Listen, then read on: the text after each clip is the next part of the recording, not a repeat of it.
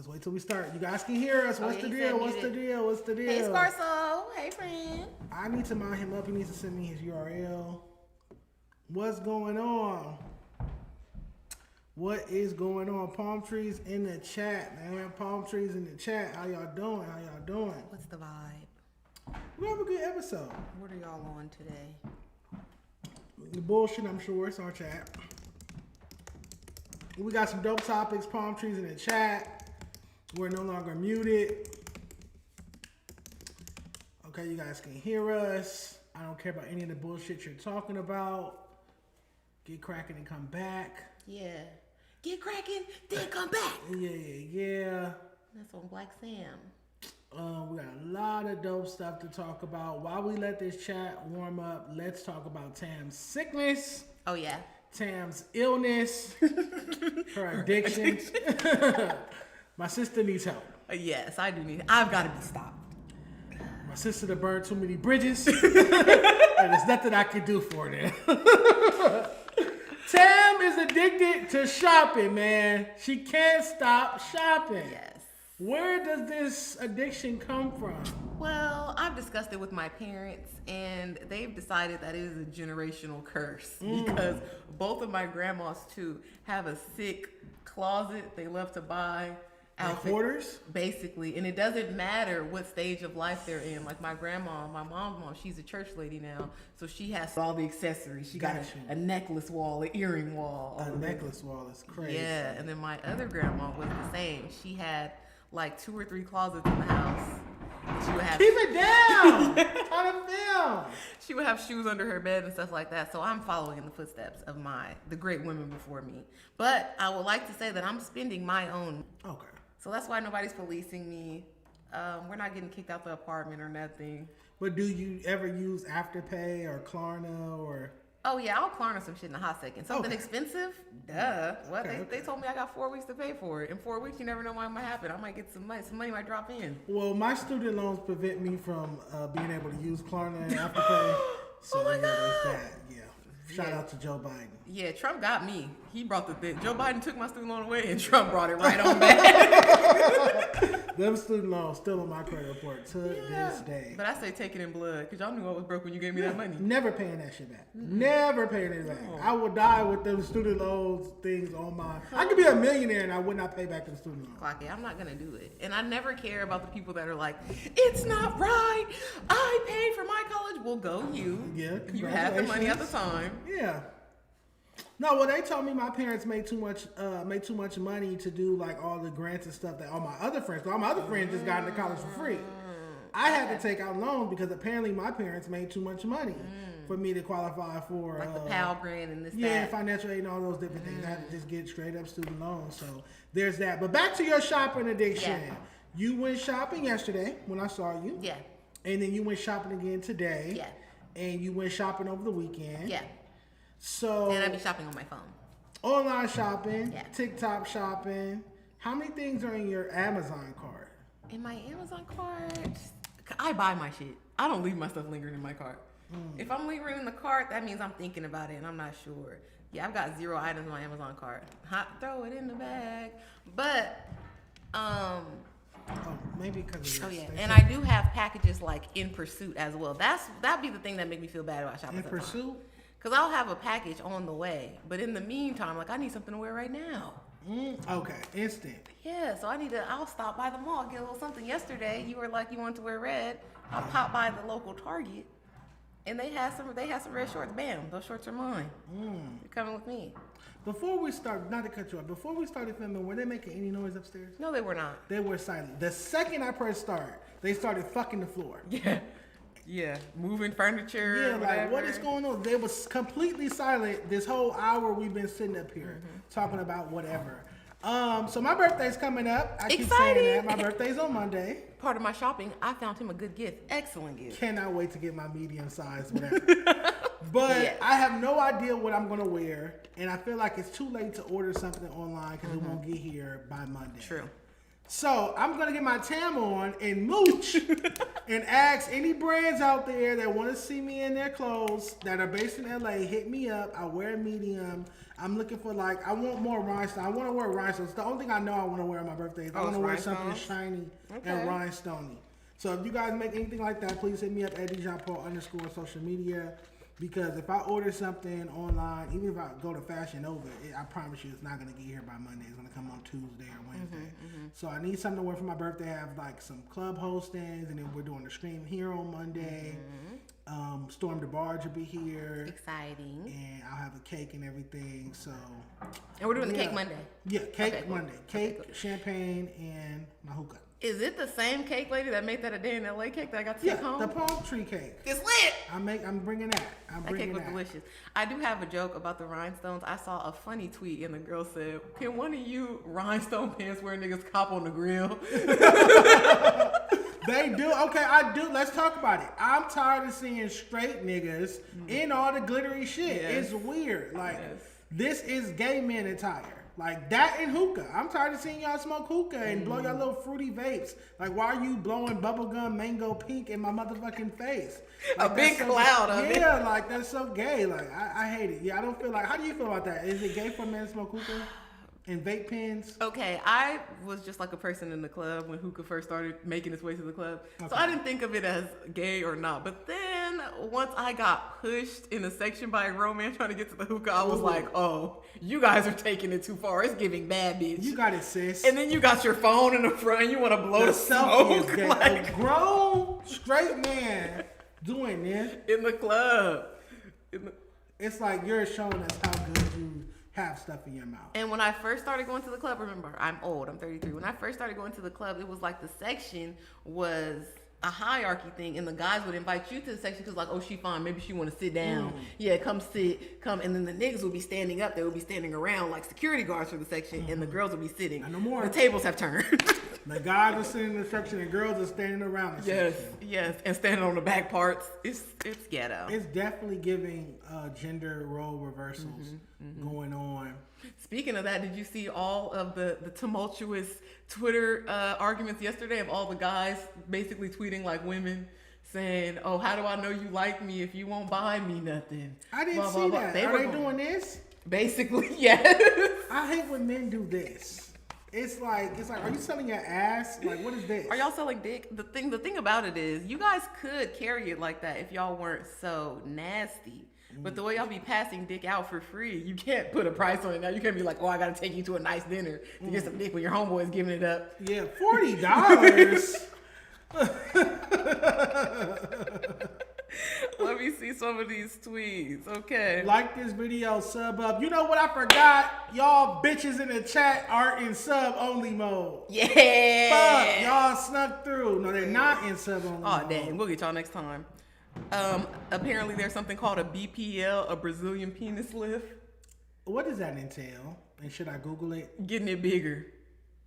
But a lift? I mean, they're like it's gonna raise? No, they're just trying to say that to be like a BBL, but it's just a penis implant. So they open your dick up, or they pump something in it, like Botox. I always had dick pumps. Like no, but like to make it permanently bigger, like you get Botox in your face, you get filler in your dick. Does it hurt? I assume it hurts. So you telling me if I wanted a 12-inch dick, I could go get me a 12-inch dick?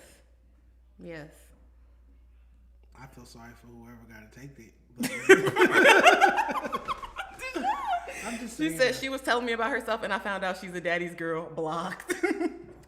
Zesty. I think I know him.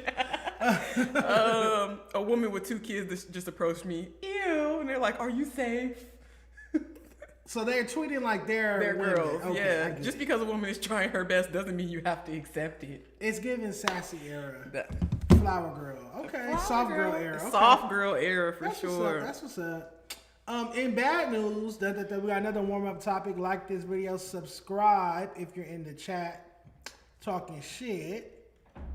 And I should have already had this scene created. Let me create a new scene. The people want to know, Dejon, are you a 304? Because you were just talking about you feel bad for whoever has to take it. Have I ever sold my body? No.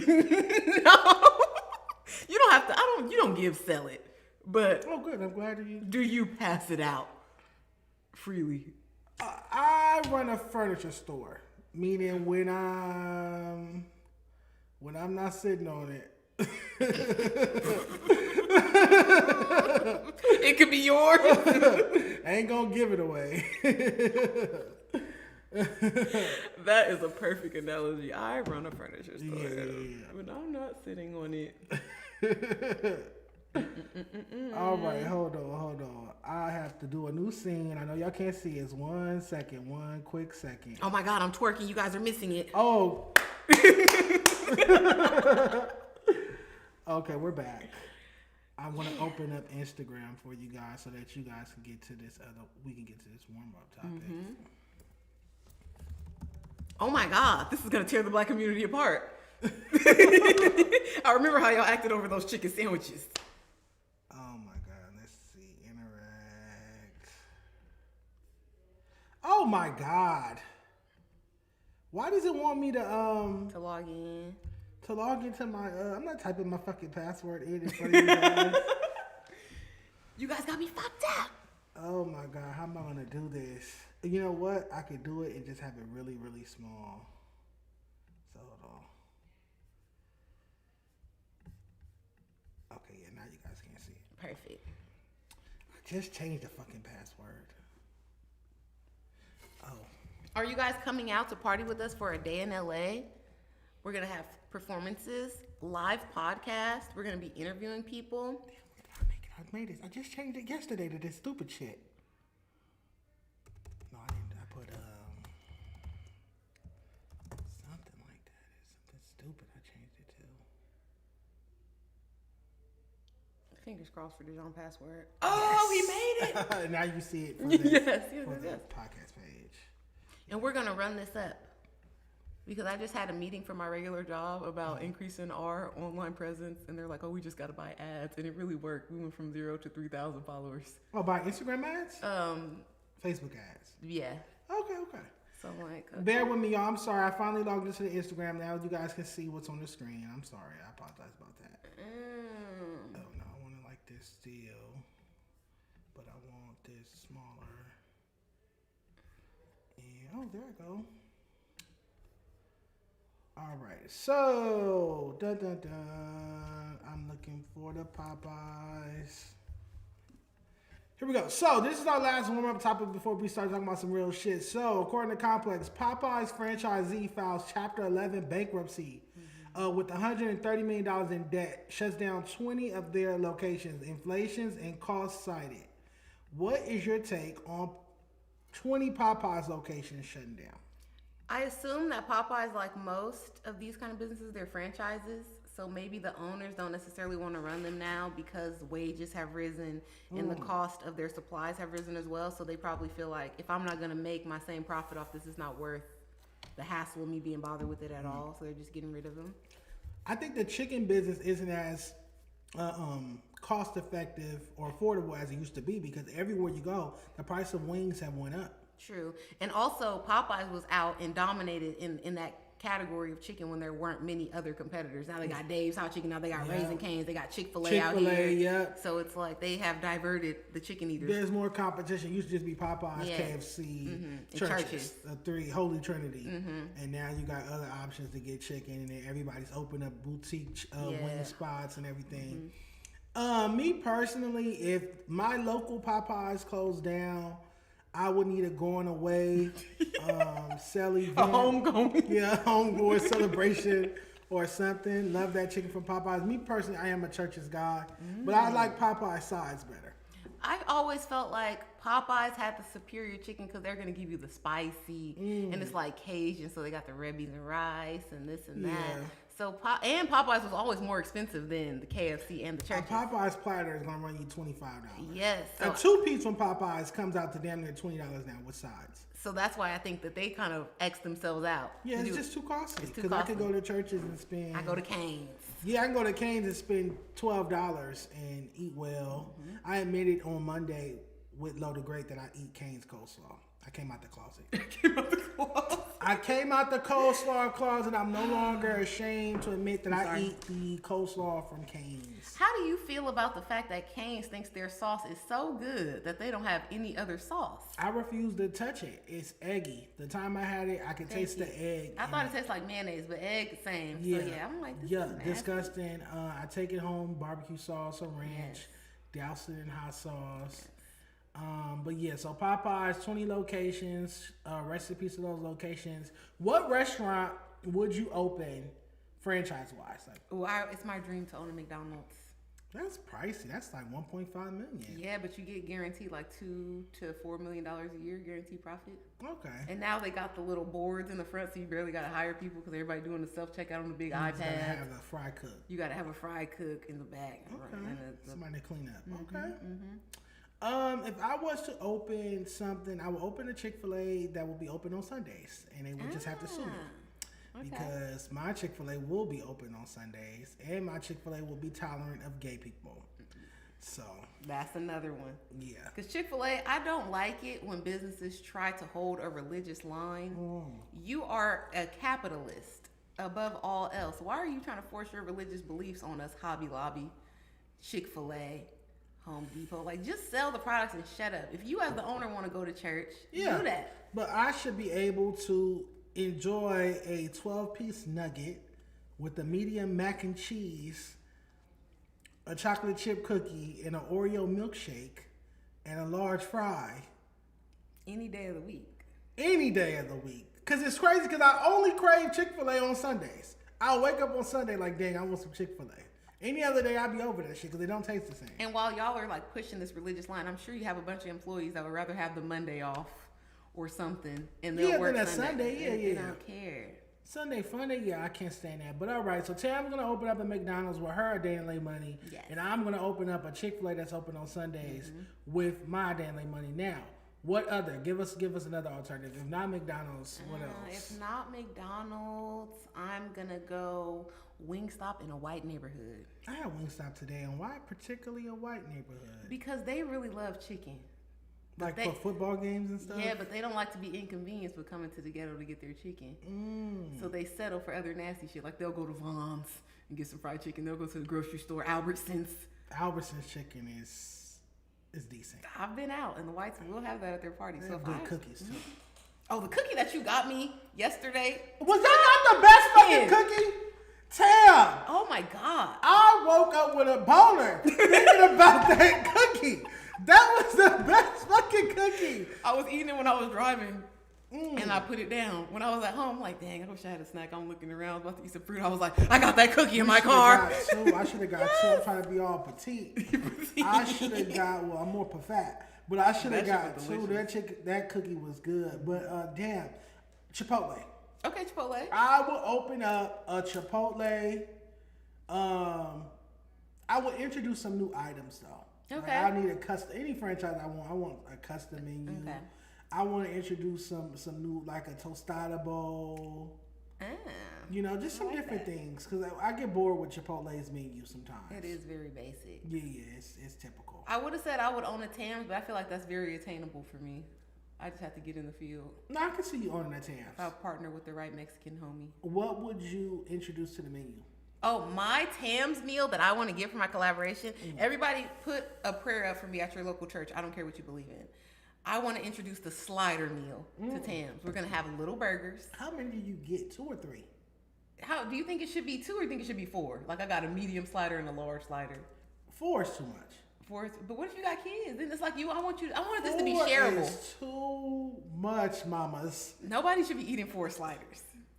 I'm fat. And I will clown you if I see you pop out with 4 sliders. But what if Tress. Okay, 3. Tress. I don't like an odd number. What if the slider is supposed to be meant to share, like the Cardi Offset? Shareables? Shareable slider. You have abusers of shareables like me. Because they told me that pizza I ordered at BJ's the other day was a shareable. Okay, so we're doing 3 sliders, fries, and a drink. They want us to turn the volume up a little bit. Say less. I got you. Yeah. So we're going to do 3 sliders, a fry, and a drink. How about now? Can you hear us now? Can you hear us now? I'm turning it up, turning it up. Palm trees in the chat. Scarso said 3. All right, that's enough food talk. Shout out to our warm up. Always going to start the episodes talking about food. But you brought up Twitter earlier. Did you see this huge ongoing debacle and it's growing legs about the black population in LA and in California on the West Coast in particular? Yes. They're saying that, okay, we have like a small black population, but if you do the math compared to others, then I'll actually challenge you to Google the black population in LA. Could you? I think they were saying that 700,000. Which still supersedes a lot of other regions. It's like it's less percentage wise of us compared to like other races, but there's still like a good quantity. So let me pull it up. It says Los Angeles is home to the 3rd largest black population, 936,285, and that's from the 2023 census. Yeah, so that's what I'm saying. Like, to my knowledge, growing up, you always hear like, oh, it's barely black people in LA. But it's like compared to other places, it might be more percent. Like it might be 50% black people in a city in the South, but we still have more population in totality. Population. So the original tweets that sparked this conversation, OG Chili 87 said, instead of Twitter arguing about why LA does not feel black, they need to examine what happened to LA and make sure it doesn't happen where they live. The same forces that change LA are changing these black cities too. And then someone responded and said, LA was an experiment and demonstration on how to eradicate your black population. But then a lot of people were retorting with those type of statistics that you just put up. Like, no, we have a pretty solid, the 3rd largest black population in the country. What's your take on these tweets? Unfortunately, I grew up in an area that was a part of the experiment for getting rid of the black population or displacing us, because before, like, people don't understand, we weren't allowed to live on the other side of Central, so LA was segregated. And then when they desegregated, I've spoken to older people that lived when this time happened. It was like the people that had money, they immediately wanted to move like to the Ladera area, over by the jungles and stuff like that, because it was seen as like these are better houses and it's a better area, it's better for us. Baldwin Hills, like they wanted to move over there, and then the east side becomes like dilapidated and less, like it's not gentrified essentially, because now we lose private ownership, we lose tax dollars, all of this. They built that 105 freeway through the neighborhoods, like they snatched people's houses intentionally. Yes, they use eminent domain. People, if you talk to older people, your grandparents, people in their 70s, 80s, they say Central Avenue used to be bustling. Yes, jazz clubs, black-owned businesses. That's true. A bunch of restaurants. My grandma was like, when she was young, you had to get dressed up to go out on Central. Blah blah blah. Like you didn't want to be seen by your neighbors or people you went to school with, whatever. Like looking raggedy. They changed that by building freeways through our neighborhood. So then it just divides us. So it seems like there's not a lot of black people in one area. No, because we're all spread out. And then it's because we're essentially American. We're not like an immigrant group. Correct. So we have grown up in proximity to white people, and we can see clearly what they have. And it's not our fault that that's like our measurement for what's rich and what's not. And success and not. So if I get some money as a black person, and even me, I'm from the east side, I'm going to move to the better area. And where's the better area? It's among the white areas. Yeah. There's not a lot of better black areas. Baldwin Hills, Ladera Heights used to be that, but it's not like that no more. No, and then Baldwin Hills is like all those homes are brought up. Like that's generational like houses. Those are people that have been living there since the 50s. Yeah, and black families that have helped. And when not, they get sold. They get sold to white people. Yeah, that want to live somewhere cheaper. Well, that's when people do stupid shit like sell granny house. And it happens all the time, and especially for our generation, our parents, because they never seen that big lump sum. Because even their parents back in the day bought it for a couple $100,000 or whatever. So, but now they told me to give me $2 million, and it's like you're still not gonna be able to buy anything. If you own property in Baldwin Hills, you should, as a black person, you should not be selling that. That's legacy. And that was like one of the first black suburbs in California. And that was our upper class. Even like Tina Turner lived Ray over Charles, there. Ray Charles, Tina Turner, yeah, Ike and Tina, yeah. That's not the average black person that can afford to even live over there. So he's right. If your family did what was necessary back then to own one of those houses, this should be like pride and keep trying to keep that. I agree. Do you remember the show Baldwin Hills? Yes. With Vanessa Bell Calloway's daughter. Mariah, the boy. He was nice looking. Sekou, the Asian model. Yep. I remember that show. And what was the dark skin girl she passed? She was the bully of the show. Yes, she was. The villain of the show. I forgot her name. She passed away, and then everybody was like, I thought it was cute how everybody came together when she passed away to post about it. Yeah. I'll have y'all a LA story. I was once in a level 10. If you know, you know. And Mariah's mom came into the party. She went to the DJ booth, and they stopped the whole party, and they was like, Mariah, it's time for you to leave. Wow. Her mom came to the party. His mom came to the party. That's crazy. All right, y'all. Palm trees in the chat.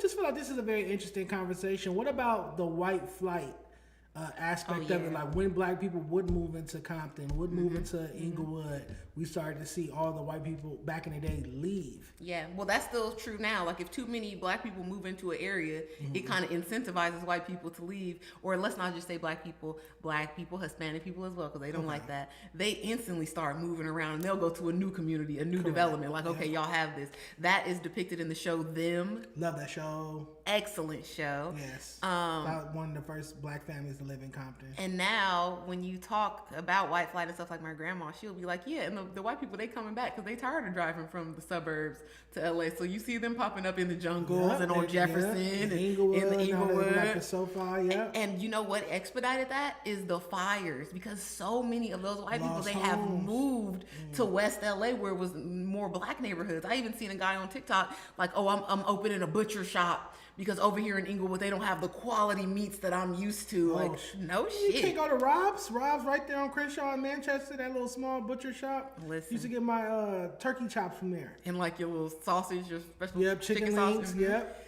So Inglewood is going to be changed a lot. West LA, Westchester. My last note on this is that, do you believe in the conspiracy that the inflation in Los Angeles has driven a lot of black people to move to the IE, San Bernardino, Palmdale, Victorville, not Palmdale, but Palmdale, Antelope Valley, the IE, or Victorville, Redlands. Some even moved to Vegas. Like, a lot of black people have left Los Angeles in the past 10 years. Dramatic amount. And I think it started to kick off. I was in high school from 2005 to 2009, and you would just hear about it constantly. Like, it's like 2 or 3 people in your class where their mom is like, makes sense. I could get a big house if we move to the IE Moreno Valley, or if we go to Riverside. Like, my grandma moved out there after the LA riots. Okay. Victorville and shit like that, even farther, Beaumont, Banning, all of these far ass places. Palmdale was really the first to kick it off. Yes. Because my best friend, we went to Marcus Garvey together. Her parents moved from Van Ness, right by the stadium, to Palmdale. So they get a big ass house. Affordable. People move to Palmdale because it's more affordable or because they snitched. One of those 2 reasons. Or what I've heard on boy Twitter is that when you hoe too much in LA, you move to Palmdale. And hoe out there? But it's like you already ran through in LA, so you go to Palmdale so you could be like in your motherhood era now. Oh, the people don't know you. Rebirth. Okay.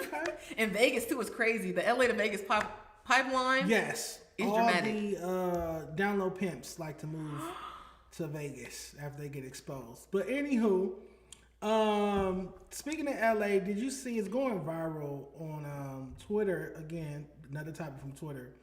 There's this young Hispanic woman who decided to post about living in LA got you kicking it with rappers like it's regular. Wait till you see the rappers. Sword Gang. Bravo the bag chasing and BB by the bag. So she's getting clowned. I mean, like, the tweets clowning her are at like 50,000 tweets. Everybody on Twitter like, bitch, who are these niggas? We don't know who these people are. Why are you acting like these LA rappers or West Coast rappers are popping XYZ? If I hadn't said those last 2 gentlemen names, would you have known who they were? I would have recognized Bravo. Maybe I know his name because he worked with Creep, and I'm on No Jump. Okay. But he does not have like facial recognition to me. I know Tommy Guns, Sword Gang. Yeah. And then the last one, no, I would never know.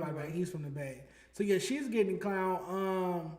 What's your take on her posting something like that? I don't like that people are clowning her because a lot of people are from middle of nowhere ass places, small town. Even if you're from California, you might be from Bakersfield, you might be from up north of Kalinga, Merced, Modesto. And it's not rappers or people that are even posturing themselves as that. Like, you don't have a lot of niggas with chains out there. Okay. So if you come to LA and you're even a remotely attractive girl, you're going to be able to go out and be around people like this very easily. Local rappers. It don't look like it looked like she was at meet and greet type shit. She was in a Sally on Melrose. Okay. See, so, and then Tommy Guns, he's young, he's on the hose. So you might get a shot. It's very regular out here because these are regular niggas out here. You weren't out with Drake. I think that's what Twitter's trying to tell her is like, bitch, this is not a flex. Like, okay, you. But it is a flex to her and to everybody who's from those small towns. Like, I was dating a person from a small town, and he was like shocked and confused and disgusted by my life. Like, oh, you can do that, you can do that. Yes, like we grew up out here. Everybody went to high school with somebody that played basketball or football. You could pop up at the game if one of your homegirls was fucking. That's true. You can get in the section. You can go backstage at the concert if you got a cute outfit on. Like, anybody can get backstage. Everybody knows somebody that's been to Chris Brown house. Yes, or hung out with Diddy's son. Yes. Yeah. Soulja Boy used to drive around Fit'em downtown LA playing. They have a viral video of him playing The Weeknd, House of Balloons, and he used to pick up bitches. I could have easily hopped in the Jeep with Soulja Boy. Yes, too. It's so accessible. This is LA, baby. Yeah. That tweet, when I tell you she's getting cooked, They're hating, though. You're on her side. I am on her side. She has the right to brag about. Yes. That's a flex. We don't know where she's from. If that girl is from Bakersfield, that's a flex. If that girl is from North Carolina, that's a fucking flex. I feel like, okay, if you with YG, if you with Roddy Ricch, if you feel me, then you can flex. That's 1%. You're with Tommy Guns. No. You're with Bravo the Bag Chaser. He's being bougie. No. I'm being Sadiddy. You're being bougie. These are people that have Billboard hits. These are people that have dated other celebrity girls. Yeah. Why would she's a regular? There's thousands of her out at their show. To Tommy Guns, to these other rappers that are on the come up, she's a bad bitch. To me, that's a close friends post, Tam. I stand by. That's a close friends post. You're not flexing on anybody. So you're telling me if I'm outside and I'm in the whip, let's say who's the rich person that be around? Desto Dub. If I get in the cough syrup whip and I'm in there, I'm recording myself. Yeah. That's not a flex if I'm from fucking. Desto Dub is a mogul he's be at New York Fashion Week. He has a store in Houston. He has multiple locations in LA. I feel like he is a mogul. That is higher status and rank than up and coming LA or Cali rappers such as Bravo or Tommy Guns or DB by the Bag. I just feel like it's a weird flex. Okay, now we got to be racist, and I'm sorry. Okay. That young lady was Latino. Okay. She was with Latino superstars. Who the hell was she supposed to be with? Burner? You think she's gonna be with Cypress Even Hill? Fucking Lefty Gunplay would be a better selfie than those. I'm just not impressed by her hoeing. I'm not impressed by your hoeing. Step Step your cookies up. This is her entry level hoeing though. She's in the car with Tommy Guns. Okay. She's at the whatever. I'm with about to say back entry level. She's gonna be starter kit. Yes, she might be twerking in the Lefty Gunplay video this summer. Coming soon. Baby steps. You're right. Let me stop hating. That's what I'm saying. The people in the comments are hating. Y'all haven't even took no pictures with no D-list people. That is true. That is true for the most part. This girl is outside. Somebody said Kid Frost. I'm crying. When she pop out with OGZ, you guys are gonna eat your words. Yes. I want to see the level up. It's levels. Could you send me a song to play by your brother? What's your brother's rap name? My brother's rap name is B2B or like BTB Route. BTB Route. What does that stand for? Back to back. He likes Paper Route. He really loved Young Dolph. Okay. All of that. So I feel like that's what he got the route. And then BTB, he uses all types of different acronyms. We're going to do a series. Okay. He does not want me to play this old song that I already played on No Jumper. Can you email it to me? He's going to get mad. If you have the file? Oh, I can. It's an old song. Okay. Dejon wants to play the same song, Reggie. Be mad. Be mad. I want to grade it. He's gonna be like, that's not even his song. Oh, he was like 19. But this is when he first started rapping, and I was like, okay, you're not horrible. I'll give you a little bit of money. Let's check it out. Because if you suck, you're gonna have to figure it out on your own. And I'm gonna tell grandma. I'm gonna tell Greg. I'm telling grandma. Yeah, well, unlike the other platform, we like to play music over here. Clock it. We're gonna play the song. I don't care if we get demonetized for an unreleased song, which isn't possible. But we're going to play it, we're going to react to it, we're going to grade it, and we're going to talk about music because we are allergic to talking about music. We don't take music Benadryl before we start filming. We're not afraid that the music may scare people away. No, we're going to talk about this song in depth, you guys. Matter of fact, let me get my energy up. Oh, I texted to you. I need to try to email it. If you text it to me, I can email it to myself. Okay, bam. What's the name of the song? Late Night. It's not out. It's not even on streaming. That's why the demonetization conversation was like, are you for real? That's Captain, because you can't get demonetized for an unreleased song. Who demonetized it? The damn producer who made the beat? Like, nah, get out of here. That's Cap. Come on, guys. Certain people just don't want to talk about music. They running away from their roots, their origins. But not us. Here at Dan, we're going to play this song. React to it. In fact, could you pass me my composition book and my pen? Let's get to it. I'm giving him an official grade. And and it's called Late Night. Mm-hmm. Okay, let's check it out. There we go. I'm gonna try to turn it up. Donovan, you made this? Press my pen, please.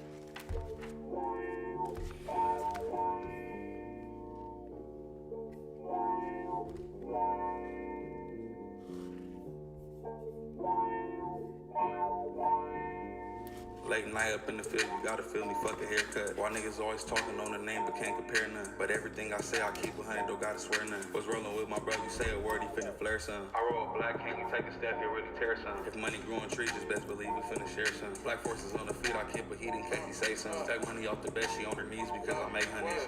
That bitch, she pick. She like niggas who get money, she know we getting it. Couple vibes in the DM, I hit and I quit it. Tell girlie drop that nigga, she knowin' I'm skipping. She know how I'm getting. We living fast and we dying quick. These red bombs leave a mark wherever I step. Tell T1 to beat your block and leave that shit a mess. Got real realers round the nigga, you know how I'm stepping. My mama said, boy, watch your back around them bitch niggas. My pop said, be a suspect and fuck a victim. If Rob boys in the city, we bring out the bitches. Had to crop some niggas out, couldn't fit in my picture. These niggas iffy and they hoes, we putting our dicks in. If a nigga say it's up, we ain't leaving no witness. Remember, I ain't had shit, come see how I'm living. Bitches still blowing my line, you ain't getting no date, Late night up in the field, you gotta feel me, fuck a haircut. Why niggas always talking on the name but can't compare none. But everything I say, I keep 100, don't gotta swear none. Was rolling with my brother, you say a word, he finna flare some. I roll a black king, you take a step, you really tear some. If money grew on trees, just best believe we finna share some. Black forces on the feet, I keep a heat in case he say some. Take money off the bed, she on her knees because I make honeys. And it's his friend on the hook. Sorry, friend, I don't know your name. He's not one of the niggas I be complaining about that be on my couch either. All right, so that was Late Night. Late Night. By B2B Route. B2B Route. B2B Route. Excuse Yeah. me. All right, so the beat is swanky. The percussion is not too bad. I'm not mad at it. It didn't have like finger snaps and the cheap kick drums that LA rappers be using. Finger snap. Yeah, typical LA rap cadence and approach. I want to hear more energy on the track, more elation, like kicking into another gear. When his vocals were turned up, he sounded good though. Okay. Like, the louder it got, the better it was.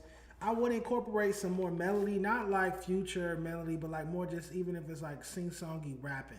Okay. Kind of. The hook, whoever did the hook, he needed more energy and maybe to stack it because the hook lost me every time. And it just needs a new feature. That's what I wrote down. Okay. So, had to give your brother D+.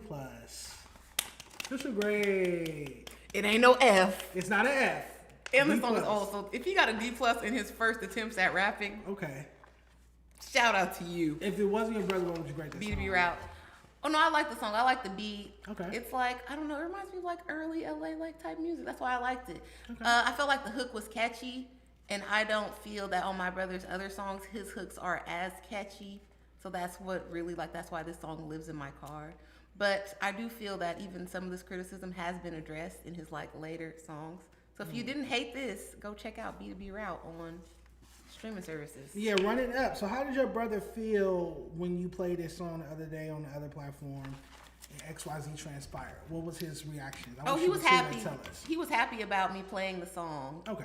He sent the super chat into No Dumper and was like, "Thank you."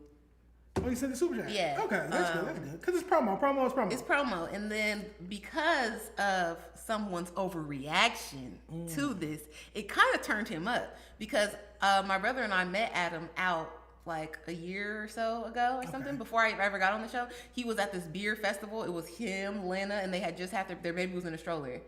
And Adam took a picture with my brother, so he reposted that, I saw that. and was like, "I thought it was all love," and this they put that in the Reddit, and he's been kind of getting turned up in the Reddit. They be posting all his shit saying he looked like a honey bun when he got a haircut. The honey bun content has been enjoyable. Yeah, so he's getting like more fans, and he's been viral one time on TikTok. I think he got like 5 million views off of something. Okay. So this is helping him.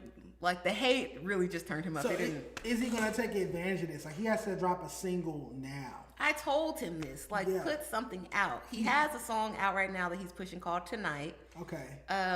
He has songs. I've done the music videos. He did get like more views on his YouTube. Okay. So it's helping him a little bit. I feel that he needs to be more dedicated and posting more regularly and putting more music out. Yeah. Because like when there's performance opportunities and stuff, he be like, "Well, I want to perform," and I'm like, "What you?" What are you gonna perform? He's an LA rapper. He is. Clearly. He is. He wants that Want to clout. perform but don't have enough songs. Give an LA rapper, don't want to drop music. All right, what's the update on Suspect's hopping on a remix to this song or doing a song with him?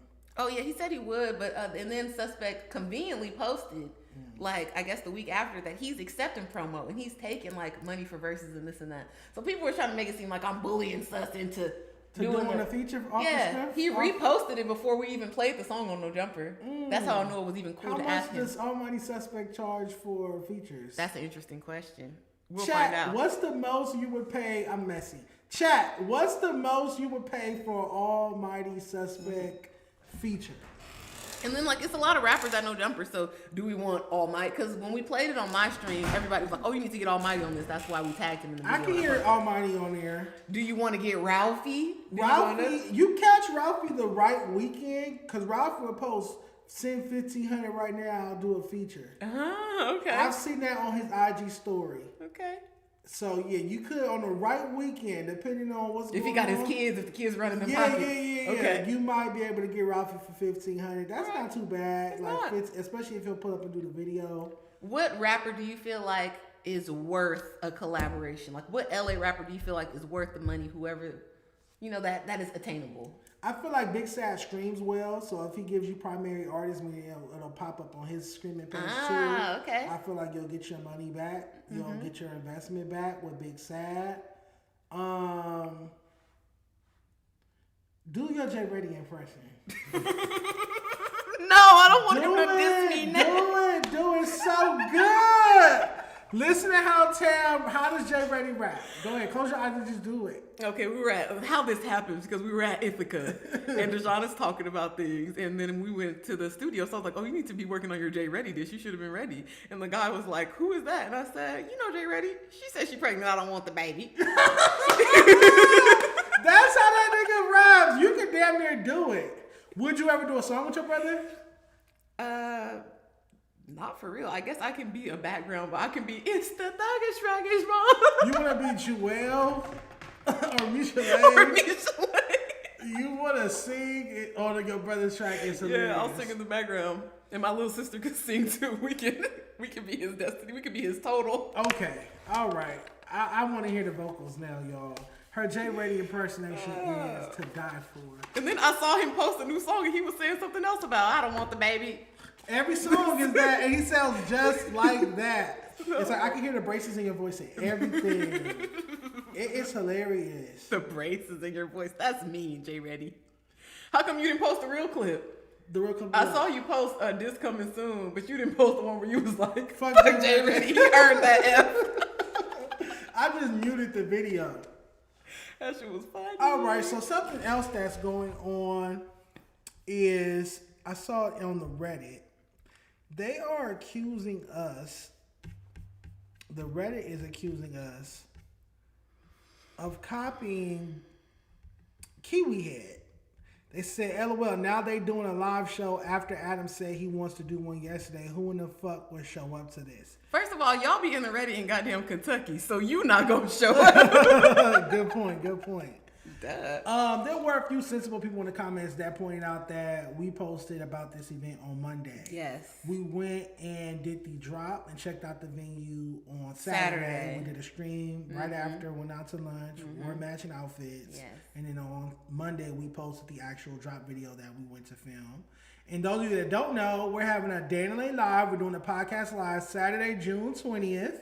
Make sure you pull up from 2 to 9 p.m. I don't want to give away everybody, but we have 310 Baby is pulling up. J Ready, her favorite rapper, is pulling up. Yes. Mark Lux, a bunch of dope rappers will be in attendance performing and getting interviewed on stage. We got food vendors, hookah, drinks, weed vendors. And we also have an opportunity for emerging LA artists to apply to be an opener. Yep. You have to submit your best song. Don't bring no bullshit. We need the baddest bitches on the floor. Yep. Submit it to rapperportcard.com. That part. All our mods get in free. Stoners Committee, Red, 7, West Coast Chili, Smartino. All our mods, I will hook you up with a ticket. We're going to have our custom or Dan Lane merch there. But what's your take on the No Jumper fans hating on us having this event? I guess Kiwi Head announced on the No Jumper show yesterday that now they're going to do a No Jumper show. But we announced on Monday. But are they doing it, or did he just say, "Oh, it's an idea, something that they might do"? Like he's thinking about it. Honestly speaking, I think he saw your post because we did collab posts and was like, "Oh, now let's do," because they haven't done No Jumper show in years. Even when I was working there was no live No Jumper show. Yeah, I mean, I guess, but we did announce first, so nobody's copying. Yeah. I just think that it's funny how the Reddit and like the No Jumper universe be so Dejon K, but yet they post every single thing you do in their group. Every single thing. And it's like, I don't work there, so why do I keep popping up? Yeah. And even me hitting the bag of Ethika, which we're going to talk about in a minute, that's in the Reddit. Like as soon as you posted me walking on the treadmill and you said get ready for the Reddit, when we were waiting on the side, I look and it was already in there. So y'all be watching my Dejon's bumper. Yeah, I don't work there. You guys don't have to post me in that Reddit. And that goes for the Back on Figg Reddit as well. I'm no longer needed there now. I'm messy, so I check it still because I like to see what's going on because I'm messy. But you guys don't have to post me there. And more importantly, like Tam just confirmed, we already announced our event on Monday. Our event has nothing to do with any other platform. This is actually Tam's project. This is something that Tam has been talking about doing and manifesting since she first got here. Like literally the first week she was here, like we need to do an event. As soon as the camera cut off, she's like, Dejon, we need to do an event. And because she manifested it, it happened because the event promoter. So how it came together, Tam put the energy out there. The event promoter, shout out to Regine Weekend. They're these national concert promoters. They throw concerts with Sexy Red, Young Boy, The Baby, Glorilla across the country.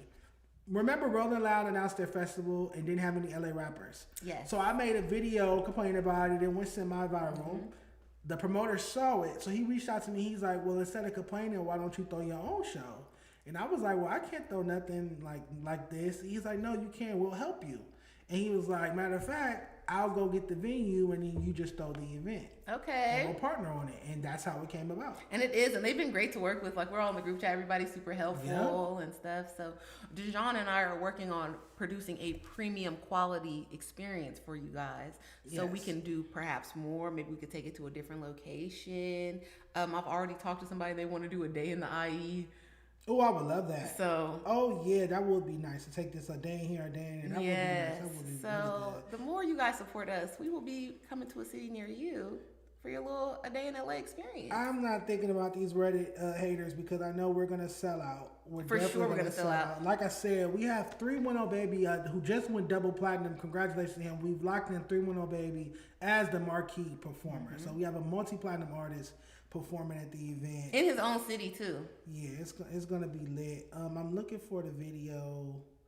I want to show them the venue. Where's the video of the like the drone shot? Oh, okay, I have it. Could you DM me to the Dan Lay page? Oh no, I got it. Okay, I just found it. All right, you guys, I'm gonna show you the venue. Like I said, all our mods will get in for free. You will get tickets. All right. And fuck whoever made this Reddit post because we're not copying nobody. So this is how it looks during the day. There's a beautiful mural of all the greatest Compton rappers. And then and we have this whole lot, both sides. This is great, man. This is dope. I can't wait to have this. Is how it looks at night. So the stage will be over here. Let me pause it. The stage will be over here against this wall, and then all this side is going to be vendors, and then the food will be over here on the grass. They can't see that, but all the clothing and weed and stuff will be over here. Food in this corner. All this is going to be crowd. It's going to be a big stage here. 310 Baby is going to we're going to interview him on stage. I can't reveal everybody else, but we do have some major sponsors coming, and that's going to do installations and like pop-ups and everything. We got food trucks pulling up. It's going to be a whole thing. I'm blessed, and shout out to Regine Weekend. Thank you, Tam, because again, you manifested this, you made this happen. What are you most excited about? I'm so excited that my annoyance is being used for good because I am a persistent person, and sometimes I could go here, that could go there. But I was like, Dejon, like he said, from my first time being here, hey Dejon, like, can we do this? Can we do that? And all of my ideas, he's been very receptive of. So I love working with a person that not only like listens to my perspective, but also like puts the wheels in motion. Gotcha. Because he could have been like, oh, okay, yeah, sure, Tam, yeah, we could do that. And then when the people hit him up or whatever, been like, oh, we're not ready, or that's not really something I'm interested in. But he's really pushed it forward. So I love it. I love working with Dejon. It's a vibe. And we're about to get some money. Thank you. Yes, we're going to make some chili with this. Like I said, we're going to sell out. We're going to have the ticket link out ASAP for you guys. Pre-sale tickets at least. Yes. Vendors. Any Can vendors? we announce the one vendor that we know for sure is coming? Which one? The one we're going to interview? Oh, we can't announce him yet because Okay. he's not back in town yet. Okay. We got to wait till he comes back in town. But I can't wait. And it makes sense that the person and the brand that we're working with, obviously it makes a lot of sense for them to be there. If you want to be a vendor, reach out to Tam. Tam's going to handle the vendors. If you want to perform, if you want to be an opening act for 310 Baby, rapperportcards.com. This Friday night, I'm going to sit down, go through all the submissions on camera, grade everybody. Whoever gets an A or the highest grade of the night gets to open up and perform. So Tam's handling the vendors. Reach out to her if you want a booth, if you sell food or clothes or anything like that, drinks or whatever. Reach out to Tam, and she's going to hook you up with a booth. And if you want to perform, rapperportcards.com. What is on? I like to be transparent. Like, so we've been sitting here, we've been trying to come up with the flyer. So I want to show like you guys the journey and the process of putting together this event. Because I haven't put together something of this magnitude since I did the BET Experience stage in 2014. I was 19 years old and I put together the LA to the Bay stage. So the year before, they didn't have any LA or West Coast rappers perform at BET Experience. So I reached out to a few of their, like Melanie and different people that was running their BET Experience at the time. And I'm like, hey, you guys are having it out here at LA Convention Center, but there aren't any LA rappers. Again, I'm 19 doing this. They approved it. They gave me license to have my own stage. Had Coca-Cola sponsor it. LA to the Bay. I had RJ, Joe Moses, Anthony Lewis, Sage the Gemini, Problem, and DJ Charisma. And it was and then Deborah Lee sent me a thank you letter because it was the most successful at the time BET Experience to date. And then you still have a relationship with Charisma. Yeah, I do. Yeah, because she was in the club, and I've been to other events where Charisma's been a DJ. She was shouting him out. It's crazy because Charisma was mad at me that day. I don't know if she remembers this. The rapper started so late, they cut Charisma's set. Oh, annoying. Because the BET Awards was about to start. So I remember RJ performed, Joe Moses performed, and then like Charisma was supposed to like just have her DJ set. She was up next, and they cut the power to the stage. I was like, no, the BET Awards is on. They cut the power to the stage. I'll never forget that. Her manager was so pissed. Her manager wanted to fight me. Her manager, who was manager 10 years ago, I'll never forget that. Yeah, because it's like, at least let me be on TV for a couple minutes. Yeah, especially since I had her come all the way out there, and she didn't get to, she was billed, but she didn't get to DJ and actually hit the stage because all the rappers showed up hella fucking late, like LA rappers always do. Annoying. But all right, so we are working on this event flyer, and I'm thinking green, but I'm also thinking like blue sky and clouds. Palm trees, like LA look fashion. Tam's original idea, show them your original idea. Let's be transparent. Gave a little corporate. Shout out to Gangland Neem. Gangland Neem's in the chat. Hey, Gangland. What's the deal, man? Dejon, and I'm going to read you the text that he sent me. This was late at night, too. Okay, so I don't know if you guys can... Oh, yeah, you can. Look at this beautiful flyer. It's so corporate. It's like picnic corporate. And we were going to put the names and stuff. These are LA buildings. Dejon texted me, and this is why I like working with him, because tasteful, but criticism. He said, and this was what it was inspired by, the Rolling Loud flyer they were doing in Miami. He says, looks a little too corporate. We want something that looks more YN friendly. Something that says, let me do my drugs there and have an epic night. I want people walking around with their little Nas and balloon shit. I want it to feel, you feel me, like a young event. Young and turn. Yeah, young and turn. I don't want it to feel stuffy. I don't want anybody's grandma or aunt to feel comfortable, enough to pull up. I don't want anybody to think, because it'll be an 18 and over event, no kids, no strollers. I want motherfuckers in there mosh pitting. I want motherfuckers in there turning up. I want motherfuckers in there smoking their weed and drunk. Safe. We got a bunch of armed guards. But I still want it to feel like the littest party that you have been to in a very long time. Just with LA rappers performing, and that's on stage. Yeah. And our house DJs. Yes. So if you would like to be a DJ for the event, you can hit me up. Facts. I don't know which other hosts, and any other platform I used to work with that are throwing their own events and things like that, but yeah, I'm gonna pop my collar on that since Rock I'm your so hips. irrelevant. But yet I'm having events and going up to Ethika and going up to Def Jam. While we're talking about, let's talk about the Ethika meeting. How was that yesterday? That was so fun, and the vlog is not out yet, but let me show y'all, because I was like, look at Dejon. Really got the juice. We go into the Ethika office, and they have his picture up on the wall. Can you DM it to the Danley page? Yes, let me find it. A lot of you rappers are not getting this kind of reception. I'm just saying. You guys don't have any content, nothing to post. It's you guys aren't giving this, and Dejon really has opportunities. Like, you may have say he's irrelevant in your gangbang space or in your hood politics space, what it is. But the business people seem to fuck with Dejon. They fuck with me, and let me just give a prompt. I don't see any of you gang member podcasters going up to Ethika, up at Def Jam, up at Warner, up at any of these labels. Y'all, to save your lives, y'all couldn't post a photo inside of a major label. But I'm so irrelevant. No, I just don't sit around and talk about gang politics all goddamn day. That's why I get invited to these places. That's why we get invited to these places. And I was gonna say that because they invited Dejon. Obviously, she'll show the video. You sent that? Yes, it's on the Day in LA page. Okay. I'm coming as a +1. Okay, we match because we have coordination and organization in this business relationship. I'm sorry. Sunflower. All the music selection got Tam. Let's play it. Yeah, it was lit. Shout out to Ethika for having us. Look at that. Dejon Paul. And we both had on our red. It was just a vibe. It was, and I'm coming as the +1, like I'm saying, and the people are still kind enough. They value their relationship with Dejon enough to give me some free shit too, and our cameraman. Yes, shout out to Leo, our videographer. We will have a whole vlog, but I'm gonna run through some of the activities we did there. It was multifaceted, complex. We saw a damn robot dog. We did. Okay, we go up the stairs, right? Because he was like, oh, we could tour the office. As soon as I get upstairs, y'all know I'm a nerd. I see that robot dog on the ground. I said, oh, that's a robot dog. Dejon was like, what? I'm like, I saw that robot dog at Tech Week. So the man is trying to wake it up, and the dog started tweaking. That motherfucker was tweaking. It was man. kicking. It did a flip and ended up on his back, and it couldn't get up. I got that video. I'm sending both of them. Oh my God. Then we're downstairs. Ayo and Teo were there. You know, I just want to rolly. She knew who they were. I didn't know who they was. When we started singing their song, the dog freaked out. It was like a trigger, and that dog lost his mind. Shout out to Greg for making the dog work. Shout out to Greg, and shout out to you for remembering Greg's name.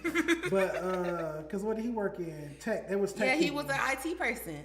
Y'all they know took I us like the through computer. the whole building, y'all. I can't wait for y'all to see the vlog. We'll probably drop the vlog on my birthday on Monday. Okay, I'm sending the videos with the dogs. We're gonna take our time with this topic because there's so much to cover. Yes. Real quick. Shout out to Gang Lady. He said, Dub, Ethika meeting. Salute. Thank you. Tam and I are coming up. We got so much more coming up. You guys don't even know. We got to go to Alderburn. We're doing a press run for this event. Let's see. Let's check out the robot dog. Robot dog was a vibe. Because it was tripping. So this is it at first. Just tripping. Then it started banging his head up against the... Yeah, but it was like we always got to start shit everywhere we go. We disrupted the whole office. And this is Tam with the yams. Wait till y'all see. Boom! Oh my God. What was his name? Spot. Shout out to Greg, man. You see him back there controlling the dog. Yep. Oh, that is dope. I don't think I would want one of those in my office though. An iRobot type dog? No. Okay, the only reason why I'm against this is because I've seen Smart House as a child Yep. on Disney Channel. That And I know motherfucker shit can took get over. iffy Yep. with that dog. Next thing you know, it's on top of you, choking you out, or it's got its little paw on your throat. What are we going to do? Then Tam decided to take over the front desk. Yes. Because she's bossy. If y'all need somebody to man the front desk, Tam is equipped. You look so cute. Thank you. They had no front desk lady. We were in there lingering Yes. Tam is equipped. I was going to say, like, let me take all this candy off this desk. But it And he was- told me we came in, Tam, don't steal no candy. It's like, don't okay. steal no mangoes. My girl's good for stealing the mangoes. Okay, let me see. I'm gonna show y'all a couple more BTSs from the lobby. When we first walked in, we're gonna take our time with this topic because it's so much that we did. It was fun. Let's see. Palm trees in the chat. Robot dog is extreme on me. The work environment is just so funny. Yeah, I would love to work at Ethika because they just was up there chilling. Nobody was breaking a sweat. Yeah, everybody was at their desk. Everybody was just chilling. It seemed like a vibe for sure. We got to go in their little sample room. So yeah, like I said, like she said, when we walked in, they had my name and picture up there with a nice slim picture of me. Medium. Then I did a photo shoot on the stairs. Shout out to Leo. Yes. Hopefully the photos come out slim. Who shot him? Who flicked team? Who flicked team? Who flicked team? I don't want them to use my videographer. But shout out to him. Don't book my guy. My guy. And then what's next? Let's go to the gym area. Let's go. Let's go to the gym area. Oh, I can actually go to my page for that. Yeah, because we got Dejon in with some content. Of course. So, first off, wrong thing.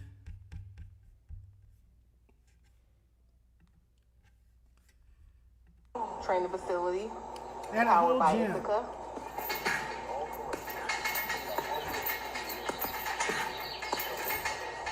Come on, Dejon, put your heart into it. This is no gloves. Yes. I'm putting bits in that motherfucker though. Float like a butterfly. So Sting like a bee. Then with the gloves, baby, I gotta work on my left. I really gotta work on my left. That's what yesterday taught me. I have a week left. I gotta work on my left.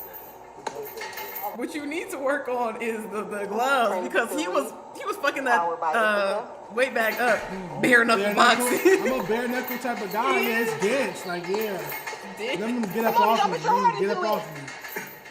It's the little. Yes, the combo. Float like a butterfly. Sting like a bee. Oh man, they are enjoying this video.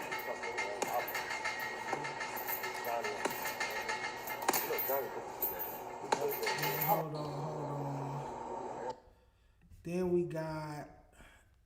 So I love their gym. Oh my god, I had a great time in their gym. Then I hit the free weights. Yeah. Breaking out highs. 100. Smack, I'm coming for you. Oh my god, good program, man. I had no idea I was gonna be working out. You guys know I don't like to do that, but they said we can come back anytime, man, if we want to hit the gym. So I think I want to go back and work out some more. Let's schedule that. Let's hit Ethika up again. Get our content. For sure. Get our content, and also it's good to exercise. It is. I would love to. I didn't hate it. But speaking of exercise, Tam got some cardio in. She's training for the Figg Olympics. My friend sent me, she said, not you in a championship hoe off. Look at this, y'all. Talk about viral. Look. Training for Figg was mean. Oh my, oh yeah. What made you wear the heels? Because that's my character, Dejon. Oh my god. I'm already super tall. So maybe like 2 years ago, my best gay friend, he was like, he heard this advice from Diana Violin. She's one of the key editors of like Vogue back in the day. Okay. And they said whatever your strong suit is or whatever like a characteristics about yourself, you just got to play it up. So if you got a big nose, like, okay, you got a big nose, bitch, like wear slick back hair. Like let that. So if you're tall, peacock, be the tallest that you can. Okay. So, and before I used to like wear chucks all the time and wear flats. So I was like, all right. 6-inch heels. Fuck it. Let's go heels. Cause I love a stripper heel, a hooker heel, but I always felt like, I'm too big. They accentuate your legs. Yeah. You got a lot of people in my DMs after I posted that with the eyes, including Rico, your boy.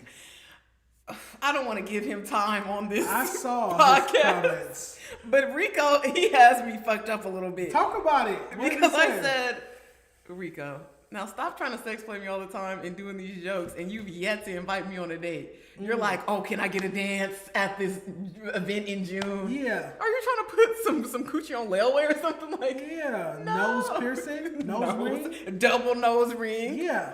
Zesty? I'm sorry, that's my friend. I said dates Or leave me alone. Stop flirting with me. You're just playing, and I don't like. It's been too long. Y'all met Christmas, right before Christmas or right after? Well, before Christmas. Yeah. And still no date. You acting like Tam is ugly, Rico, or like you broke, and you not. Cause you work in law enforcement. And I be when I watch his story, he's always eating. Yes, it's fact. So Rico, you have a week to invite Tam on an actual date. Or unfollow me. Leave me alone. Yes, or leave her alone. Take her out for Chinese food. Chinese. Ain't that what it's called? To just tie. That's what I see. Yeah. Chinese. What did I call that dim place yesterday? You said dim sim fuck. Dim sim fuck. Yeah, see, this is why I don't like a fine nigga. This is why I like the less attractive men. Meek and ugly? Yeah, because they be on it. The fine niggas, he has too many bitches on him. I can't believe. Shout out to Rico, but yeah, you got to step your cookies up, brother. That's terrible. The cookies were delicious. Oh, Run those back. Red velvet. Red velvet was Fucking crazy, weirdo. but I gave them to like my aunt and my grandma on Valentine's Day. They loved it. Hate red velvet. Keeping up with our, and again, we have to go back to Ethika to work out. Look at Tam. We got a basketball shot in. In You ever play heels. basketball? You see it. Who's taller than There you go. Angel Reese. Legend has it, my mom play basketball? used to play basketball against Lisa Leslie back at Inglewood High. Your mom went to Inglewood High? Yeah, and she used to win. Really? And I didn't hear this from my mom. I heard this from a secondary old lady, My so I know mom it went to wasn't Inglewood Glaze. High. My whole family went to Inglewood Okay. High. Yeah, okay. We're going to have to fact check this. Yeah. And then your boy, starting small forward.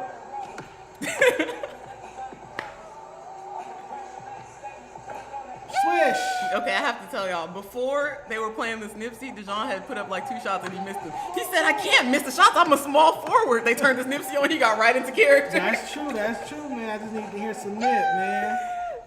So yeah, shout out to Ethika, man. We had a great time. Let's close out the Ethika. Who was our tour guide? Q? Q. Shout out to Q from Ethika Music. We signed the wall. Again, the vlog will be out with everything we did on Monday, my birthday. What's the deal, man? It's Dejon Paul. I'm Tam. And we're having a Day and Late live podcast Saturday, June 20th. Come out. We have vendors. We have live performances. It's going to be lit. It's going to be a movie. Pull up. The perfect day in LA. You don't want to miss it. So hopefully you guys are there. We'll definitely have some Ethika to give you guys at the event as well. Speaking of that, I brought my care package. Got it. Dun, dun, dun. Some idiot in the chat said Dejon's too big to wear Ethika, but I have no Ethikas right now. Asshole. It was funny, we're in the lobby. He said, oh, I made sure not to wear their op today. I'm like, who? He said PSD. No, I had on my Caitlyn for real Ethikas. Someone told me it's inappropriate to walk around with Caitlyn for real name all over my drawers. A little bit. Those are my lucky draws, so every time I wear those, I have a great day. Well, he shouldn't have designed them. And he shouldn't have designed them. I always was like, what if I run to Caitlyn when I have on my Caitlyn? And I'm like, look. Feeling fan down. Yeah, like, could you sign them? And for all you homophobes out there, don't try to make it seem like Dejon is wearing Caitlyn on his drawers. It's a lot of niggas wearing Caitlyn on their drawers. Well, don't make girl shorts. Don't design guy briefs, because remember we went down that hall of all the rappers who design briefs. Don't design guy briefs with your name all over them if you don't want guys to walk around with your name on their crotch. How about that? They're comfortable. Get into Those it. are my favorite drawers. That's the G Perico ones too. Okay. But his don't say G Perico, they say like Enterprise. Okay, yeah, Enterprise Click, blue t-shirt. All right, so shout out to Ethika for the jersey, the medium jersey. Family, part of the Ethika family. I might frame this. Yes, that's Hang it cute. up. For like a prop in our room. Yep. And then we got the lion. This is crazy. Yeah. Rawr. Yeah, this is Leo Dick. That's my something I no longer prefer. Don't know what color these are, but some more draws. Some plain ones. Okay. And cannabis. Yes. Okay. We're on the vlog. He gonna say hibiscus. I'm looking at it all close like that's not hibiscus. And of course some socks. So shout out to Ethika. What was in your care package? I should have brought it. If I'd known you were gonna do an unboxing, I would have brought mine. I got 3 pairs of panties. Panties? Yeah, panties. Okay. Like some bikini and then some thong. I also got a bra top. They gave me a bandeau, and then they gave me a one-piece bathing suit looking thing. That's Jamaican colors, so I will be wearing that in Jamaica, and I'll post a picture and I'll tag Ethika. Okay, bet. Are you gonna do some pictures? Yes. Photo shoots? I've already DM'd my best gay friend Christian, and he's on the job. I sent him Rihanna in GQ when she was in the locker room. She's all sweaty. Yeah, I sent him that. I sent him Demi Moore when she was fake doing the waist for the substance. Okay. We're gonna get into character. I may need one more outfit, Ethika, so I will be hitting you up, Q. We'll be back up there soon. We gotta get you into the system of Tam begging for shit. We're gonna schedule that part. And we're gonna schedule a monthly workout. Yes. At Ethika. Content. Get that jam up. Yep. Mm-hmm. All right. Well, shout out to Ethika. Had a great time. Thank you for inviting Tam and I. Like I said, It's amazing. unlike all the other gang podcasters at different platforms, we actually have a future in the music industry. So we get invited to places like this and get to do content like I'm this. just saying, and nobody's scared of us when we pull up. Yeah, we're actually corporate friendly. Sometimes. Just saying. All right, palm trees in the chat, man. Burgers in the chat. Oh, Gush, what you doing over here, Gush? Gush returns. Who's Gush? He be in the No Jumper chat all day. He said Tam is a racist against white. She wants to take all the money and reappropriate it to her people. He said, well, all of us don't deserve to be robbed. All of us don't deserve to be robbed. Oh, because you. Because I talk about reparations and Oh, stuff. okay, I got you. If your granddaddy didn't own slavery, I think Gush, you solid. Yeah, we got our eyes on you still, though. Someone said that my care package is skimp. Did they not give me a care package, you a care package, and the cameraman, videographer a care package? So 3 care packages. And Skimp, you didn't get nothing for free from Ethika. You have nothing from Ethika. Ooh. So having a bag full of items, that's how ungrateful. You know? Let me swap my hookahs. Then I need your opinion on this. Speaking of LA rappers. And, okay, no, I'm having a problem. And I'll talk to you about it, but I'm going to talk to our chat about it. They want $40 more for this Vegas trip. She talk about $40. This bitch right here. I'm about to cuss them the fuck out. So we're going to Vegas for my birthday and my homegirl's birthday because her birthday is in early April. We're both Aries. We're going to Vegas. It's like, but we always go. We go to Vegas the same time every year. The same people. We're going to Vegas. Me and my project homegirls from Watson and everything. Y'all know that. And this Saturday we'll be on stream. We're doing a night in LA this Saturday before my club hosting. So they'll be here and I'll curse them out on camera. We're going to Vegas. We rent the same fucking van, get our fat asses in it, and go out there. The same thing every year. They find a nice Airbnb with a pool table, with a pool, a jacuzzi. This is the nicest Airbnb. I'm like, oh, I want this one. It's $108 a person. It's like 10 of us going. Yesterday, she started texting, oh, this person not going no more, this person not going no more, so now it's going to be one this, one that, but we'll let you know. And then now she texted me, can you send the other 40 because so-and-so flake, so-and-so flake. I'm tired of going places with black people. We're not talking about Bahamas, Dominican Republic, Germany, Iran. We're not talking about none of those places. We're talking about fucking Vegas. And you mean to tell me you're going to cancel on a Vegas trip that only costs like $108? Am I wrong for tripping? No. It's like, why are you, and I have the $40, but it's like, you're asking me to send you another $40 when I just sent the $108 yesterday. You asked me to send another $40. My birthday is this weekend. You get what I'm saying? Like, you told me it was going to be $108. I sent it. Now you're saying this person flake, that person flake. Stop inviting bitches. Now, if you told me from jump it's going to be $148, I just said $148. I don't like the fact that you adding to it because people are flaking. I'm upset at the people that flaked. And then your other friend, who we're not going to dox her and say her name, but she wanted to know yesterday, what was the point of me paying the day before? Y'all know Nell. Y'all know which bitch be complaining the most. Y'all saw her here. She like, so what the fuck was the point of us sending the money yesterday? I'm on Team Nail. Like, I already sent my money. If other people started to fall out, maybe the birthday girl got to pick up the extra. I don't know. I know it's fucked I'm the birthday girl. We going to Vegas for me and Deja's birthday. Damn, I hate that. And then one girl bringing her kid. That's crazy. Bringing her kid to the Airbnb. Like, you know what I'm saying? Like, I don't know about this. Have you ever had that type of issue with, like, because you travel a lot. Have you ever had homegirls or people that flaked on your trip last minute? So, me, no. Because I'm a solo dolo Kid Cudi type individual. I'm going to go on a trip and I'm going with my richest homie, my dad. So my dad can pay. And he can protect me. I can still do what I want to do, but my dad's not going to let me get kidnapped, let me get sold into the sex trade, nothing. Okay. But every time you do something with girls, in my experience, it is drama. And, like, I'm most of the time, like the older friend, like I met them in elementary or I met them in middle school or something. And we going on this trip, and it's her friends from work. Like my best friend worked from TSA, and one time we went on a cruise, and it's some TSA girls, and it's a friend from college, and all this. TSA and is a bag who always messy. Somebody fuck somebody. Yep. It be drama. Lesbians. You met my cousin out for there. sure. I can't even say what I want to say. Lesbianism. It's a lot of shit going on, and it's like, okay, now we're on this trip, and then a girl trip has a negative connotation too. So if you're in a relationship or even talking to somebody going on a girl trip, now you hoeing, and it's just crazy. But like if it's just me and one homegirl, it's cool.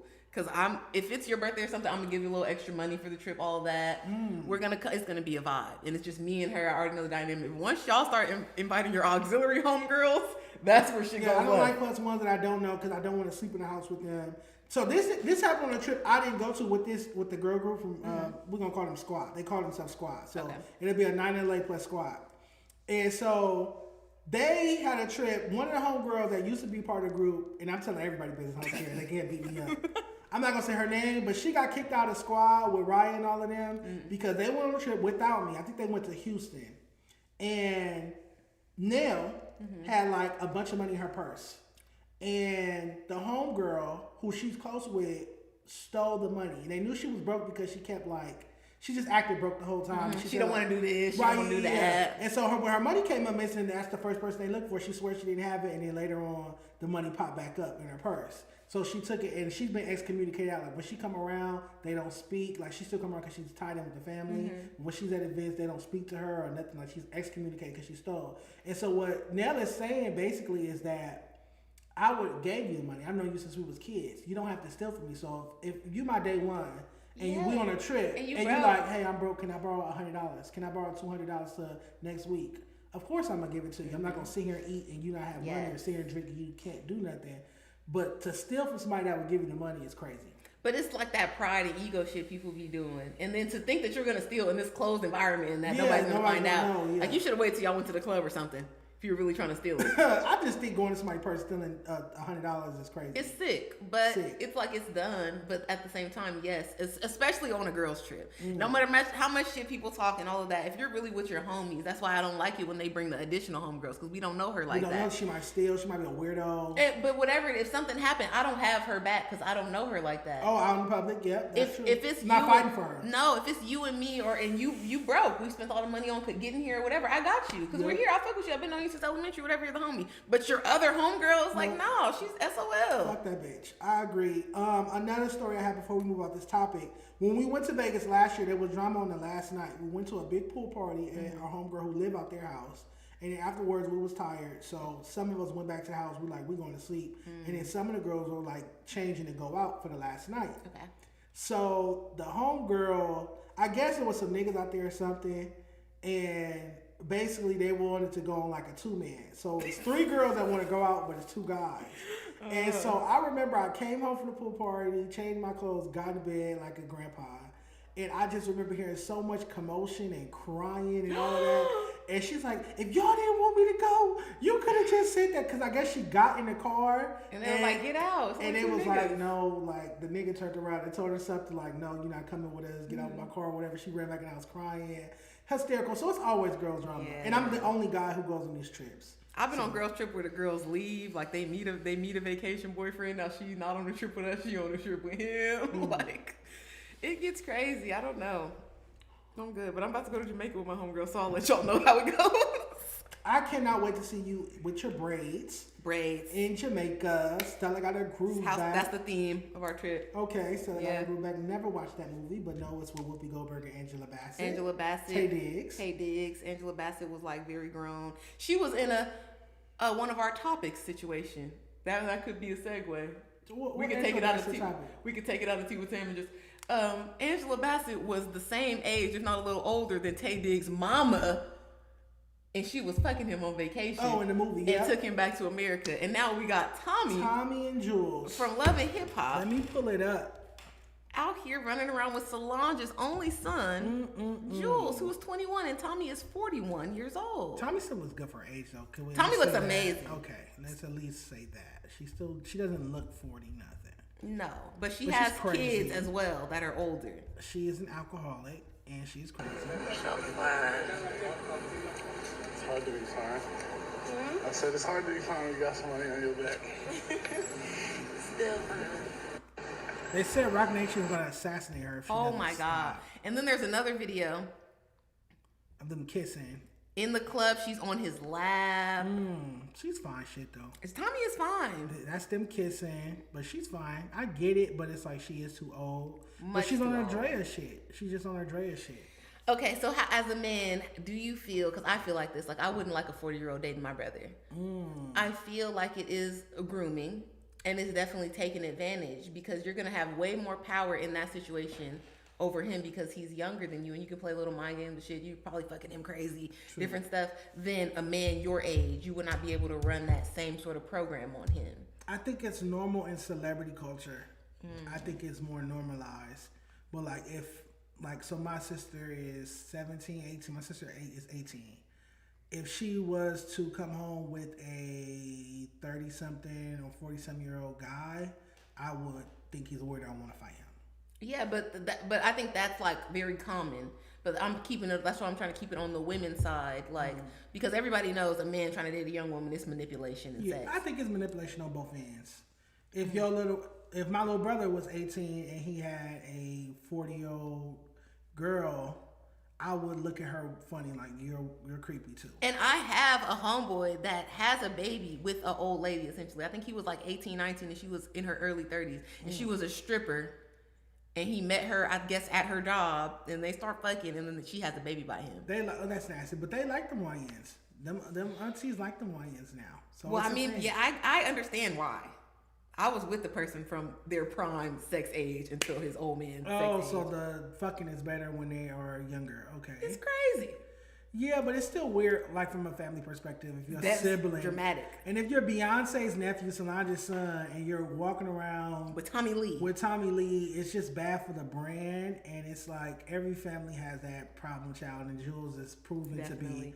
that problem child. I knew when Jules was in the studio rapping about shooting and drugs that it wasn't gonna be But no his father's easy a road. Crip. His father's a well-known Crip from LA. So That's so good. It's And in his daddy was fine too. Daniel was fine. his father was in the Soldier video. That's yeah. All right, I want to get your opinion on this ATM Richie video. Some people have been asking him to come on the show, so I want to get your thoughts on him first before inviting him up here. He has a new song going viral. Your big homie's on the 50-50 yard. You ever been marked out? Tell them pop the sales, better shark out. Bust a nigga down and go high power. Breathing on these niggas like a walk wallet. You're a big homie on the 50-50 yard. You're a big homie on the 50-50 yard. Hey, I was in the county relaxing, they kept asking, Richie, where you from? Get it cracking or get it blacking. Niggas got up on me, what's happening? We to the back end. Rip a shirt, make a ski mask, look like Batman. Bust him down, they gon' flush the knife. I'm trying to catch a body, nigga, I ain't trying to fight.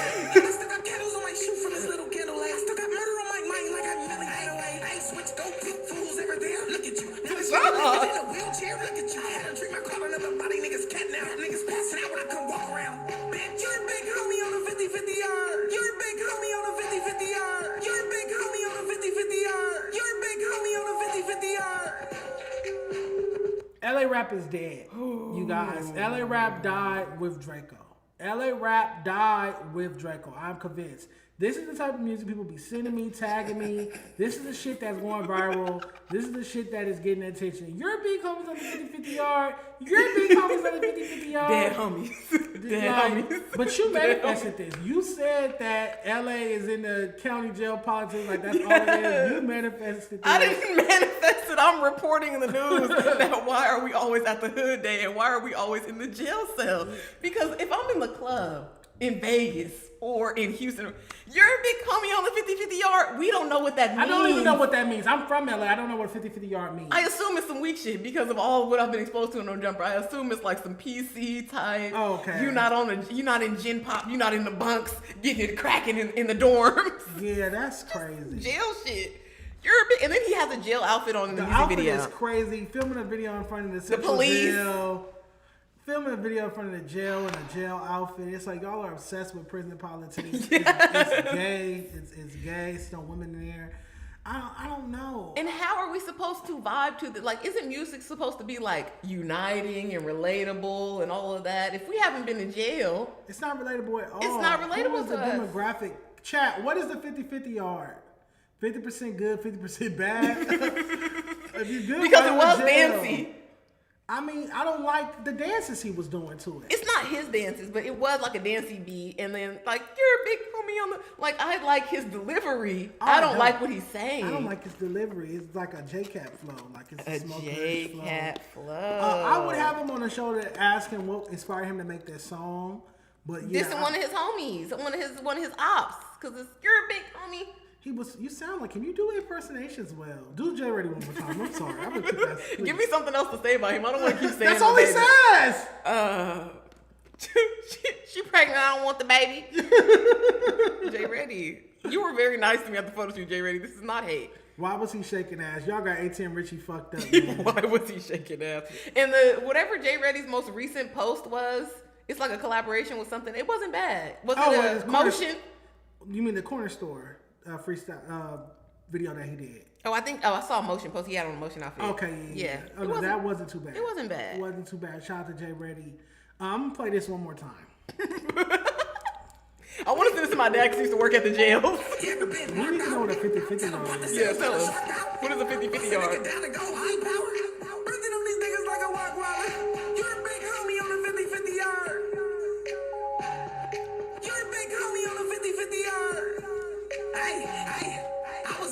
Relaxing and kept asking, Richie, where you from? Get it cracking or get it bracking. Niggas got up on me, what's happening? We to the back end. Rip a shirt, make a ski mask, look like Batman. Busting down, they gon' twist the knife. I try to catch a body, nigga, I ain't tryna fight.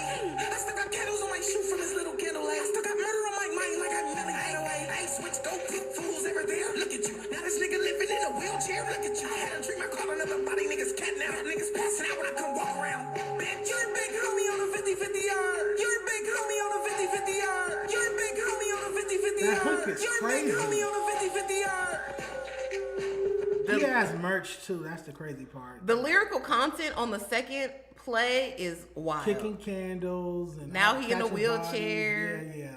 I don't want to fight. I want to catch a body. Murder on my mind, and you got the jail outfit on. Maybe they need to put you back in there. Yeah, I mean, obviously he's obsessed with prison and jail. To shoot a video in the jail outfit in front of a jail is crazy. It's gonna be an F for me, you guys. It's an F. I'm not gonna give that an F. Oh, I'm giving that an F. I'm giving that the chunkiest, fattest F I can. And it ain't for 55th Street. It's just an F, man. Yeah, I can't. I don't 5 you on that. Yeah, man. LA rap is dead, man. Died with Draco. All right. Speaking of West Coast rappers, La Russell's mother is having a rally walk in support of him. But I don't want to say nothing bad because this is his mama. Yeah. But in support of your son for what? He made a fool out of himself. He don't need support right now. He needs people to be more honest with him in his camp. Oh, well, she's riding by her son. So they're having a rally for La Russell today. Today's the 25th, right? It was today. And it was at, hold on. Rally Walk for La Russell. This isn't just an event. This is family. This community, this is love. Hosted by his mother, this rally walk is a powerful show of support, unity, and standing together for one of our own. When a mother steps up for a child, we step up with her. Let's come together. Let's be present. Let's show what support really looks like. And they had it at Eminem's Soul Food in Vallejo, California. Who attended this event is what I want to know. Let's go over this again. Hosted by his mother. Yes. This is when a mother step up for her. They acting like he got shot. La Russell is fine. He is a victim of his own ego and pride. Told him not to put out this stupid ass song. Heaven Sent. Like Hitler is not heaven sent. No, he's not. What's his name? Epstein is not heaven sent. Diddy? But the rest of them are not heaven sent. Like, what are you talking about? And then just to double and triple down on it in interviews. Standing on it. He's not taking it back. He won't apologize. So that's why it's like, why are we walking for him? He meant what he said, Mom. He's standing on business. He's standing on He's standing on the ignorant shit that he said. It was ignorant and tone deaf. again, it's clout chasing, and it's like we're talking about you over some stupid shit. We're never talking about Lil Russell for a hit record. Oh, you heard that new Lil Russell song, it's fire. You heard that Lil Russell song in the club. You heard somebody playing it in traffic. Every time we talk about Lil Russell, it's for a bad take or just some ignorant, stupid shit. I also would like to say that this is the problem I think that we have in our community just across the board. This is a perfect microcosm of that. You ladies be taking up for your sons too much. Your son is dead fucking wrong. Yeah, I agree. And you want to gather support and you want to rally around him and you want to pray and you want to... No, let your son deal with his fuck up so he can grow from it and be better in the future. Your son is wrong. The mom should be out there telling him that he's wrong. I would respect that. In private, she should have been talking to him like, baby, yeah, you are wrong. Maybe you should take those videos down. You got a bunch of other viral videos. Yeah. You don't need to even, when people ask you about it, be like, I was just trying to go viral. I was just trolling, whatever. Like, you need real people in your corner. But it's hard when you're paying everybody's bills. Okay. It's hard when you're the breadwinner of the group or when you have risen the tide of your family for anybody to treat you like a regular person and to hold you accountable and to pull your little coattails when you need it. This is a problem even with broke men. Yeah. Mama covering for you too much. You on your fourth baby mama and she gonna invite him to the house and tell him you a good man and all this and like it's no Sheila. Yeah. Now were they giving out plates at Eminem Soul Food? Then I might have pulled up, but I wasn't gonna walk. But other than that, I would not go support Lil Russell in this instance. The only thing I'm looking forward to from Lil Russell is an official apology, retraction, and a hit record, which I don't think he can make because if he would have made it by now. He's been out all the years and does not have a hit song. So I'm sorry, Lil Russell. To me, he makes like Kid Bop Bay music, and it sounds terrible. Definitely. Shout out to Lil Russell. But yeah, Roc Nation wasting their time on you. Speaking of Roc Nation, how do you feel about these Jay-Z concerts? I knew when he popped out on the Cowboy Carter tour that he was brewing something because the Carters are very intentional people. Beyonce run a tight ship. And Jay-Z has not been outperforming really since the 444 era on his own. Okay. And then together they did the whole Carter, Everything Is Love and all that. They did those couple of tours. So they said he's aiming for Super Bowl. I don't know if that's necessarily true, but he's doing Ruth's Picnic and he's doing 2 shows at the Yankee Stadium. I guess they already sold out. 3 shows. They added another one. So he's celebrating the 30th anniversary. I don't have the flyer for the 3rd show, but they added one called Extra Innings. He's celebrating the 30th anniversary of Reasonable Doubt on Friday, July 10th, and then the 25th anniversary of the Blueprint album. Yeah. On Saturday, July 11th. And this has been a whole campaign. Like, he re-released stuff on streaming that wasn't there previously. I saw a bunch of Wheat Paste posters around LA. So this is like a real push for Jay-Z. And I guess if he's not going to put out new music, it's good to milk your catalog like this, right? When they're classics like this, yes. When they're classics, absolutely. Blueprint, Reasonable Doubt, it's one of the greatest hip-hop albums ever released. Yeah. If I lived in New York, I definitely would go. I see why all the 2 events got sold out. Now there's an Extra Innings concert. It's unfortunate because I know Mary won't be there to perform Can't Knock the Hustle because Mary will be in Vegas July 10th for her residency. Okay. So maybe Beyonce could sing Can't Knock the Hustle. I've seen them do that before. And I think last year or the year before, he had that whole exhibit at the Brooklyn Museum for the Book of Hov. Okay. So he's doing this is a masterclass, and I think people talk about him as the elder statesman of hip hop, and like he's one of the only people that we've gotten to see age in hip hop. He's showing you guys how to cement your legacy. Yeah. And how to branch out into other areas of culture, libraries, museums, owning art, and putting himself in a lot of different conversations to make himself omnipresent and ever relevant. So he doesn't have to come out and put out new music if he don't want to. He has the stellar catalog. He can pop out and do these shows. And also, it's like scarcity, too, because Jay-Z doesn't overexpose himself. He's not always in front of the camera. Limited edition, He's not always selling something. He's not always doing an interview. So when he pops out, he gets a lot of attention, and he's immediately able to direct that to, we're selling this over here, go buy it. Absolutely. Smart, always been a smart businessman. A couple concerns I have with this. Well, one, I'm happy that he's having anniversary concerts. I feel like all hip-hop artists, if you have a classic body of work, that is a brand. Yeah. So that means you could do anniversary tours, anniversary concerts, documentaries about the making of your classic project, merch with the classic project cover and related artwork on it. Just so many things you can do, so many brands you can tie into that. I do know that Reasonable Doubt is a product of Rockefeller Incorporated, which Dame Dash still is technically a third owner in. So will Dame Dash get any money off of this? Because all Jay-Z's other successful albums came out with Def Jam under Rockefeller Records. Okay. But Rockefeller Inc. was just Kareem Biggs Burke, Jay-Z, and Dame Dash.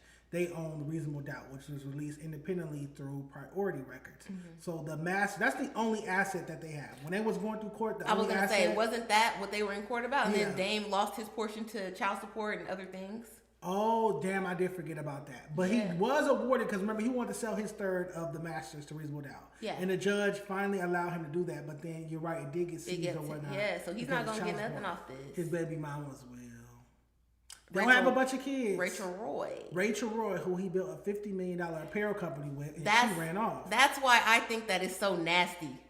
That like the treatment between them, like he must have really been a terrible husband, or whatever or you're just a very, very mean lady, because he built you up. He basically made her famous, gave her this $50 million apparel brand because she was dating or in a relationship with Dame Dash. No one knew her outside of that. And nobody cared. Yep, nobody cared after. I was going to say nobody cared. I've always seen Rachel Roy in the mall full racks. No, I've never seen anyone of stature wearing Rachel Roy. Yeah. So he really pushed you to the limit as far as he could. And then when he wants to leave, for whatever reason, you kind of be a bitch. Yeah. You turn the little kids against him, or try to. You make him have to fight and go through all of this to even be around them. Yep. And then you take him to court over child support and all that. So you're not able to support your lifestyle with everything that he gave you. You're a flop. Yeah. Well, he connected her. How she got on? He connected her with the late great Andre Leon Talley, one of my biggest inspirations. He connected her with the editor of Vogue at the time. Vogue platformed her stuff. That's how it became a $50 million brand. I never thought her shit was that remarkable to begin with. No, it was not. It was never nice. When you're getting pushed by Vogue, and when you're oh my God, what I would listen. That's why I be saying it's better to be a widow than a baby mama. It might be the same thing on some of y'all baby daddy side, because if I put a bitch on with Andre Leon Talley, and that's still not good enough for you. You can't make nothing shake. You can't go get your own. I'm leaving. You know he left the house. Yeah. So I left you with a crib. You got the kids.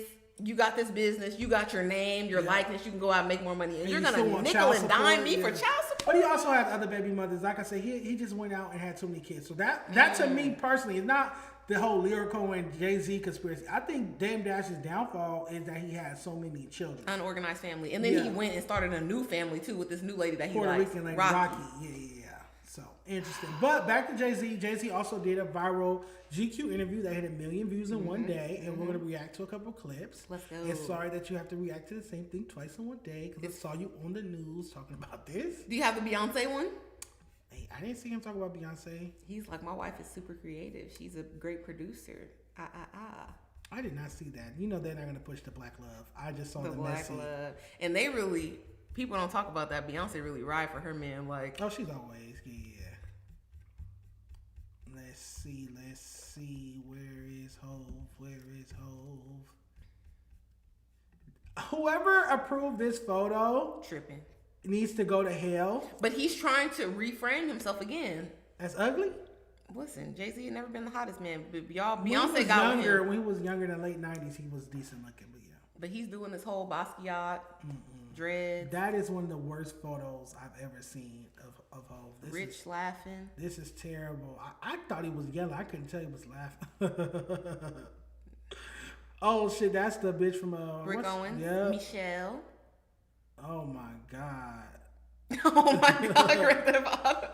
They got Hov fucked up. So yeah, he did an interview and photo shoot with GQ. Let's check out some clips. You pushing independence, right? Kind of like in the spirit of Prince. When you embody that, do you feel like you are kind of setting a mold or leading a charge for like what the successful black man is allowed to do, and like breaking these spaces, breaking these confines? Yeah, I even want you to take that out of your vocabulary. Take what? Allowed. You know what I'm saying?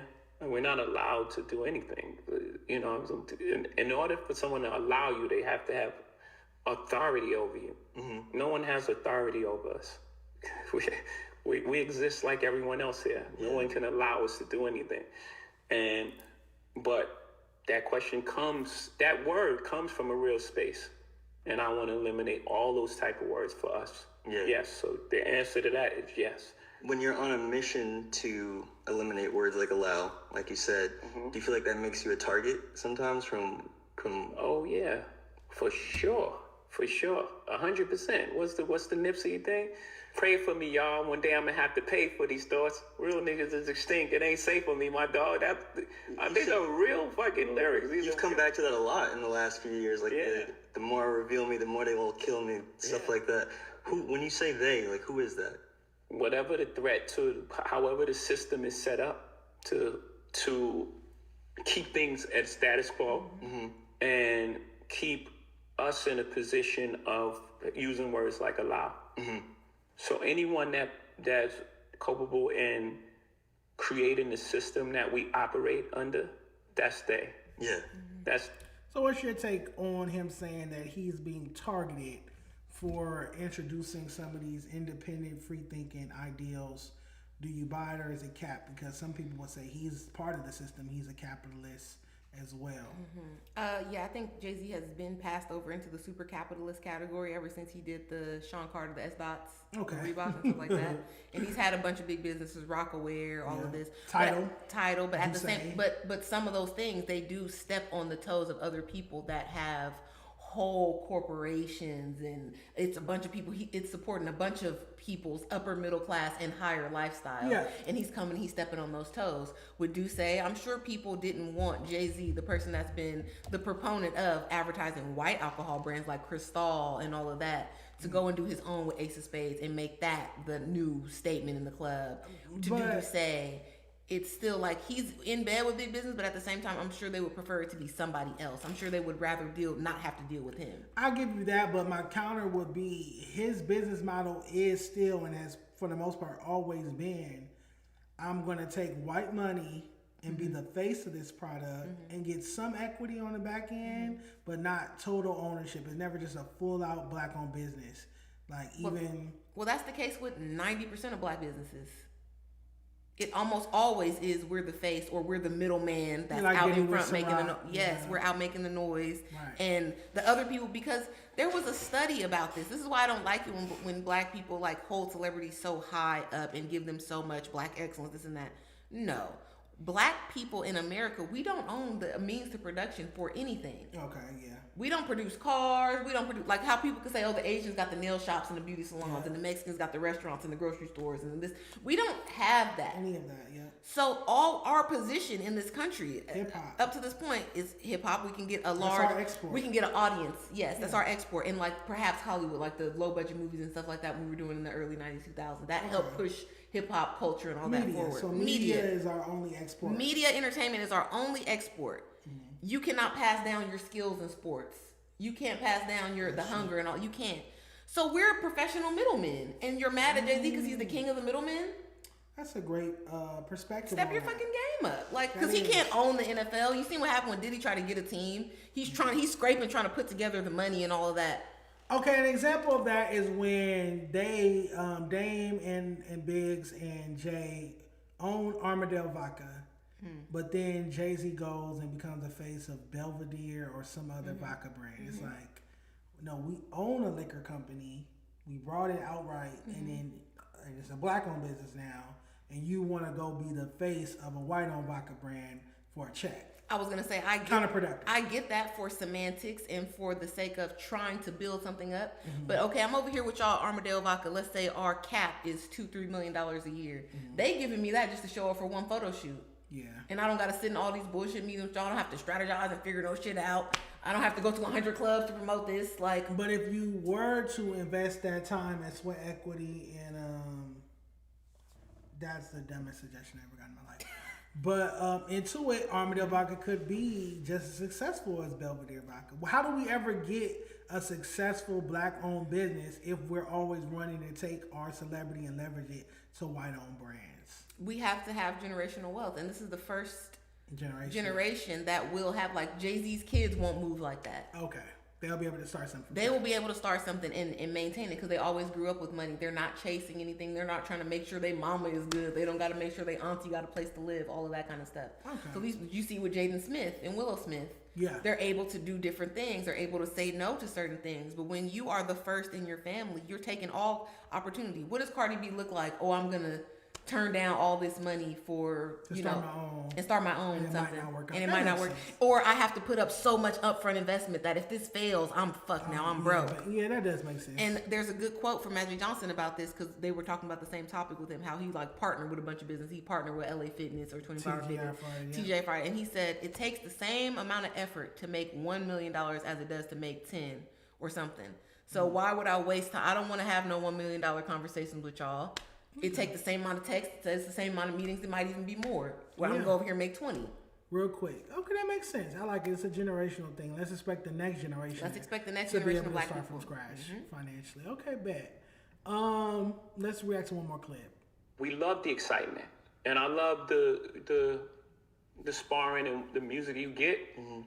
But in this day and age, it's so much negative stuff that comes with it that you almost wish it didn't happen. Really? Yeah, because it's almost like it's a final thing. Now people that like Kendrick hate Drake. Yeah. No matter what he makes, no matter what he says, and it goes far too. It's like attack on his character and his thing and it's like, I don't know if I love that. Yeah. I don't know if it's helpful to our growth. Where the fallout lands, especially on on social media, which takes place every day. Yeah. And now you have these pods of cult. The Stan armies fighting. Yeah, and it's like, it's too far. Yeah. It's like bringing kids in it. Yeah. And it's like, I don't like that. Maybe I've grown in a space that is probably, I sound like the old guy wagging the thing. But I think we can achieve the same thing as far as like sparring with music, with collaborations more so than breaking the whole thing apart. Yeah. It could stand it before because there was no social media and there was no thing, and you had the battle and it was fun and then you moved on. Right.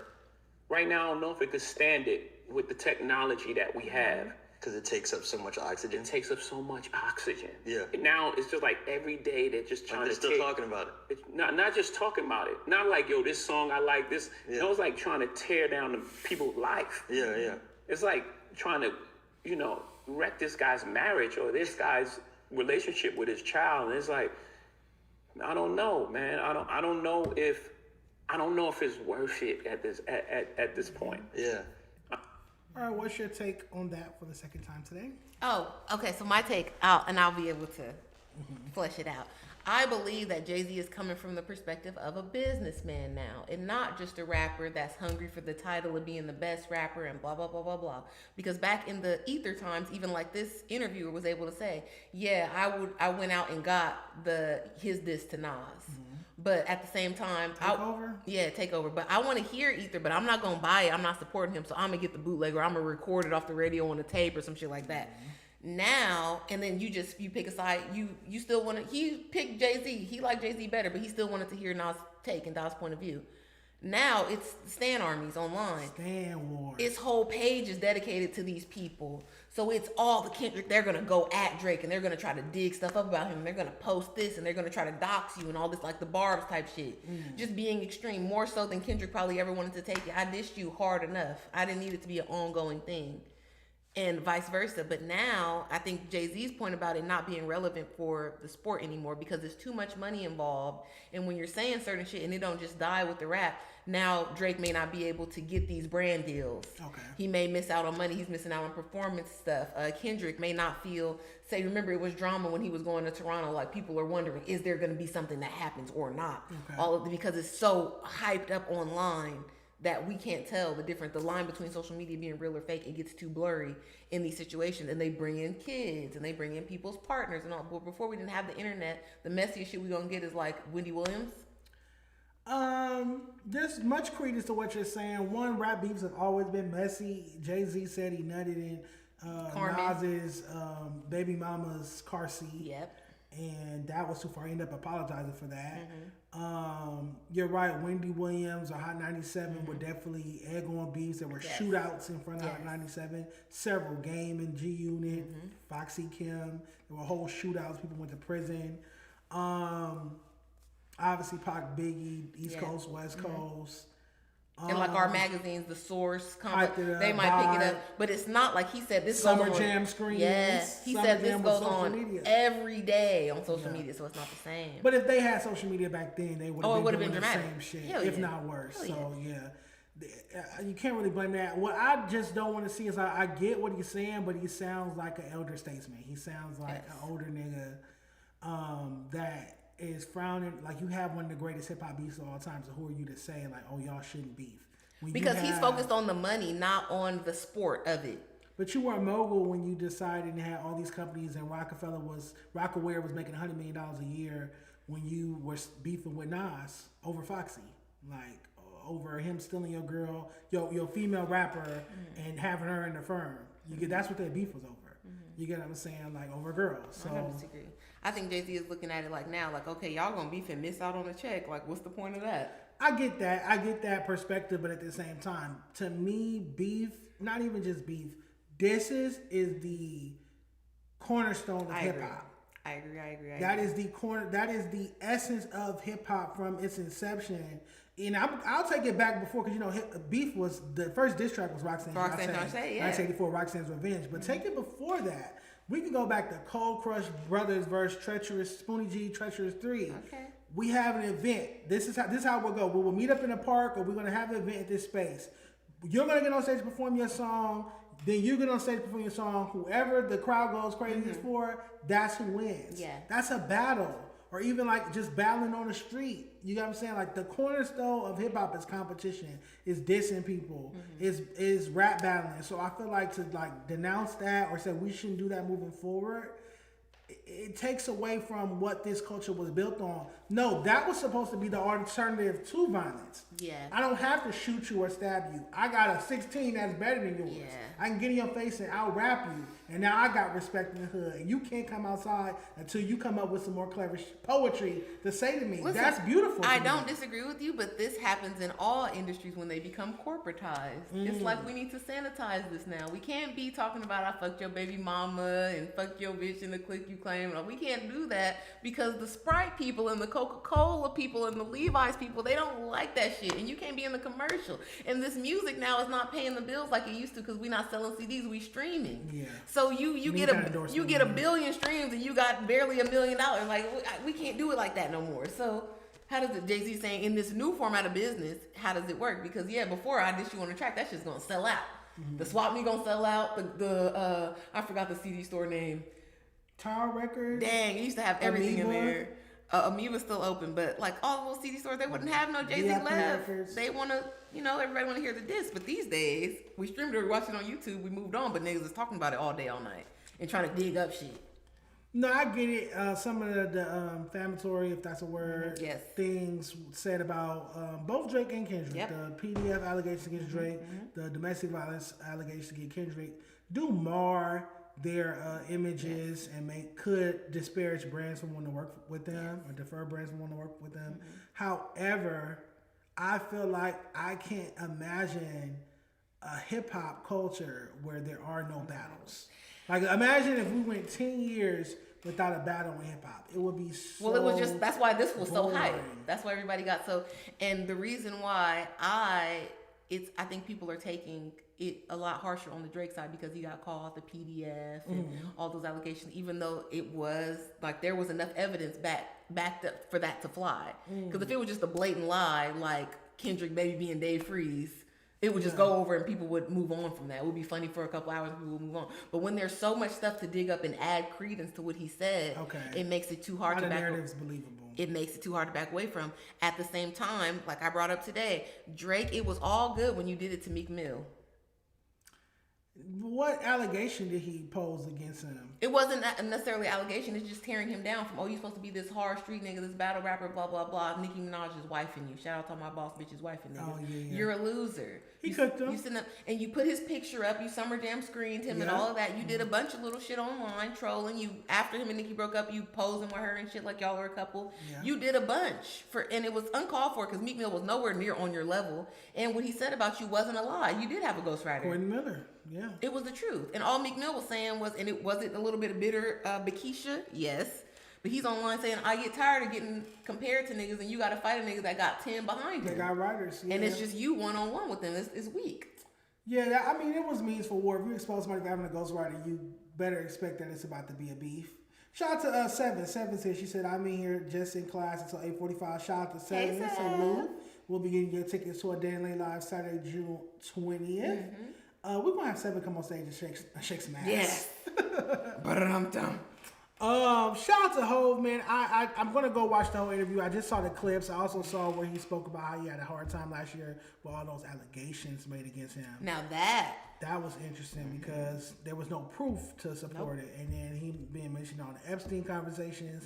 I can imagine that's a toll on him mentally if he is in fact innocent of those things. And the whole thing that came out with the girl was in the midst of his daughter making her Hollywood debut and being a voice in The Lion King. So now the shine is being taken away from your baby girl's debut, and you're on the carpet with her and Beyonce as a family, and you can't even really do press because they're going to ask you about that. Ask you about that. Yeah, that's unfortunate. Make a lot of cheese, make a lot of pesos. Scar, I'm so sick of you. He put that in my chat earlier. It's a classic. All right, I wanted to talk about this. J. Cole and Cameron, they sat down on It Is What It Is. You remember a few weeks ago, Cameron announced that he was suing J. Cole because he promised him a verse. Oh, God. And never sent it. In exchange for, like, I guess Cameron did him a favor. He was supposed to just return him with a verse. He didn't do it, so he sued him. They sat down and talked about it. Let's check it out. Let's get the elephant out the room. So, when you first seen the lawsuit, what was your emotion when you see it? Yo, I was like hurt, almost disappointed, like, cause I got so much respect for you, you know what I mean? And I look at you like I know you are as a stand-up person. When the lawsuit come out, I'm like, come on, Cam. Right. And only because it was like, in my mind, I'm like, bro, you really could have hit me. Like, although it was taking a long time, I don't give a fuck if you would have called me and been like, yo, nigga, what the like you could have screamed on me, we could have argued, boom, boom. I would have preferred that than the other way, because I was just like, damn, Cam, like it never got to that point where you couldn't like holler at me or whatever. Right. So my first thing was disappointment. And my first thought was like, fuck it then. Like this nigga ain't even know I was still gonna come to his show. Right. And my first gut reaction, like, damn, and it's like misinformation, the lawsuit itself, and you know, the internet running with it. People hit me like, yo, what's going on with the Cam shit? Boom, boom. So like my ego reaction is like, all right. Quietly, I'm like, man, fuck this nigga, boom, boom. Right. But quickly, I'm like, but nah, like, I get it though. Let me put myself in his shoes. Like, yo, the nigga feel like he was getting a runaround. You know what I mean? He don't know you for real. And Cam is probably like, I seen this movie before. Right. You don't fuck with me. You don't want to do the favor. You trying to drag me out until I don't want to do it no more. Right. All right, nigga, bet. And I got one in the chamber. I never signed that paperwork for that fucking for that verse. So here you go, boom, just to like hit me in the rib. You know what I mean? And it's like I still said in my mind, I was like, yo, I'ma still go see Cam. And which, of course, it was never going to go nowhere, but for me, it was more like, I need to get this nigga attention. Cam wasn't wrong. Business is business. You know, and I'm glad Cole is a man of integrity who, you know, ultimately showed up. But now we also know how Cole feels about Drake and his lawsuit against Kendrick then. Because if you feel that way about Cameron's lawsuit, then you must be disgusted by... He had to throw some Drake shade in here. Because J. Cole was unnecessarily vocal recently in an interview saying he was disgusted by Drake's treatment in the battle and how everybody kind of piled on or whatever after the Kendrick situation. Oh, I didn't see that. J. Cole. So if Cameron either cleared the sample or did a feature or did something for J. Cole musically, and then the agreement is, okay, which happens with artists all the time, like, I'm not going to charge you, just throw me a verse back. It'll take you 30 minutes to go record a verse. And a year go by and you haven't done it, and I'm trying to drop this project and you haven't sent the verse. I don't know if you should sue over that, but what other means do you have? You could post about it on social media and tag them. Like you said, you could just call me and curse me out. Calling and cursing out is one thing. I feel like people don't have as close relationships as like it may seem to the public. Okay. So yeah, like Cam might feel, well, I'm gonna call this nigga and like cuss him out for we not cool like that. Like that could go either way. That might imply violence to some people. And then posting it online sometimes can be taken as like, oh, you're fanned out over the person, like you thirsty for the verse or you're bitter. Suing implies that too. Suing for the verse for a free verse, and not like, oh, I paid you for a verse, you never sent that. Suing for a verse that you want me to do for free. But no, I think Cam sued him over like not clearing or not signing whatever because they had unfinished business. Like I tell you all the time, nigga business. Okay. About J. Cole using maybe a sample or using a verse of his. Right. So now you didn't do the fair exchange. Yeah. So nigga, I didn't sign that paperwork. I got my lawyer hitting you with a cease and desist or something, or give me that money for that. That's true. Whatever. Business is business. Business is business. Business is business.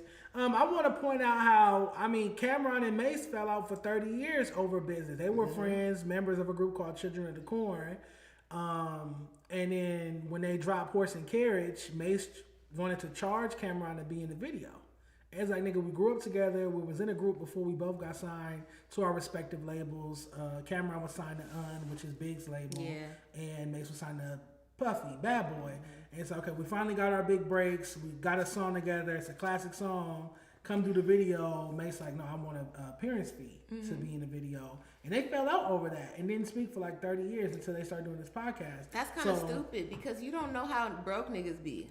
That's what Mace said in hindsight. He's like, I need the money. I'll sign the Puff. Yeah, like people be posturing and they're coming out in a nice outfit and all that, but that could be promo merch. You don't know, y'all be pocket watching thinking because the nigga got a chain on. Yeah. He got a bunch of money in the bank and it's like, no, I'm broke right now. So Mace was saying, no, take some of your video budget and shoot me some of that. But Cameron's saying, why am I paying my homie who's on the song with me to be in the video? So I get his perspective. Mace is saying, you're forgetting that Biggie hired Mace to write some songs for Junior Mafia. Mace was busy working on his own album, so he had Cameron write it. Cameron wrote Crush on You. Oh, shit. Not Kim's verse, but all the Caesar's parts in the song. And a few different songs for Junior Mafia. Dang, so it's like, I hate that you told me that because now I hear Cameron's voice on it. That's his flow. Niggas be out she's like the whole like nursing home dying to get pleased. Yeah, that's Cameron. All right, me, Versace and Lynn. That's fucking. You didn't know Cameron wrote Crush on You? No. Yes, Cameron wrote Crush on You. So nonetheless, so Mace is like, I put you on a lick. I put you on some money. Yeah. You got paid like $30,000 for writing those songs for Biggie because Biggie didn't feel like writing them for Junior Mafia. And it's like, so now I need some money and you telling me no, and it's not even coming out your pocket, it's coming out your video budget. Yeah, you doing too much. So they fell out over that. So just to see Cameron now on the flip side of it, where it's homie business, where you expected somebody to do something off the strength and they don't do it, then you go sue them. You get what I'm saying? It's nothing I hate more than an off the strength situation. No. The answer is no. The answer is no. Because if we're really cool like that, you don't even got to ask me. Like, that's true. I know you're shooting a video and you're telling me because we're really cool. You're talking about, oh yeah, I'm going to pull up. Don't even trip. But if it's any type of disparity or distance in that, it's like, no, we not. Give me some money. So J. Cole was in the wrong in your opinion? Definitely. And should have just sent the verse over. You should have sent the verse or... at least be in communication because I know that's what happens most of the time. It's a lapse in communication. So you said you was going to do something maybe by a certain time. Then I can't even get a hold of you or you're not responding or whatever it is. And it's like, bro, you know that you have an obligation. At least reach out. At least keep me like y'all do with the bitches. Yeah. Breadcrumb me. I got you, bro. Don't even worry about it. I'm going to the studio this week. My grandma sick. My son is missing a tooth. I'm coming. My baby mama pregnant. I got to take her to the hospital, but I got you, bro. Burgers in the chat, man. Slider gang in the chat. Yeah, Slider gang in the chat. I haven't seen any super chats. And I fuck with you, Tam. Need to get on them. We ain't see no super chats. Are y'all broke? What's going on? Tam needs some mango candy. I know some of y'all got y'all taxes. Don't be stingy in this chat. $5 super chats, man. We not the other platform, $10 and up. $5 super chats. $5. I know y'all got it. Where's Dragon Knight Crip? Because Dragon Knight Crip, he tried to play me on my channel saying he couldn't cash out because his girlfriend think that's cheating and he needs to super chat only. Oh, because if he goes straight to Welcome to Tams. Yeah, it's looking like he's supporting. Interesting. So let's real detour from our topics. What has been because your subscribership went up, if that's a word. Shout out to Adam for the beef. Yeah. And then you've been active. You've been doing streams every day. What has been your most cracking stream? Which did they enjoy the most on Welcome to Tam? Let's see. Sum up to Welcome to Tam if you're not already. I think the stream that got the most recently was me going on the way to Morals Over Money. Okay. I don't know if it was the outfit and the potential nip slip. Potential. Yeah, because it has spaghetti shots and they kept following. I don't know if they were tuned into that, if they were glued to the screen. Oh, okay. Because right now that has 3,300 views. Okay, and welcome to Tam. likes. Yes. So, because I felt like previously I didn't really have anything to show. That's why I'm going to hypnotherapy. I talk to them about this. Okay. So I can get out of my head. Because I'd be like, this is regular. Nobody want to see this. Nobody want to see me shop. Nobody want to see me drive to work. Nobody want to see me eat this food. But you guys are tuned in. You're watching. So, as y'all see, like my channel is, my life is very simple. I'm very predictable. Shop, eat, vacation. Watch movies, talk to y'all about the movies I watch. You had a movie night with your brother. Yes, we're doing Monday movie night every week. He was very disgusted at the movie that I made him watch because there was a little bit of gayness. Have you seen Saltburn? What's that? It's an excellent movie, Dejon. You need to watch it. I think you would love Saltburn. Okay. Saltburn. What's it about? It's about these boys at a rich school in the UK, and then let's say you and I were going to this school. You're the rich homie. You're popular. Everybody likes you. You're well known. You're cute. You're handsome. And I'm just at the school, low key. I'm kind of broke, but my parents got enough for me to come here. Okay. I want to be in your element. I want to be in your aura. I want to be around. I want to be down, like some Mean Girls type shit, but with guys. And then you have your family, because we're in the UK. Your family has like a title, so your dad is a lord. Y'all got a big ass country house. Okay, Saltburn. In the spring break time, I want to go to that mansion. I want to hang around. I might do anything for it. I might fuck you. I might fuck your sister. Oh, horny. I might fuck your cousin. This is too much. Saltburn, I gotta check it out. I want to must. A Dan Lake movie now, but we gotta watch like a LA Hood movie. Okay. Like The Wash. You love The Wash. Or, Janky Promoters. Or Minister Society or something hood. This is the perfect segue. We definitely should do that. We can review it. Okay. How do you feel about the lack of low budget masterpiece type movies now in this generation? And do you feel like that can help some of these LA rappers if we got I got the hookup? I've always said that. I feel like the last time I saw somebody do that was YG Blaming on the Streets. Okay. When he dropped that mini movie after My Crazy Life came out, I went to Target and brought the DVD and the soundtrack. See? That it's like a 30-minute movie. It's just him and his homies in the hood. There's like a little shootout. And then he's fucking some bitch, and then he's with his main bitch, and then they go flock a house, and TC-4800's like, trick dice, and they get, stop cussing me, stop blooding me. If you watch Blaming on the Streets, it's a classic. It's on YouTube. It's a hood movie. It's like less than 30 minutes. I definitely feel like more LA rappers should make movies. I did see there's a movie on Tubi with Zoe Sama, Ray Vaughn, and a bunch of different LA rappers, and ADs in it. Okay. And it's starring Ja, the comedian Ja, right? So I have been meaning to watch that. Also, there's a Bangin' on Wax documentary. Remember their album back in the day, Bangin' on Wax? That got a lot of people, LA rappers, killed. Like most of them are dead from that album that came in the 90s. They're having an anniversary documentary. I'm gonna have the documentary maker pull up next week and talk to us about it because it drops on April 2nd. So he'll be here to talk to us about that. But yeah, I definitely feel like that's part of hip hop to me, making movies with it. I feel like that from Friday on up, it's like rappers making movies is kind of part of the thing. And some of our favorite actors are rappers. And you would think that now with everybody having a high def camera with them all the time, that we would have even more of them. Because back then they had to really go rent equipment and do all of this. You could just have your same cameraman that does your videos, make the movie. If you drop an album, it definitely should be a mini film with it. Someone just put Thicker Than Water in there. That is a Mac 10 movie. Mac 10 made some of the greatest hood films. Okay. But Thicker Than Water is a movie with Mac 10 and Fat Joe.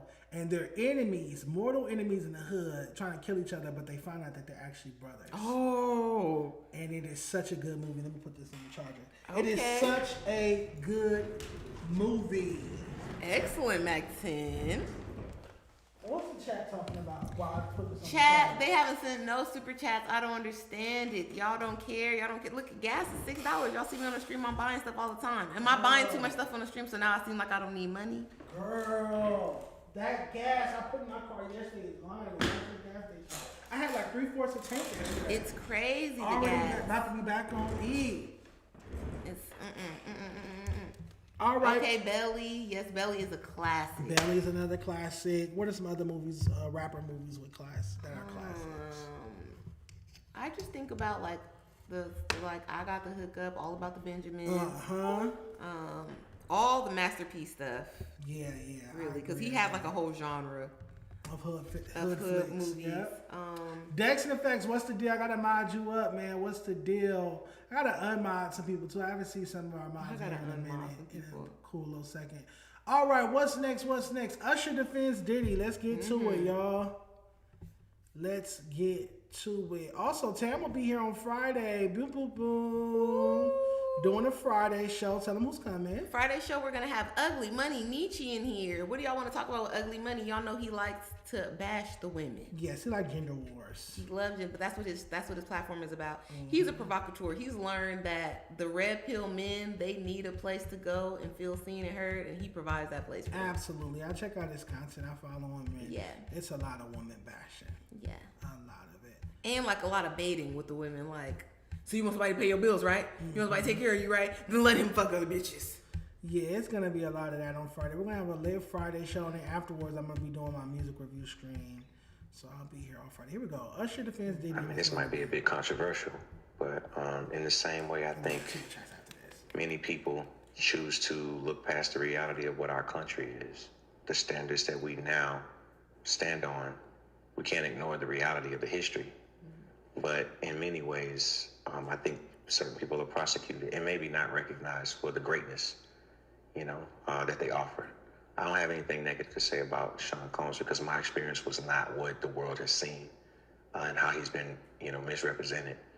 I'm not saying that every man is perfect. I'm not saying that all of us don't have flaws, but I can't, with any sense of humanity, not recognize the valuable contributions that this man made. For us as Black entrepreneurs, for us as businessmen, for us as people who transition, culture and ideas into something that's tangible and becomes business. So many people benefited from what he created. And I acknowledge that. And that's why I see him as legacy. Yeah. You told Shannon Sharp you learned a lot about business during that era. Absolutely. What'd you learn? Puff was a mentor bum, but he was like you had that really, really hard teacher. But you're watching something in real time.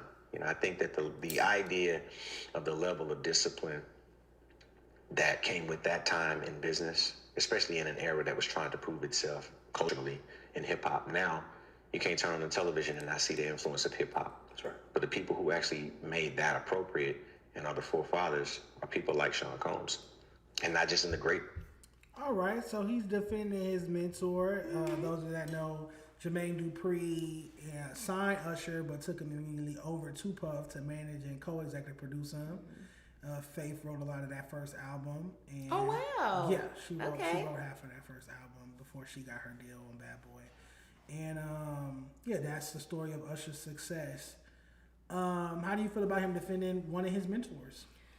I think that it's admirable, especially in this climate when everybody, except for like we talked about Carisha, has been so like all of a sudden distance from him or just radio silence. Nobody got nothing to say. Like Mary J. Blige don't have shit to say.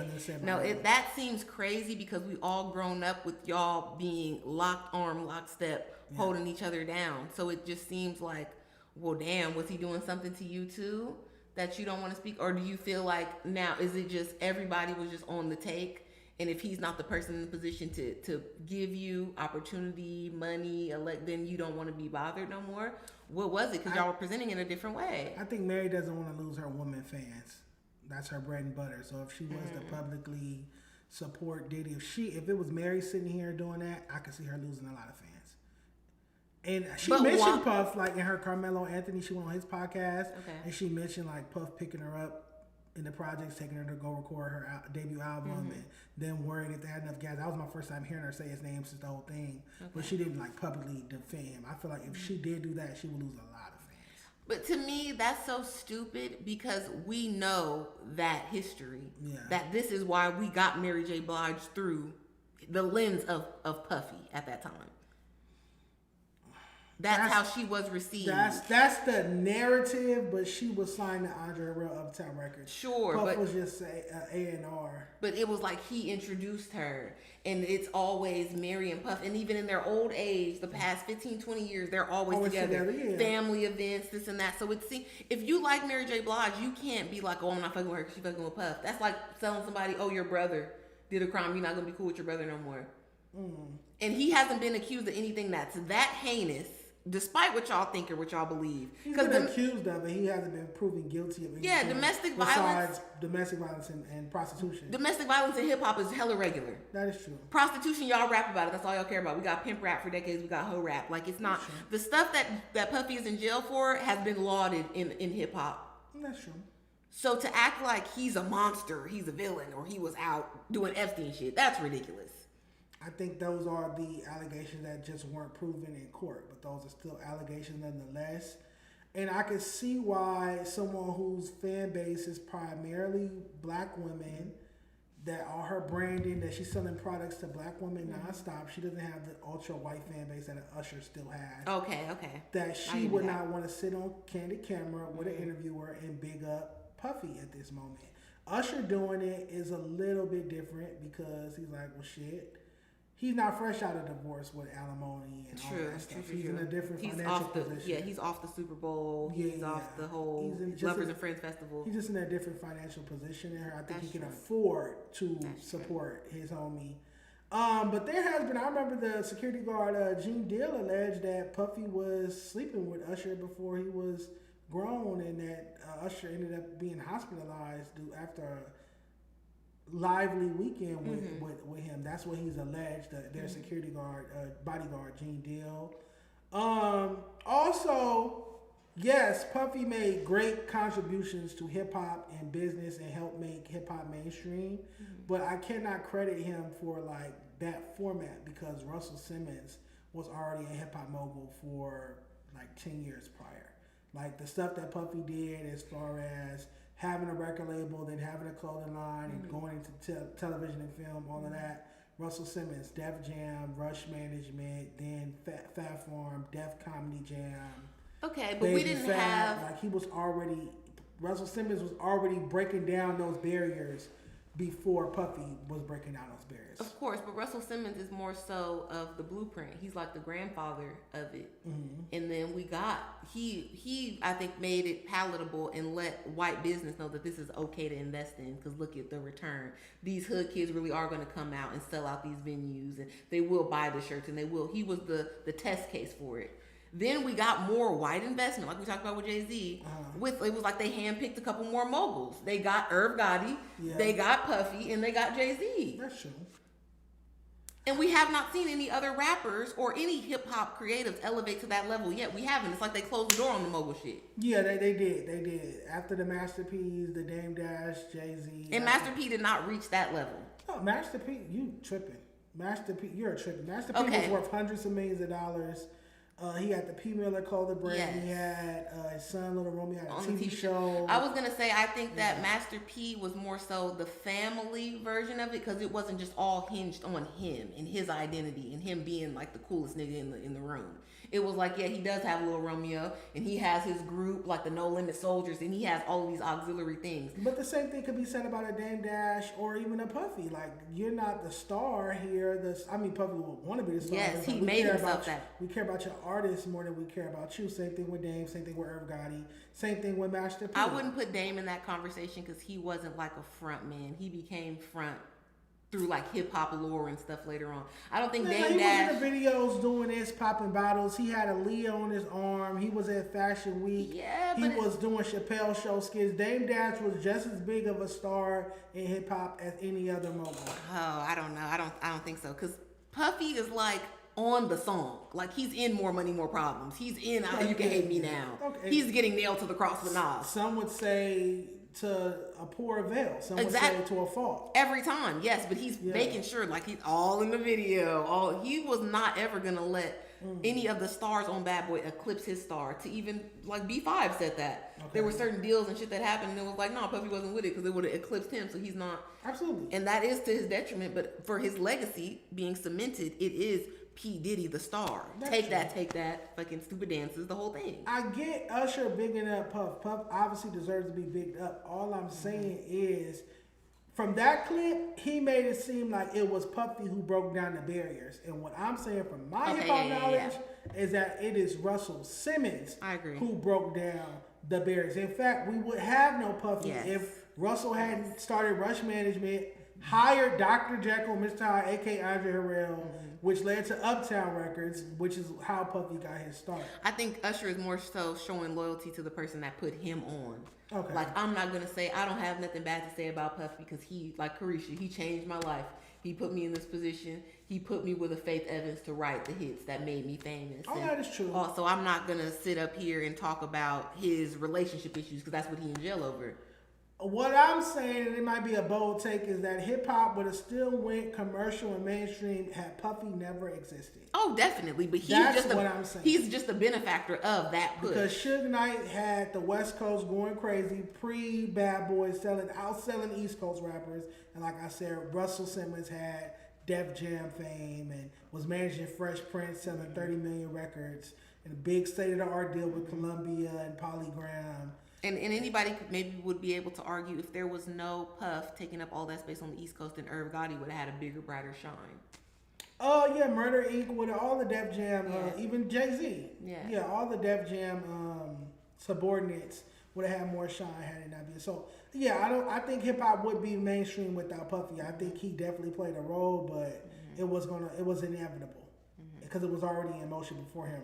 Hip-hop went mainstream and commercial the second Run DMC held up the Adidas in Madison Square Garden in front of 20,000 people and said, "My Adidas." And they got that endorsement, the first non-athletes to have a sneaker endorsement. That's the night hip-hop became a mainstream marketable thing. For my point earlier about being professional middlemen, Puffy is one of the greatest of all time. Yeah. Because he's going to insert himself in some business and make himself the focal point. It doesn't matter. Every time. Even with that Love album. Like, it has some great songs on the Love album, but why the hell is your name on this song? This is Jasmine Sullivan's song. Yeah. Why? Because you're at the end saying some random shit. It does. Like, he brings it all together. He brings it together. All right. What's next? Academics verse, not Deuces, but Desus and Mero. Just Mero. I don't know why I put Desus. Well, because they was a group. They broke up. They're not cool no more. So Mero's on Hot 97 now. He replaced Ebro in the morning. We talked about how I felt that wasn't the best move for them. No. And so he got at Academics. But they look similar, so they just got another light-skinned man. That is a good point. He got at Academics crazy. Let's check it out. There's a lot of sons out there that are not mine. You know what I'm saying? I don't claim you. You're not on my taxes. You're not a dependent, bro. But you depend on me to survive. Because if you don't say my name out your stupid fat mouth, you got no motion. You don't make nothing. You don't do nothing. You don't add nothing. You are net negative to hip-hop culture. You are net negative to society, gang. You know what's the saddest thing in the world? Sitting in your mother's basement, getting drunk off alcohol that she probably bought at Costco and talking crazy about any and anybody who matters more than you. And I know what burns you up inside, champ. I know what that thought in your side ever since I made you cry live on stream years ago, and you can't let it go. What burns you up inside, my brother, is this. You talk about views, you talk about numbers, you talk about all this other type of stuff, data stuff that you analytical bozo nerds love to just throw up in the air whenever people say, that's whack. That's not culturally relevant. Guess what, fam? Everything I've ever done in my entire career has been culturally relevant. You understand what I'm saying? I'm up here high 97 because you know what we do up here? We move culture. We make culture up here. We make culture. We don't just talk about it. Huh? I'm going to pause it here. I forgot to have you read the super chat. Yes, the super chats. We got one from Anita. She said, here's my fine. Take my $5. I appreciate you, Anita. I hope Gianni is having a beautiful day. I hope he's not getting on your nerves. Who's that? Her son. Shout out to Anita and Gianni. Then D Reacts TV. Keep going, Dejon and Tim, and making them big moves. I'm locked in. Thank you, D Reacts. We are the best podcasting duo on the West Coast. Yes. That is a fact. That is a fact, and we will prove that this year. We will prove that. We are the top dog. We are the best. Let me scene this. We'll get right back to this because there's a lot of fallacies in what he said, in my opinion. But right here, what you're looking at, this gorgeous face and this gorgeous face, period. These gorgeous faces are the best. We're the best podcasting duo in LA on the West Coast. We are going to continue to platform ourselves, align ourselves with big brands. We got the Daily Live event coming up, new sponsorships, new deals, It's going up. So we appreciate the super chat, D-Reacts TV, and I will be minding you up soon. And we will be changing when we get money. We will be acting brand new. Brand new. We will be forgetting where we came from. We will be acting different. So I appreciate you guys' help on it. Because they be hating on us. They be trying to say, oh, we can't get 1,000 views, and we just nobodies out here. But yet, we walked in Ethika and got treated like royalty. We got another super chat. Go ahead. Dragon Knight Crib, I was waiting for you, cuz. Okay. Tam, I heard you was looking for me, cuz. Now lady Dragon Knight tripping, cuz. We need to stop this back and forth love quarrel between us, cuz. Shout out to Tam. Shout out to Tam, cuz. Y'all in a love triangle. That's crazy. Tam is gorgeous. Also, somebody in the chat said Fab Five Freddy. Oh my God, he's the most slept on hip hop media person ever. He also helped hip hop go mainstream. He was the original host of Yo MTV Raps. Okay. And he was just one of the first advocates for hip hop, even in the late 70s. He brought hip hop from the Bronx to Uptown and to like other parts of Manhattan. He was the one taking. DJ? He was a DJ. He was an art curator. He was best friends with Blondie. She made that rap record because of him. He's in the video. Okay. So he's a real connector. Yes, and then he became the host of Yo MTV Raps for several years. Came to the Hood interview, NWA in Compton. Nice. And Tupac, and just he's a legend. He's always slept on. Fab Five Freddy, Google him. He is Mount Rushmore of hip hop media. Speaking of hip hop media, so my issues with what Merrill is saying here is if you could you Google Academics net worth and then Google Merrill's net worth? I didn't like the idea that he's saying we make culture here, because it's like, you guys are a radio station. Y'all made culture at Hot 97.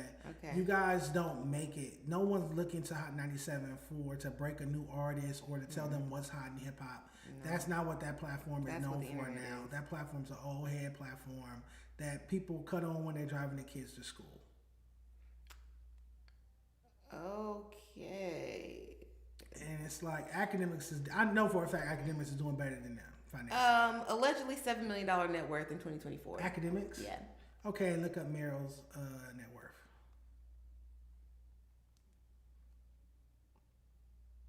Merrill. Oof. They're estimating between 100,000 and 1 million. So yeah, and again, net worth doesn't, like, having money doesn't mean everything. But when you're talking down on someone like this, because you got the new Hot 97 gig a couple weeks ago, I just feel like it's not the flex you think it is. It's like you're working at a stagnant, almost primitive at this point, platform that like the marquee names have left and they got you to take their spot. Yeah, it hasn't been relevant in hip hop in many years. The only relevant piece of content that Hot 97 drops is when people go rap for Funk Flex, and even that hasn't gone viral. But Funk Flex is gone now. No, Funk Flex is still there. Oh, I thought they ended his show. No, he trolled like they was ending his show. They moved his show to a different day. Oh. And time slot. Come on now. So yeah, and even then, when's the last time you seen like a viral Funk Flex freestyle? Like it's been some years as well. So Hot 97 is primitive. You guys aren't moving culture. You don't shape the culture.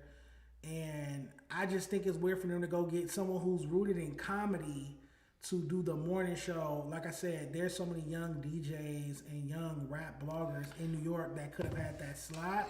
To go get someone rooted whose background is mainly in like podcasting and comedy to fill that slot, I don't like that. Okay, you know what I think it is? And this is a problem across all of the entertainment industry and all of the jobs. There was recently a very popular red carpet correspondent that said she doesn't want to see influencers on the red carpet anymore because the interviews are always terrible. The influencers make it about themselves all night. They're asking stupid questions and it doesn't really go anywhere. But the companies are seeking these people out because they have a following. And they're assuming that because you have 1 million followers on Instagram or YouTube or whatever it is that you do, like if you are known like Meryl for long form content, oh, you can come over here and it'll be transferable. No, it's not.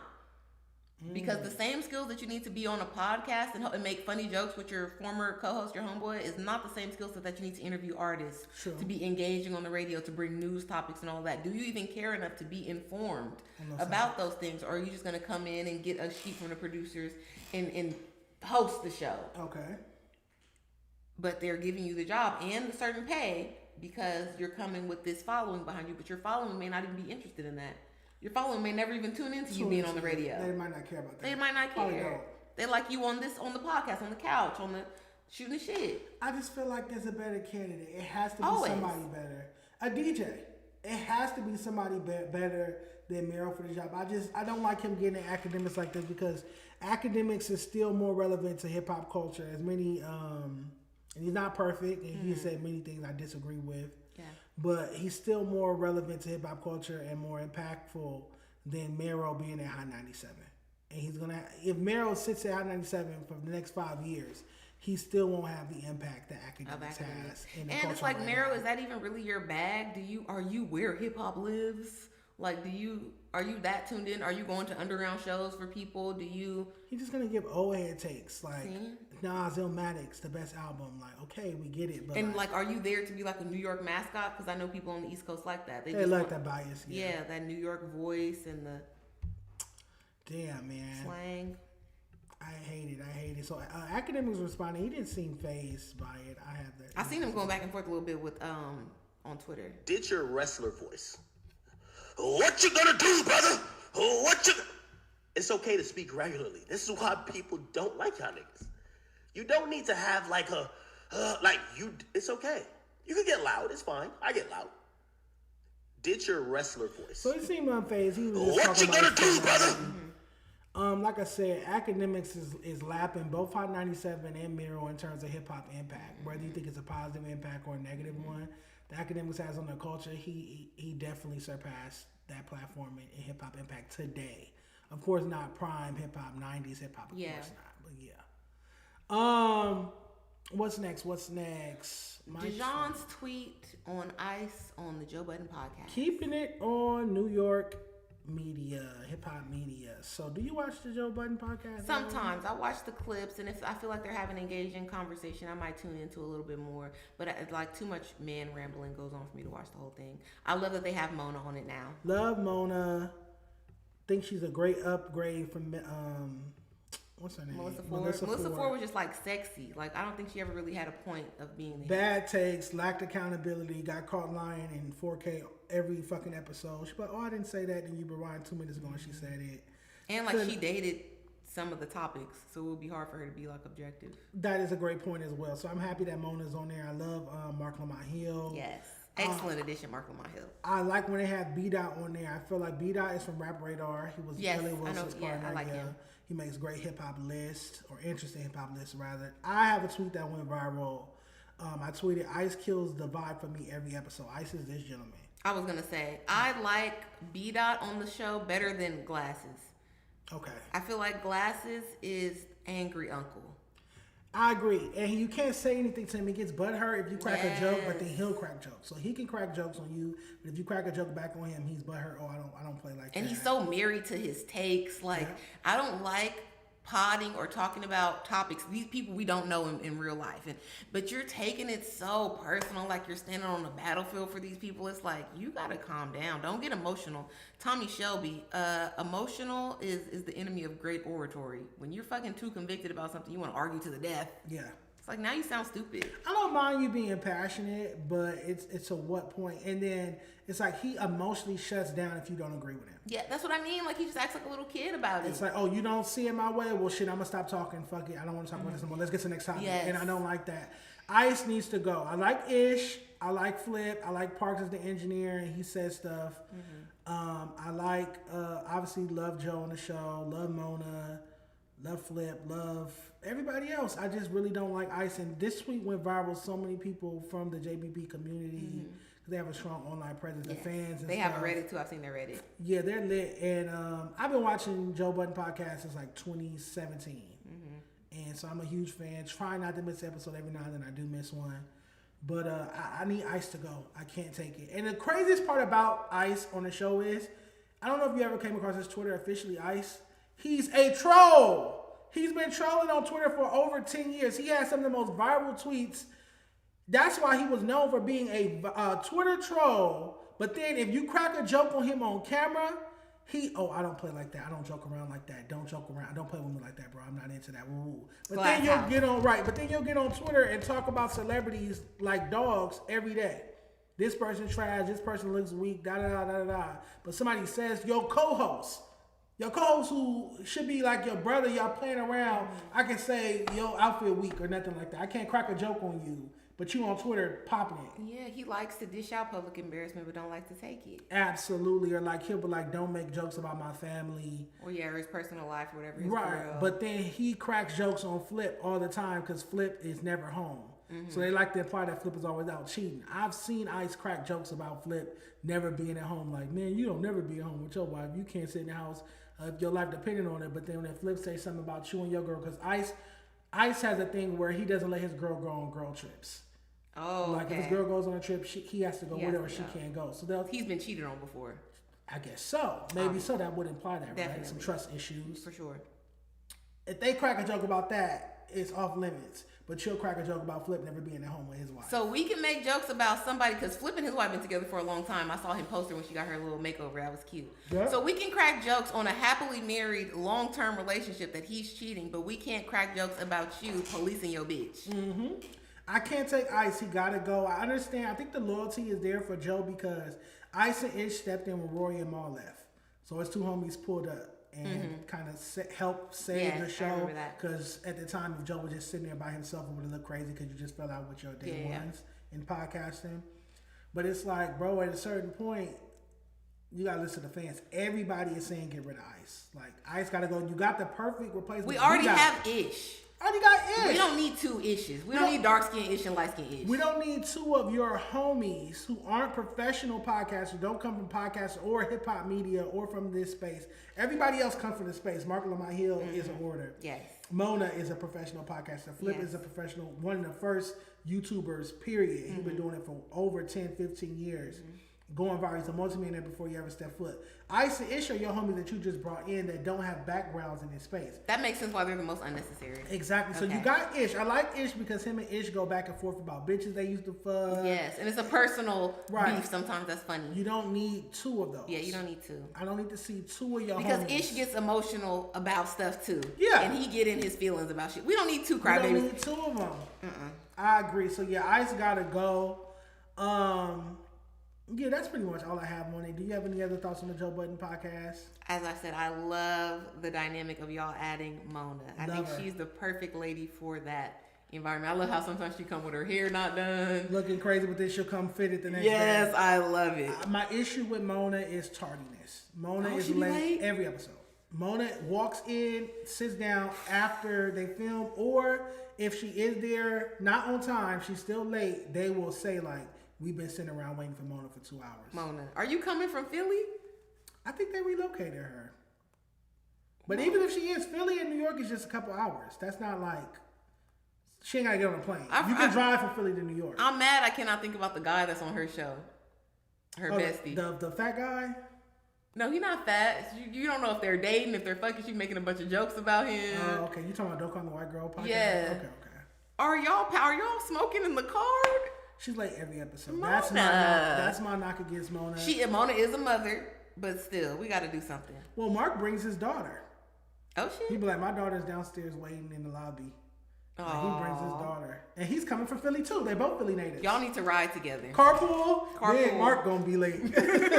I'm waiting for Mona. She gonna be like, it was a homeless man outside. Mona be on her lunch shit. I think, and then also it's like, they joke about it, but they can't, like, penalize her because she's a woman. I feel like if it was a guy that was holding up the show that much, it would be a problem. Oh, yeah. Because she's the only girl. It's like, you got to give, like, and I've dealt with this myself with co-hosts.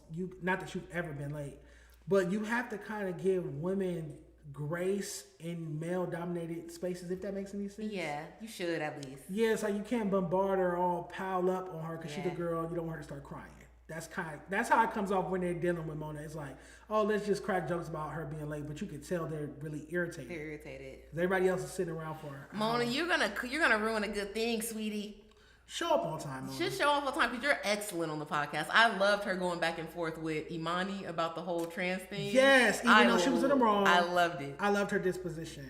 I love the disposition. How did you feel about that argument? Because he's saying EJ is wrong for saying that straight men are attracted to him because clearly they're not straight. He's thinking logically, but she's like, who are you to tell somebody what's straight, what's not, who's a woman, who's a man, da-da-da-da-da. Because she said if one of her sons was trans, she'd go out and get him the best wig, the best heels. So If you're my son and you want to be a lady, you're gonna have to do that outside the house. I love you so much, but you're gonna have to do it on your own, babe. Like I wouldn't help my daughter be a hoe, so now I'm about to help you fucking dress ratchet. Figure that shit out on your own. And like my cousin said, none of you niggas that be trans want to be Yolanda Adams. Y'all all want to be Nicki Minaj. It's always a certain aesthetic cut. I'm not helping you do that. Okay. But insight. I do feel like it's kind of both ways with the argument. And that's why I appreciated Joe's moderation in that conversation, because it's like, yeah, who are you to tell somebody, consenting adults, what they want to call themselves or how they identify and who they want to fuck? Like, it's not your business. Then why are you getting so out of your body about it? We all know that obviously if a man is straight, 100% straight, heterosexual, he's not even looking EJ Johnson's direction. He's bigger than him. That's true. That's obvious. But he's saying he does not attract traditionally gay men. He is just so mind gone and just in his they them world that he doesn't recognize it like that. So you don't attract the saucy Santana. You don't attract what is another gay man that's publicly gay but that is not very flamboyant? Trade. Frank Ocean? Yeah, you don't attract the Frank Ocean. You don't attract the Coleman Domingo because you're out here fucking looking like a Huda from Good Morning America. Like, them niggas is not gonna get at you like that. But you are attracting the bro for bro type men that are like, oh, I know he's a dude, but look at him trying to dress like a girl. I might be into that. The freaky niggas, that's what you're attracting. But you can't say that you only attract freaks because that'll dampen your self-esteem and make you feel bad about yourself.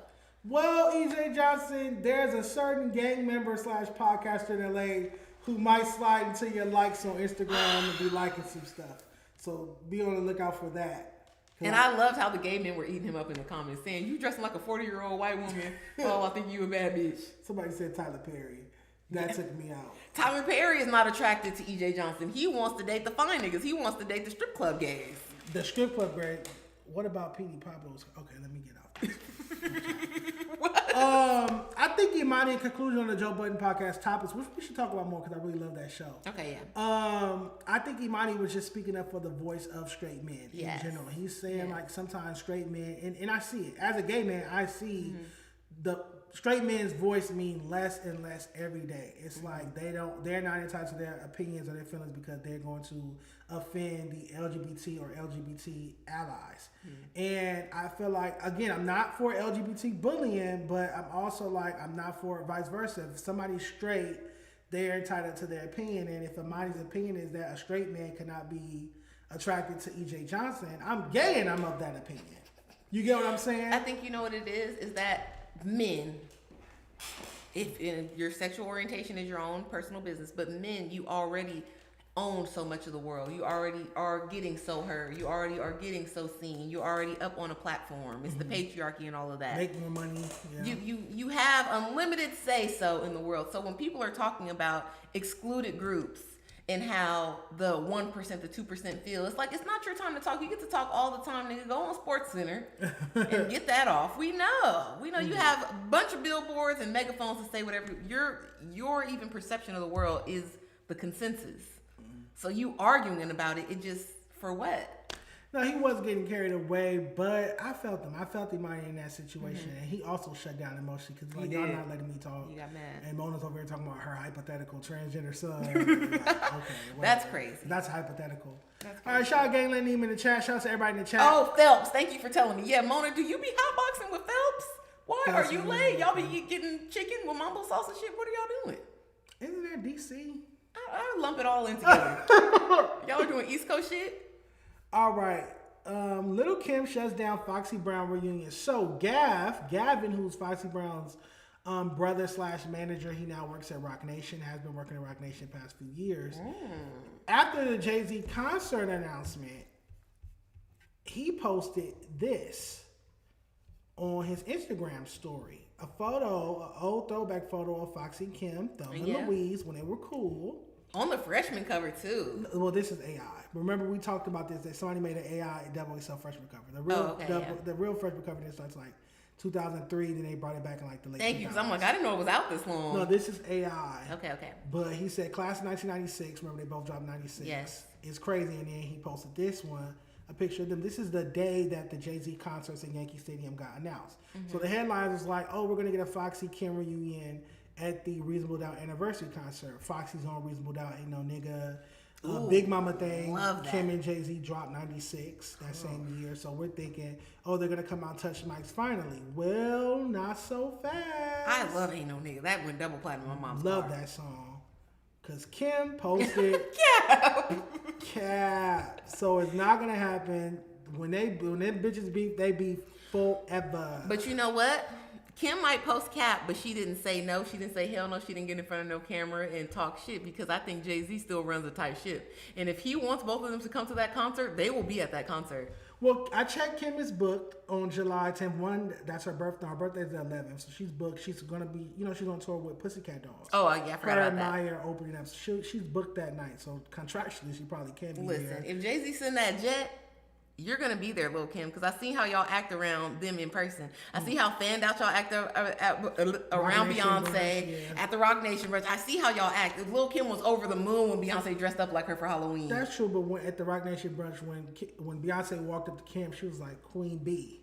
She bowed to Kim. Of course, like, because she's respectful, and she is the originator of that name. Yeah. But still, I watch how you ladies act. When Jay-Z came back out and Beyonce embraced Foxy Brown, she was posting about it. True, I got flowers, and this. So listen, when them people call you gonna get on that plane. Don't act like that. How do you feel about Kim not being down to squash this beef after 30 years? Before I tell you why it started. Okay, I think Lil' Kim has been like perpetually hurt and done wrong by everybody, even like people close to her. So I think that she just has like a wall up, and if you said something about her, if you disrespected her at a certain time, she's like, now, like she wants to hold a grudge. She's very grudgeful. She's a Cancer. I think business-wise, it would be so smart for her to work with Foxy, tour, do a song, do a verses. Yeah, Monica and Brandy. Monica and Brandy would be a great example of that. They actually fought.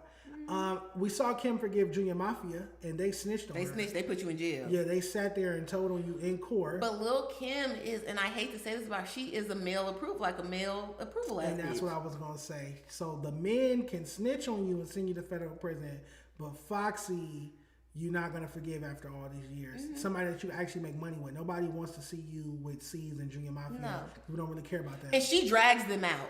Yeah, she brings them out. And it's not necessary. It doesn't yield. Versus if you and Foxy would have touched mics, it would shake up female rap, and you guys would make a lot of money. So I feel like this Cap thing was bad business from her. I feel like it's time. It's been long enough. Mm-hmm. Yes, the shootout is what eventually led to you going to federal prison. At the same time, so I get that, but it's like also a lot of people don't know Foxy slept with Kim's baby daddy Papers. But Foxy slept with him first because he did an interview on Sway in the morning, and he said that he was sleeping with Foxy since he was 17 years old. That's what he said. Not a child molester. So, but Kim has a history of sleeping with Foxy's exes. World, the guy who broke her face, who's in jail for life, that was Foxy's man first. Mano, that was Foxy's man first. So Kim has a pattern of sleeping with Foxy's. Well, Foxy's with the hot hood niggas, and that's Kim's type too. Yeah, they're both from the same neighborhood, I guess. But I mean, this is project drama. That's what it is. So this is how the beef started between Foxy and Kim. The beef originated the day that Junior Mafia got their record deal. Craig Kalman, who's been until recently was the chairman of Atlantic Records. Okay. He goes down to the studio, signs Junior Mafia. You hear a loud commotion outside. It's a young lady screaming, "How that bitch gonna get a deal before me? I was supposed to be in Junior Mafia." Woo, woo, woo. Big the manager of the group, ended up pulling out his AK-47. Foxy and all her drug dealer brothers outside. It's damn near finna be a shootout because Foxy's upset that Kim is in Junior Mafia and getting a record deal before she got signed her deal with Def Jam. Mm-hmm. Kim forgave her because they did the Source magazine cover together and they did the Total No One Else remix together. 1997. Shaka Don is, let me Google Shaka Don. Shaka Don is a New York legend. She was one of the most famous female drug dealers. But you can see her in a lot of like Mary J. Blige videos. She was at Mary's wedding. She is, once I show you her, you're going to be like, okay, I've seen her. Shaka Don. Okay, yes, I've seen this lady. Huge drug dealer in the 90s. So she used to be in a lot of Mary videos, Kim videos, XYZ. She's on the phone with Shaka Don. Shaka's like, Foxy's been talking shit about you. Foxy's been telling me all your business. Kim's like, no, that's my little sister. I don't believe it. There's a whole article about this in the Source magazine. And Don Poole, who owns Brooklyn Chop House, who used to manage Foxy, just did an interview with Flip from Joe Budden. And he verified this same story, because until then it's been a legend. Anywho, they're on the phone. She's like, Foxy been talking shit about you. Kim's like, no, that's my little sister. She wouldn't do that. And she's like, watch this. Go on mute. Like back in the day. So Kim mutes her phone. Shaka, messy ass, calls Foxy, have a conversation, and Foxy just ragging Kim out on the phone. Afterwards, Kim calls Shaka down and says, tell that bitch never call me again. She's dead to me.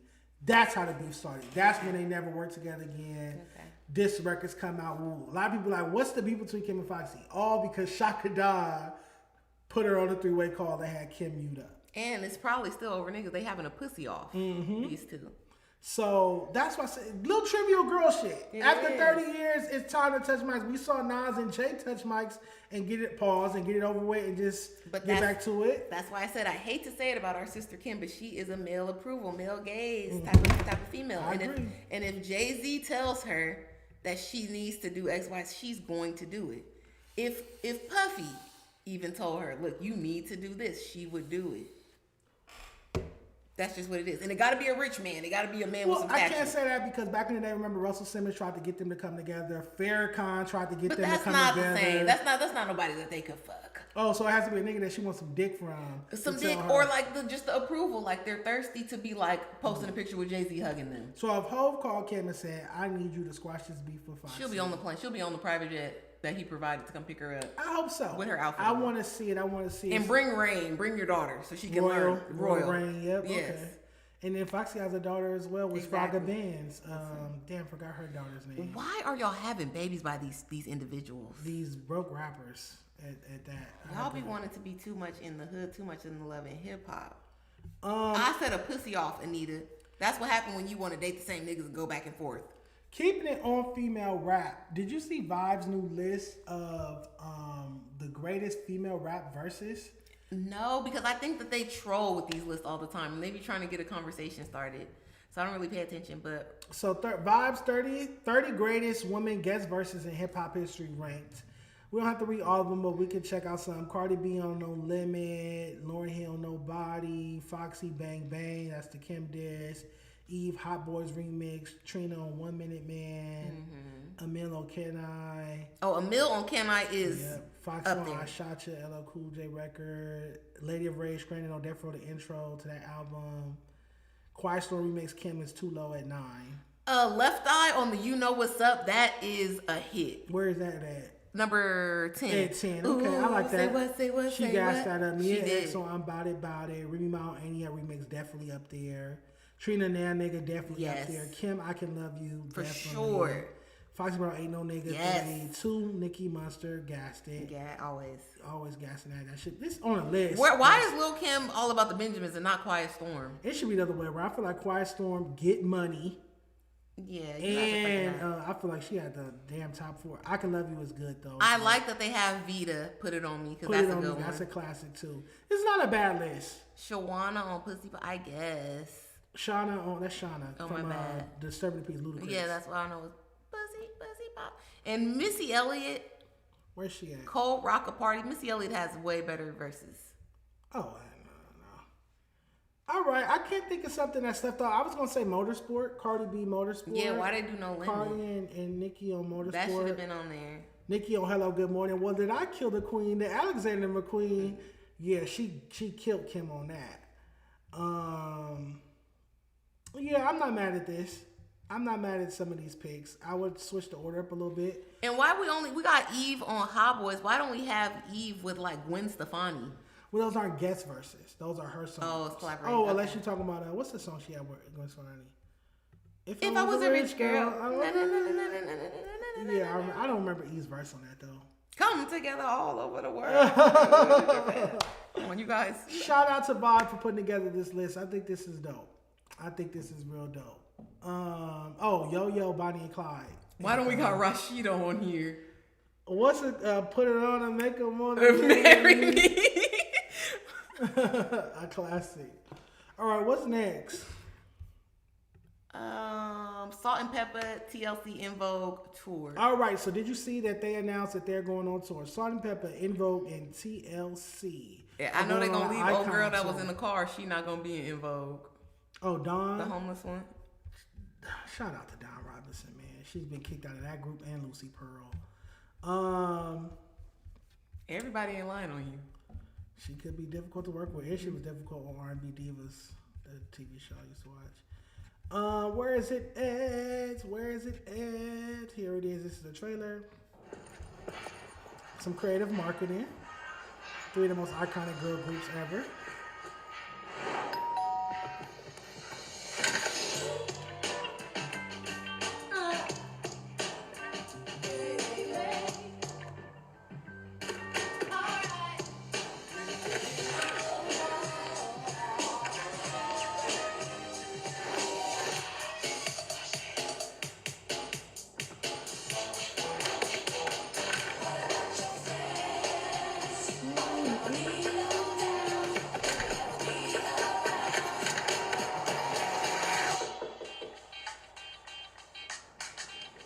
And they're been Did you hear that? divas, so.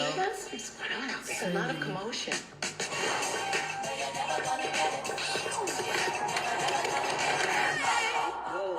Oh my goodness. Did you guys hear that?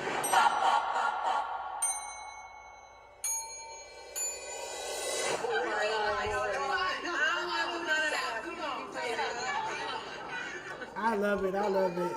I love the unity, the sisterhood. Shout out to Salt and Pepper for keeping the original team locked in. Even though they be shading Spinderella a lot. They be shading her, acting like she's not a part of the group, but now they finally got their act together. Because the same way they treat Spinderella, that's how the music business treated y'all. But hurt people hurt people. Yes. I'm happy to see these beautiful black queens. I would love to go check this out.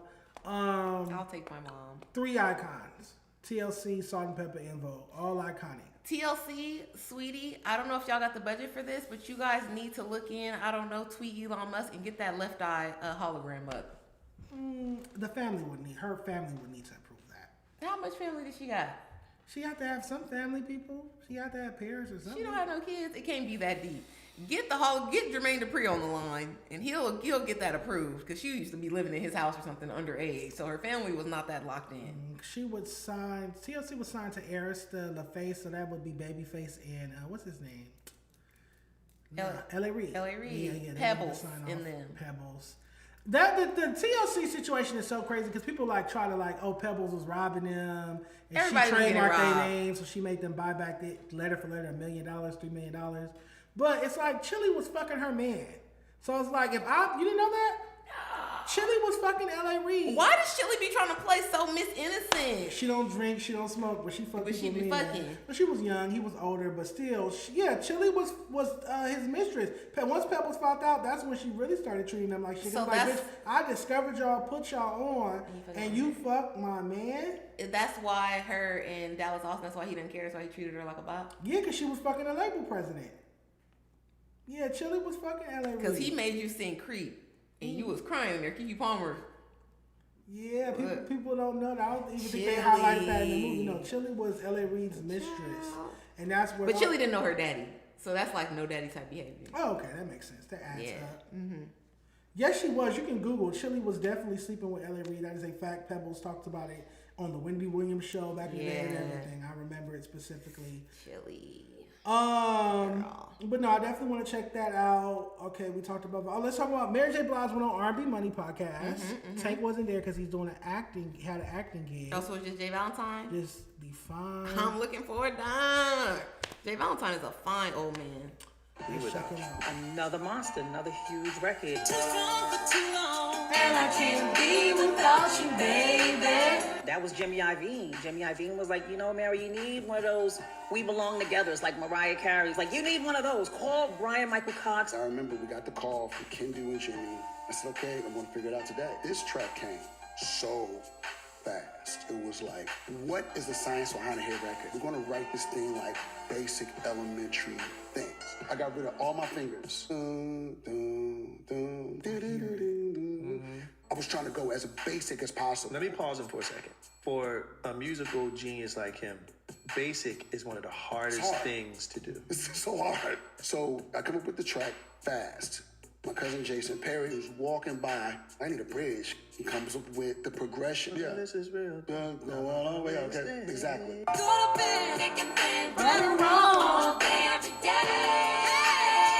Shoot!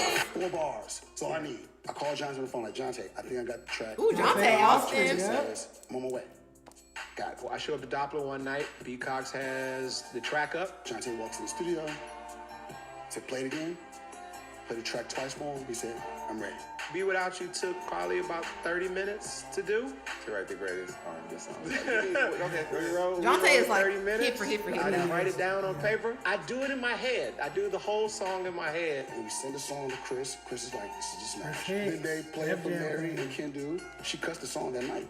From what I had heard, Jimmy Iovine wasn't quite sold on it. Jimmy, who admittedly is like, I'm not really a huge R&B fan, so I don't know how to gauge this. And Ron Fair heard it and was like, if y'all don't put this out, y'all are crazy. Ron Fair hears the song, is like, I can help it get to the finish line for you, Jimmy, right? He took my strings, embellished a string arrangement. And Ron Fair and them damn strings. Listen, yo, Ron Fair. And them damn strings. Amazing, though. Yeah. Took her vocal, really got it all the way right. That's what makes it a bigger song. He turned it to new technology at the time. Without You sound like you could swim in it. He brings it up. We change the bridge. We give it a little more of a hump. Ron's brilliant. Chris called me, was like, look, man, it's going to be the first single. Your publishing you're gonna make on this record is gonna be ridiculous. Like that's how the breakthrough album came together. But yeah, it was originally supposed to be for a greatest hits album. It's about to put Be Without You as a Target, the Walmart exclusive. Yeah. Reflection. Shit. That belt. And having Terrence Howard in the video. So that song spent 15 weeks at number 1. I remember was a goddamn hit. That ran 106 in Park. Yes, that was the most successful R&B song at the time, of all time at that time. 15 weeks at number 1. Won 3 Grammys. Her album sold 726,000 copies first week. How do you feel about it being inspired by We Belong Together by Mariah Carey? That makes so much sense. And I feel like I would make the perfect label executive because everything I heard there, that's why R&B Money is one of my favorite podcasts. Yeah. It's like that's how my mind works about things. You don't have to reinvent the wheel. Mm-hmm. It's putting your style on a certain thing, your voice. Yeah. So hits are hits because of the reason they're universal. Mm-hmm. So I want a We Belong Together. I want a Single Ladies. I want a Until the End of Time, Justin Timberlake. I want a fucking Whitney Houston, I Will Always Love You. Let's make something in that vein. That's something to the standard. Yeah, we're not copying it. But let's make something. And then I know artists are sensitive, so I say, okay, something that could go on the playlist with these hit songs. Mm. But niggas be so married to their ideas and their idea of a sound. Well, I don't like this or that. Look, it's not about what you like. It's for the world. I think it's about going in either polar, North Pole and South Pole. You have to do one or the other. You have to go do something that's proven already. It has a proven format. Mm-hmm. Or you have to go do something that's so unorthodox out of this world. Yeah, it never happened. And that's a risk. Yes. And maybe 1 in a million chance you might hit gold and now you're the inventor of something new. So don't be afraid to take risks and experiment and try something new, but also don't be afraid to go get something that is formulaic hits. It's called a standard for a reason. And Be Without You sounds like a standard record. There's another clip I want to react to from Mary. And to me, Mariah Carey is one of the best artists at that. Yes, she has her formats. Because she could come out every couple years with everybody is living it up. We in the car. It's like that. That's a classic. All the time she's coming out with shit. Now this one's a little bit more messy. Let's check it out. And you may have heard this before, but I ain't saying no names. But you ain't saying no names. I just met this person, and I was so excited to meet them. And this is when, back then, when your roots was dark and your hair was blonde, but people didn't know what it was, but we knew what it was. Okay. So this person goes, you really should dye your hair, your roots the same color as your hair, and you need to learn how to sing on key. Mm. I ain't saying no names, but I was like, okay, let me go and see if I'm singing flat or whatever that means. Right. So, but I ain't saying no names. I was like, that was fucked up because I was excited to meet this person, and I mean like gung ho. Somebody that you really looked up to. Someone that I absolutely I would love like so Aretha much. Franklin or somebody. And yeah, that's tough. And that's what they said to me. Like, it was my first time, and Both they was Aries. like froze me like that. Mm-hmm. And I thought it was gonna be like, hello, and you need to. It was very petty, and you need to sing on key. I was like, yeah. I was crushed. But that's why you speak about being humble and treating people a certain way. Yeah, I try to treat people kind, but if you do some funny, stupid shit, I might say some. It's not gonna feel good. Yeah, but the people do stupid stuff. They say stupid stuff. So I think it's Shaka Khan. Okay. The reason I think it's Shaka Khan is, well, it could be Aretha, but she already told her story. She went on Watch What Happens Live with Andy, and she told her story recently about meeting Aretha Franklin and Aretha calling her choppy because of choppy vocals. Yeah. And being mean to her. And she said Aretha was mean to her until her mother arrived, Cora Blige. Okay. Then once her mom arrived, she was like, that's my baby, right? Mm-hmm. And Aretha was like, you want a beer? And then they drank a beer together. And then she said she started being nice to her. Yeah. And she let her cut the AC off because Aretha have a thing. The studio, whatever room she in, AC got to be on full blast. She's a big lady. Right. So, yeah, there's that. But I think that's why Shaka Khan. Also, I just sent myself an interview Shaka Khan did because they both Sweet Thing.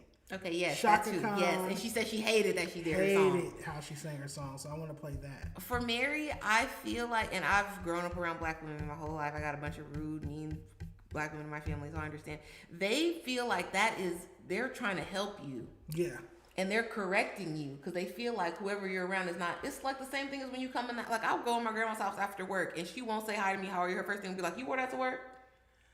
Okay, yeah, they are blunt, but I think the thing is if you're just not meeting me, a hello would suffice. Sure, but before you get to they're already dial ladies, your though, rules, so they or love that. Or I need to sing better, you could greet me as a human. Hi, hello, how are you? I'm sorry, these ladies is divas for a reason. They're above that kind of shit. They're I just hate that it's Aries getting caught in this type of nastiness. But yeah, it's unsurprising. Aretha's birthday was yesterday, and Shaka's birthday was like the day before that. Let's check out what Shaka had to say about Mary in this interview from a couple of years ago.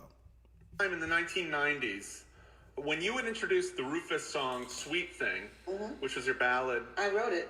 You would call it the song Mary J. Blige f***ed up. Is that true? Well, I didn't say that out in public. I might have said it to her. Okay, but so you did believe. But I told Mary J. Blige she fucked it up. How'd she f*** it up? Number one, her vocals were flat. And I asked her, I said, what time of day was it? A night. What were you doing when you decided to cover Sweet Thing? Where were you at when you covered it? Oh, girl, I've been up all late and I was at 8 o'clock in the morning, girl. I said, girl, you don't sing nothing at 8 o'clock in the morning.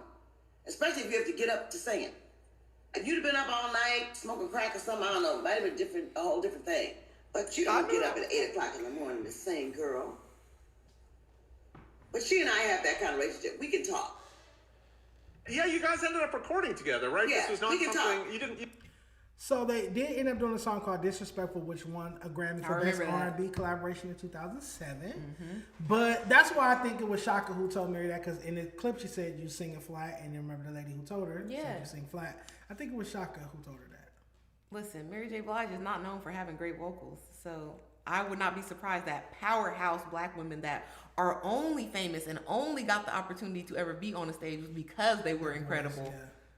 Would shade you a little bit, because you're more so famous off your style and your story. What I think I'm going to do next week, because you have this running narrative that Mary could never sing, I think I'm going to bring some of Mary's greatest live performances next week and play them for you. Okay. Because to me, Mary has this keen ability, and I remember Andre Harrell said this, which is why he signed her after going to Slowbomb Projects and hearing her sing in her mother's living room. She has this keen gift where she could sing the wrong note, but she could still turn it and make it feel right because she's putting her emotion over it. And I would compare that to Billie Holiday. Yes. Billie Holiday wasn't the best vocalist, but she still always ranked on the greatest singers list because there's something about your voice. Like raw and feeling. I believe you. Yes. You live this. You're not just singing some fluff. I believe everything you're singing. It's a conviction. Yes. and a pain in her voice. I compare Mary to Billie Holiday musically a lot because I hear it in the voice. Now, has Mary's vocals waned over the years? Yes, but I'm going to pull up some performances from her breakthrough era. Okay. Love and Life. From 2003 to 2008, Mary had great vocals, and I want to say from 92 to 97, Mary had great vocals live.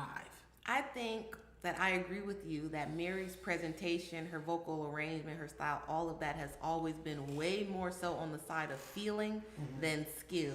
Than technique. Than emotion. And that's why she connects to so many people. And women that are her fans go to tour after tour after tour and they pay for the whole package, the meet and greet, everything. I know a bunch of diehard Mary J. Blige fans. And in that comparison, I would say Whitney Houston, who I feel like is one of our greatest singers of all time or of my time period. A lot of her songs are not believable. It's just her singing a pretty song. You know, it don't got shit to do with Whitney Houston. Her songs were impressive because they were vocally ambitious. Like the notes and the arrangement. It's like, damn, nobody else can sing that. But I don't think that that's happening to Whitney Houston. I don't feel like she's going through that. Her breakthrough as far as showing emotion was like, that's not right, but it's okay. It's not right, it's okay. Yeah, that's that was when it's like, oh, we believe you, we can feel this. But everything else was just pretty ballads that anyone could have sung. Maybe not as beautifully as her. But Mary J. Blige, just like, those are her songs. I could not imagine anybody doing Mary J. Blige's songs. Like Everything, I'm Going Down, I Can Love You. That was a cover, but I feel you. I don't want to hear nobody else doing those songs. All 32 mentioned, remember when Mary J. Blige was on the Jamie Foxx show? And I do remember that episode and the singing like that she did when she sang Share My World with Jamie. Like just her tonality there is beautiful. Yeah. Like Mary had a God-given voice. She ruined it with drugs and cigarettes. And then when she got sober in the mid-2000s, it came back. Her voice came back to her. Like, so that's gonna be one topic next week. I'm gonna pull up Mary's greatest live performances. We're gonna kill the narrative that she could never sing. Okay. She can't sing now. When I was seeing her live, I was there for the boots and for the nostalgia. All right, this is something else I wanted to talk to you about. Lisa Ray's fashion takeover. This had the internet on fire. Frenzy. Sorry guys, gonna get a little gay. But Lisa Ray, who I've met before, I went out to eat in Malibu at the farm. Okay, Malibu Farm. And this is like 2018, 2019.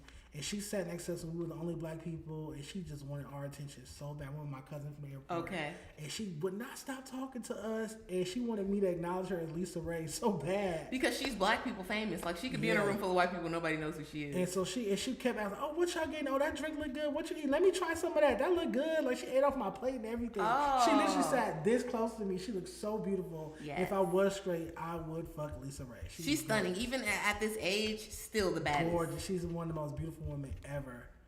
Here we go. Lisa Ray's closet. This is the main closet. This is the first closet. This is considered her side of the closet, where I have, my shoes and my hats. I try to have it organized by short camisoles and tank tops and blouses and shirts, and then long hang. Then I have all my pants over here. What you see that have a little color, I've been trying my damnedest to get around to it. This is the main closet. This is the first closet. This is she's been stuck on this wearing all white thing pretty much her whole career, unless she's obviously in a movie role or something. No, she started it around that First Lady time. Okay. So before that, she used to just dress cute and fashionable. And then when she was in her First Lady era, I think she told a story about how she was like on a flight and they lost her luggage or something like that. Mm-hmm. And this is all she had, and she didn't really have makeup. And then she just pulls up in all white, and it looks so fresh and so clean. And she liked the photographs, and she's like, I like this to make it her thing. And then she became the First Lady of Turks and Caicos, and that was like her regal regalia. And now she just having style because she's known for it. Now it's her signature. I remember her annual all-white Labor Day parties. Growing up, seeing all the celebrities out there in the Hamptons with her wearing all white. Okay. Mm-hmm. I loved it. I loved that about it. It was very Hollywood royalty. Mm-hmm. I also just sent over the video of the actual makeover she got. And you don't like it, but I like it. Hated it. So we're going to get Tam's opinion on these looks. I hated it. I like that she's trying to branch out and she realized that she's stagnant. Closet, I put together 11 looks using pieces that you already own, and I'm quite sure that you've never worn any of these pieces together. Like, look how good she looks in the house. I am ready to get into it. Let's do it. Love it. Oh yeah, I never would have put this together. I do like this. Perfect. And I can wear the hell out of this. I know that's right. That's what we need. And it's still sexy. Pop your leg out for some pictures. You don't have that on luncheon? Oh yeah, give it that blazer? Mm-hmm. That shouldn't exist. This is still going out, still being cute with a little heel on there. Cute. That's just regular. Got your popper turquoise. The butt looks nice. Glasses is great. Are these mine? Yes, ma'am. Oh, okay. I like this. This is still clean. Still got your pop too with your silver on the blazer, you know, also your silver shoes. Yep. Oh, my waist looks small. And I got it. See, the skirt, you pulled it up to waist, high-waisted now. I love it. You're staying right in the pocket of where I feel comfortable. But she doesn't like her arms. But also stretch you at the same time because you haven't put together before. I like it. It's simple, but it's still cute. Well, how about if we change the shoe? Let's do it. We got a white pop right here. And you still can't see the shoe, but this shoe is comfortable. Yes, but you see that peep toe. That's what we need, that little pointed toe coming through. Ooh, I like this. Nice. Like, I like this a whole damn lot. What can I go? Somewhere private. We love that. Not just a private island, but a private plane. Paint the picture for the people. The idea is to turn the shirt around so the shirt is on backwards so that we can have this dramatic moment at the back as we have the train with your dress too. Love it. Doggone it, you gonna make me wear my arms out, ain't you? I'm gonna have to wear this. I'm wearing this outfit. Oh, you paired the tie up with this so nicely. And notice how it doesn't have a collar, because I don't want you to feel limited with wearing that with the collar. I'm wearing my arms out. Look at that. We got over insecurity just that fast with a good fit. Look at that. I feel like the belle of the ball. You know, I love me some pockets, but I've always paired this skirt with something to show the waistband. And we created you another waist. So like you mentioned, this skirt has a nice waistband already. Since we're hiding that, we're creating another one with the belt. I like this too. Doggone it, you gonna put me in some color too, ain't you? I think the blouse is what helps everything work together. Miami because vibes. it has the different shades of brown and white in the blouse, so it helps the blazer and pants Guest speaker. you know, seamlessly. Yes, okay. A panel for sure. It's a winner. Oh, I like this. This is nice. I like that you have taken my belt, cinched my waist, and shown me what to put it with. I like even this. The scarf here that goes with it. To the back. Yes. Voila. Voila. Just like Wonder Woman. Ooh, nice. This was cute. I'm with this. Very simple, but yet elegant. around. I can wear this to a party and I can wear this to a see the yams. I put together 11 looks using pieces that you already own, and I'm quite sure that you've never worn any of these pieces together. You ready to get into it? So you weren't feeling most of them. I like all of them except for maybe one. If we're going to give you a report card grade, I'm giving that a strong D. Because out of those 11 looks, it's only like 2 or 3 that's palatable. Damn. Then putting them first, you already doing white on white. So that's a lot. You're already limiting yourself. But then we're going to do a blazer on top of a dress, a long dress, and all. It's giving Mormon chic. It's not avant-garde? It's not avant-garde because there's nothing like standing out about it. She had no structural pieces. She had appliques on a blazer. She had a white blazer that had some black lace patches that you could get from downtown LA. It wasn't giving W magazine? It wasn't. The simple looks were the best. That pant with that nice silk top was beautiful. The white to the side drape, beautiful. But Lisa Ray, I feel like too many of her clothes are like very flowy, and she's in a stage now where she wants to accentuate her body because she may not be as fit. Lisa Ray was a bad bitch. Yeah. So she never had to worry about her shape or nothing in the dress. Yeah. But now that she's a little older, maybe the arms are a little bit out of shape and maybe she's not feeling her skinniest. You know, we're all going through it. We're all drinking the green juice. But you gotta like buy some clothes that naturally like get some Sergio Hudson, like some good suiting, some nice pants, like some, so you don't have to worry about that. And then your arms, like Lisa Ray, you're one of the baddest bitches alive. Stop with the arms. Get surgery or something. Arm fat. Yeah. Gangland wasn't feeling the outfits, y'all. I was feeling all of them except for the sleeveless one. Oh, the sleeve with the tie? Yeah, that was Flintstone-y. I liked it, but what do I know? I'm a guy. I don't know. I liked it, though. But she was telling me off camera, like, she's been shitting on those looks for a minute. I'm sorry. And I just love Lisa Ray too much to see her go out like that. I like your fashion reviews, though. Disagree with your takes here, but I like your perspective a lot. They said Tam's in her bag right now. Okay. Time to Time TV. Yes, we do the fashion reviews. I would love to see Lisa Ray styled by Law Roach. I would pay good money to see that. Yeah, that would be dope. That'd be dope. All right, tweet of the week. Bum, bum, bum. As we're winding down. What you got? Because you be on Twitter. Twitter's my favorite app. Yes, our favorite app. So, tweet of the week today. Palm trees in the chat, man. Burgers in the chat, man. Like this video, sub up, all that good stuff. It's from Millie from Cuzzo. She tweeted. So someone tweeted, Jamila tweeted, I like the idea of a co-ed baby shower. And she said, wait, y'all be having baby showers with just bitches? How the homegirl supposed to find new niggas? What's your take on the Cuzzo's front woman looking for the niggas at the baby showers? Makes sense. Okay, she's young, so it makes more sense.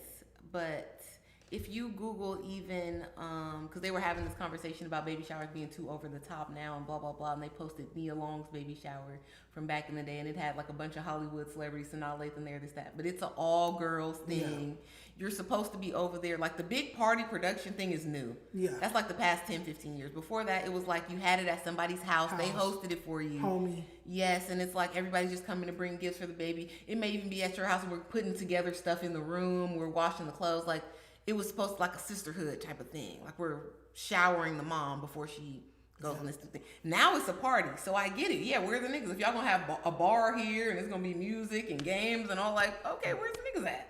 Because I don't just want to, she's pregnant. So let's just turn down. What are the single girls here for? You can't meet a nice dude at a baby shower. I have not met a man at a baby shower, but...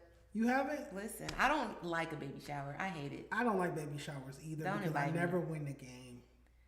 I never win the game. I don't like the little meatball shit that they do.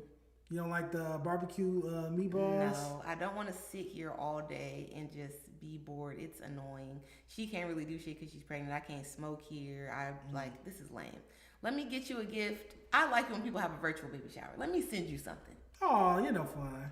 And I'll pull up. Let me meet the baby too, because I already know you, bitch. Okay, you're pregnant. I seen you pregnant last week. You're the homie. Invite us to do a sip and see. A sip and see, you Phaedra. Yeah. But so in my friend group, I am the baby shower thrower. Okay. I am the Dejon's gonna decorate the baby shower. Dejon's gonna do the balloon art. Dejon is going to get the cake. Dejon's gonna come over hours ahead and set everything up. I'm that gay friend. Okay.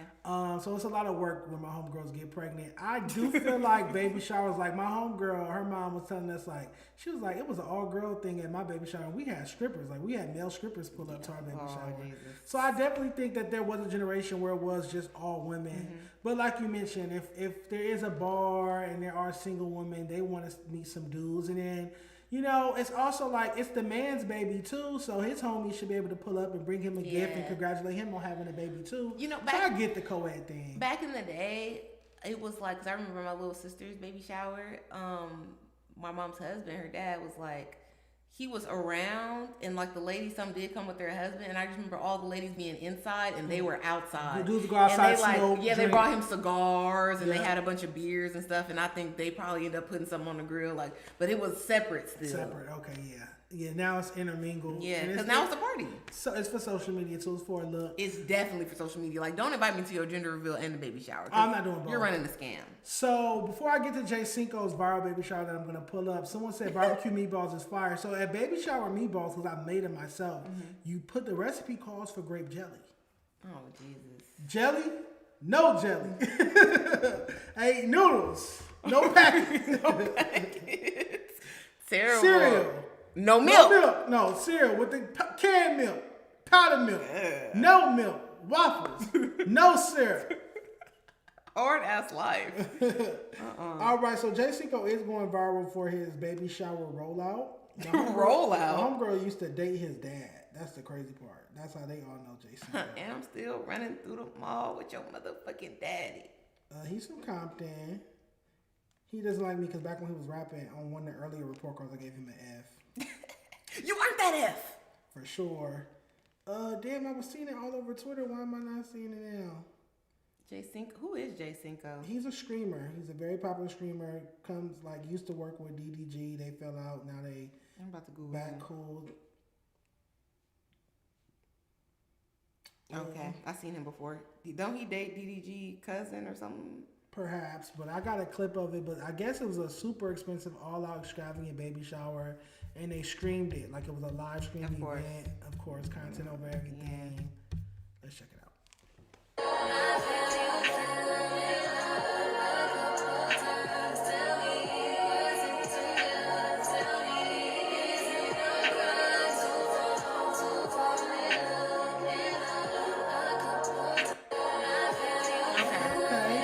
how do you feel about them streaming their baby shower? People, there being a chat and mods at your baby shower. That's what the daddy does. That's his like business, so that makes sense.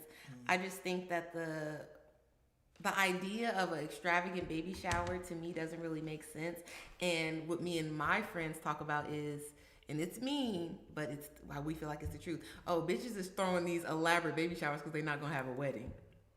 Oh, that's a mean but honest take.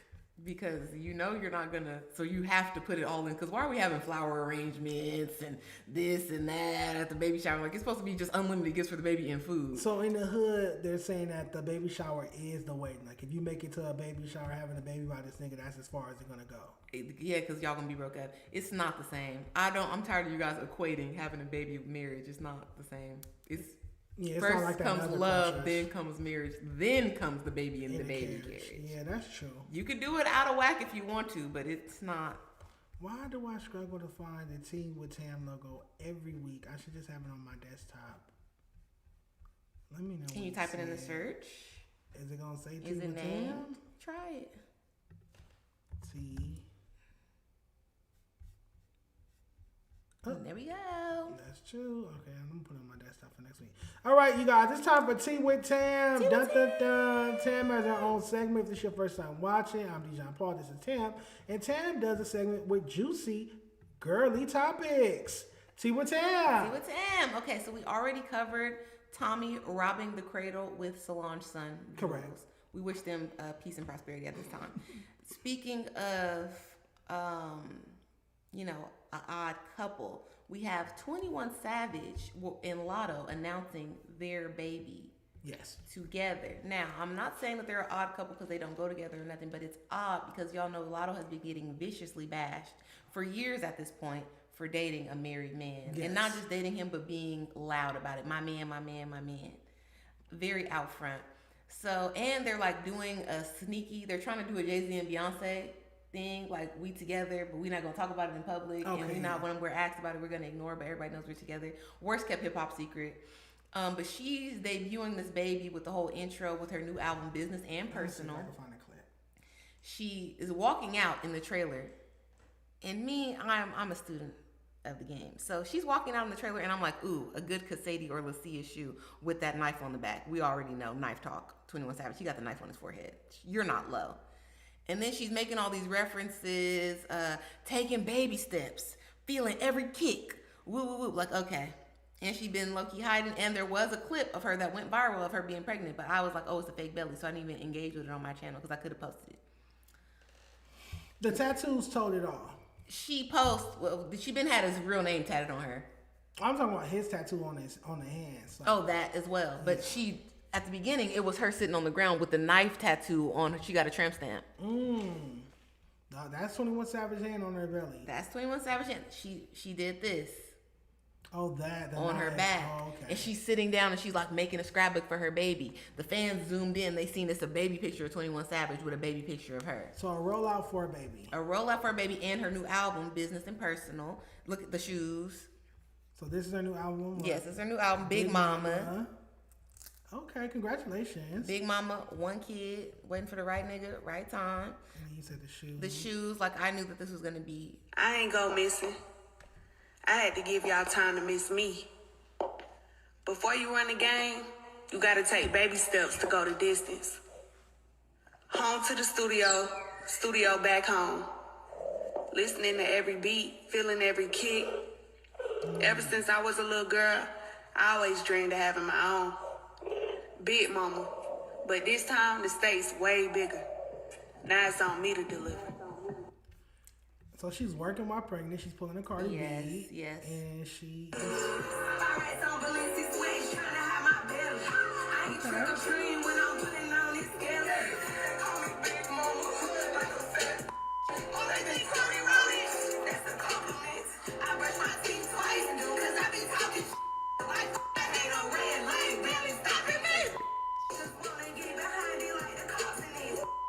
Twerking while pregnant is crazy. Wow. But she's pregnant by a married man. Wow. So. Yeah, what can we expect? I love and support Lotto, but my message to the rap girls and y'all, I know it's gonna be like, oh, pick Misha, oh, humble, this and that. But you guys rap about being the baddest bitch, having the best pussy, Birkins, designer, this, that. These niggas can't talk to me, broke ass niggas. But you never get your own baby daddy. Why? And you know, shout out to Asian Doll. I feel like I don't know because he's not famous. We don't know. But why are y'all in Mona Leo? Why are y'all always having somebody else baby daddy be your baby daddy? If you're the baddest bitch, the world is full of people. You can find a man that doesn't have any other kids that you can have pride of placement. I think there's a shortage on good black men, but I mean, if he's married, he's not a good black man. No, he's not. And if he has kids by somebody else and he's at your house laid up, he's also not a good man. Smartino said the CIA is undefeated. Listen, if you want to say, but I think it's the choices, and everybody want to be with the poppin' nigga. Everybody want to be in a pussy off with another girl because that make you feel superior. Like, I took your man, or yeah, oh, he's with me now. Nah. Well, 21 Savage's wife did like the post. She did, but then she also posted something with like, fuck that nigga, just give me the check type, and they have 3 children. Oh. So Lotto, your kid, and that's what I'm talking about. People be thinking too much about themselves and how, oh, we look cute, or the baby gonna be cute. Your baby's gonna be siblings with that lady's kids. Blended families. Sick. That lady's kids are gonna be at your kids' baby birthday parties. Yeah. That seems to be a normal thing though in our community, growing up from the hood, project twins. That shit is nasty. Half siblings. Not that white people don't do it, but it's more prevalent in our communities.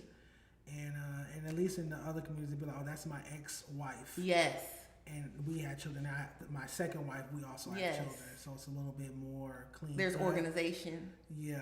All the kids got the same last name. Yeah, that's true as well. So yeah, this is I don't want to be judgmental, but when I heard this news, I wasn't pleased. I feel like Lotto's career was on an upward trajectory. For sure. She's one of the best female rappers, talent wise, status wise. Mariah Carey feature. Right. Then for her to just, I'm not gonna say throw it all away, but then just put it.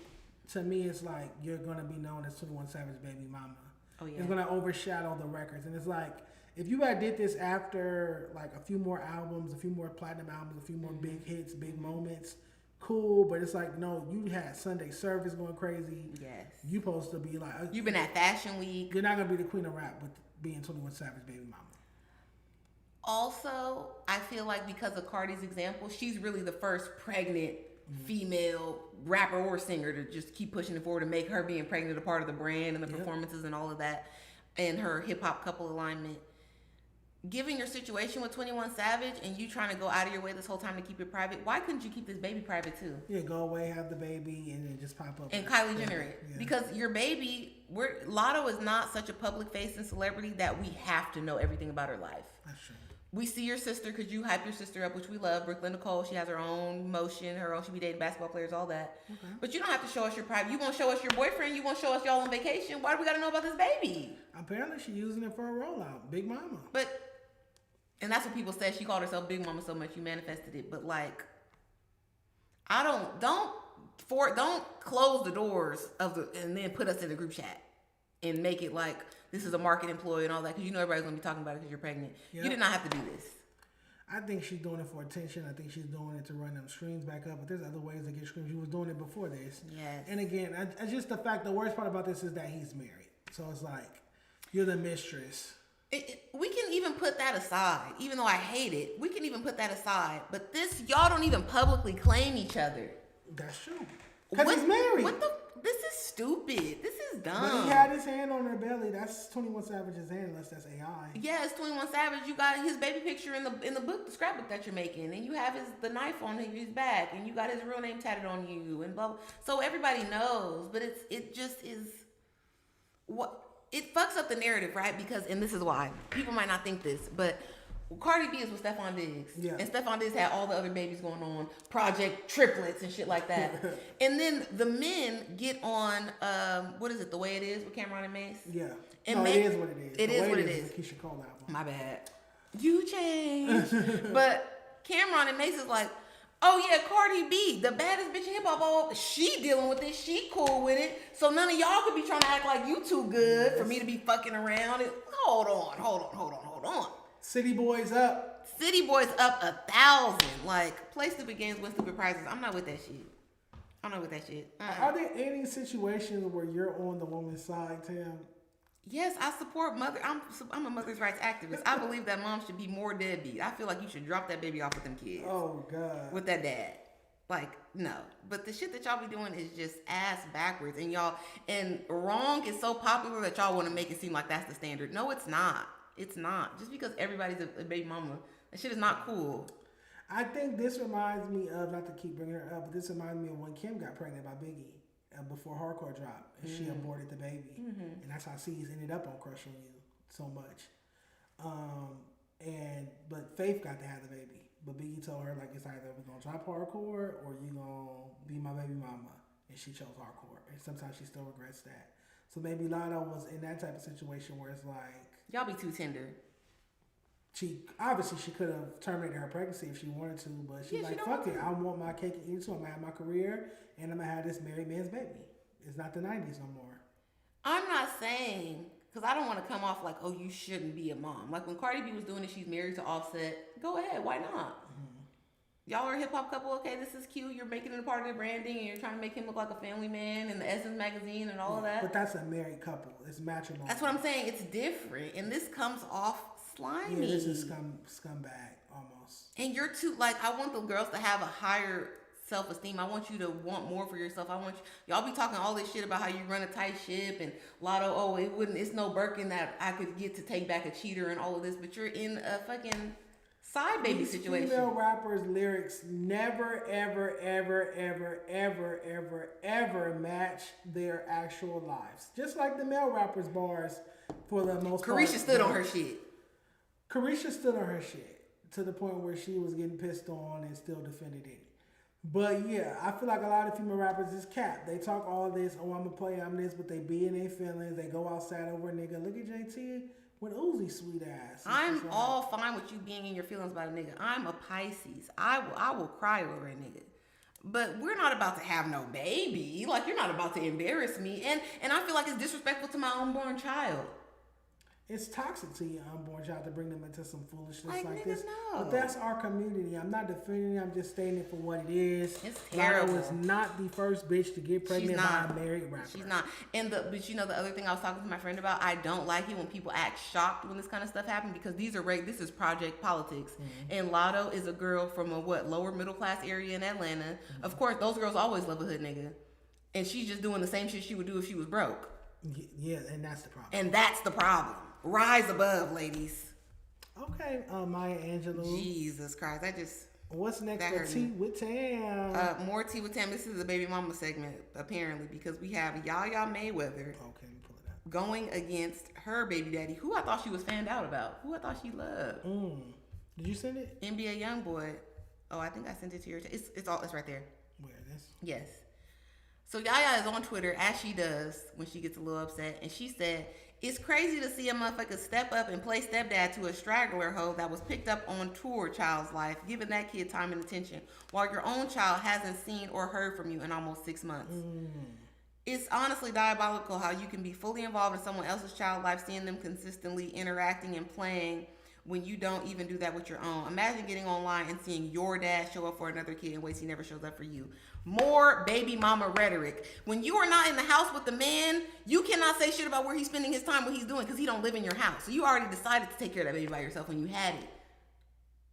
It doesn't make no sense, and then y'all act confused. I have witnessed that as a child. My mom been left my dad. She wasn't with it. She wasn't with the bullshit he was on. I go to my dad's house for the summer spring break. Yes, he's at the house with his girlfriend and her kids, and they like, "Oh, Uncle Tim bought me a Wii. Oh, your dad bought this big screen TV. Oh, your dad comes to my basketball games." Blah, blah, blah. Stepdaddy, because the niggas are gonna act how they in the house. Once you release that man from being in your house, you release the control.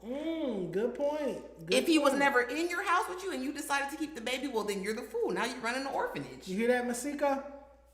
That too, because her wishing jail on him when he first got back out, that's crazy. That's still your kid's dad. Yeah. So wishing the worst on him is wishing them to have a poor relationship with that person. So you're saying when you're a baby mama and you have a child by somebody that you're not married to, you expect are the worst. Volunteering yourself to raise the kid by yourself, technically. You signed up for it. You waited. You sat pregnant, getting bigger and bigger for 9 months. Knowing that there's a strong possibility he was going to keep living over there, or he was going to keep fucking whoever he was fucking. Like, Even married ladies have problems with their husband not being accountable and not doing certain. And you think a nigga that don't even live in the house with you? Nelly Ashanti, he don't change diapers. He don't change diapers. Don't want to do this. Don't want to do that. Like, Pusha T pays all the bills at the house. Virginia don't gotta work, all of this. But he said, I hope you keep your tradition of not making me do nothing for these kids. And then they want their baby daddy that they don't even cohabitate with most of the time. And you're jealous because whoever he's fucking right now is getting the best of him. That's how it works, babe. That's how it works. Niggas don't be with the mama and they not with the kids. Baby mama drama, man. I don't feel bad for these women because there's too many examples at this point. It's too much precedence. But that's why I said y'all be too busy in the pussy off, thinking that you're getting one up on another girl when now you are left with the baby and the point. Stuck in the same situation as other 9 baby mamas. How's a man with 9 baby mamas supposed to treat you? Shut the fuck up. You thought you was gonna be special. You made a fool out of yourself. What's next? Another baby daddy, Coi Leray. Now let's go into her song first. Better Than Yours, and she's saying it has 1 million. Are we gonna get copyright for this? Because we got copyright for your Omarion. Oh damn! Well, don't play all. Just play like 2 seconds of it so people know what we're talking about. And I when a girl try shake earth, my God, bitch got a body so front she exact. All right, we're done. We have it on the screen now. What, this? Yeah, put it on mute. Oh, and I when a girl try shake earth. Okay, Coi Leray. She's celebrating 1 million views. She got NBA YoungBoy on the remix, and she's number 3 right now on YouTube for Better Than Yours. I've been hearing it all over TikTok and stuff like that. You know, Coi Leray is the queen of the internet song. Okay. She's currently dating Justin LeBoy. Her baby daddy, yeah. I did not know that. Her baby daddy, their baby is, I don't even think their baby is 1 year old. I think her name is Mayoko. Is Trippie Redd. First of all, Coi Leray, L for you having a baby by Evil Cabbage Patch. Yeah. That doesn't make sense. Evil Cabbage Patch is funny, but yeah. He looks like a troll. An evil troll with face tats. And now he's on the internet after he embarrassed you while you were pregnant and cheated, and then goes on Twitter and says, I do it again. Any bitch I heard, I'll do it again. I saw that. Now you're out, you're with you and Justin LeBoy going viral, y'all looking cute, y'all are out, you got your titties done, you're back popping it, you got this song that's going well. He hops on the internet immediately. You probably haven't even seen the baby in a minute. He ain't asked you shit about the baby to say, don't nobody give a fuck about that music. Stop making that music. That music ain't paying the bills. That pussy paying the bills. That pussy paying the bills. Just a hater. She's still the mother of your child, regardless of how you feel about it. Y'all decided to have this baby. And it's not like Coi Leray was some side chick or nothing, because y'all was booed up. You was living in the house, all of that, making couples content. And then whatever happened, y'all fell out, probably because she was trying to hold you accountable for some shit.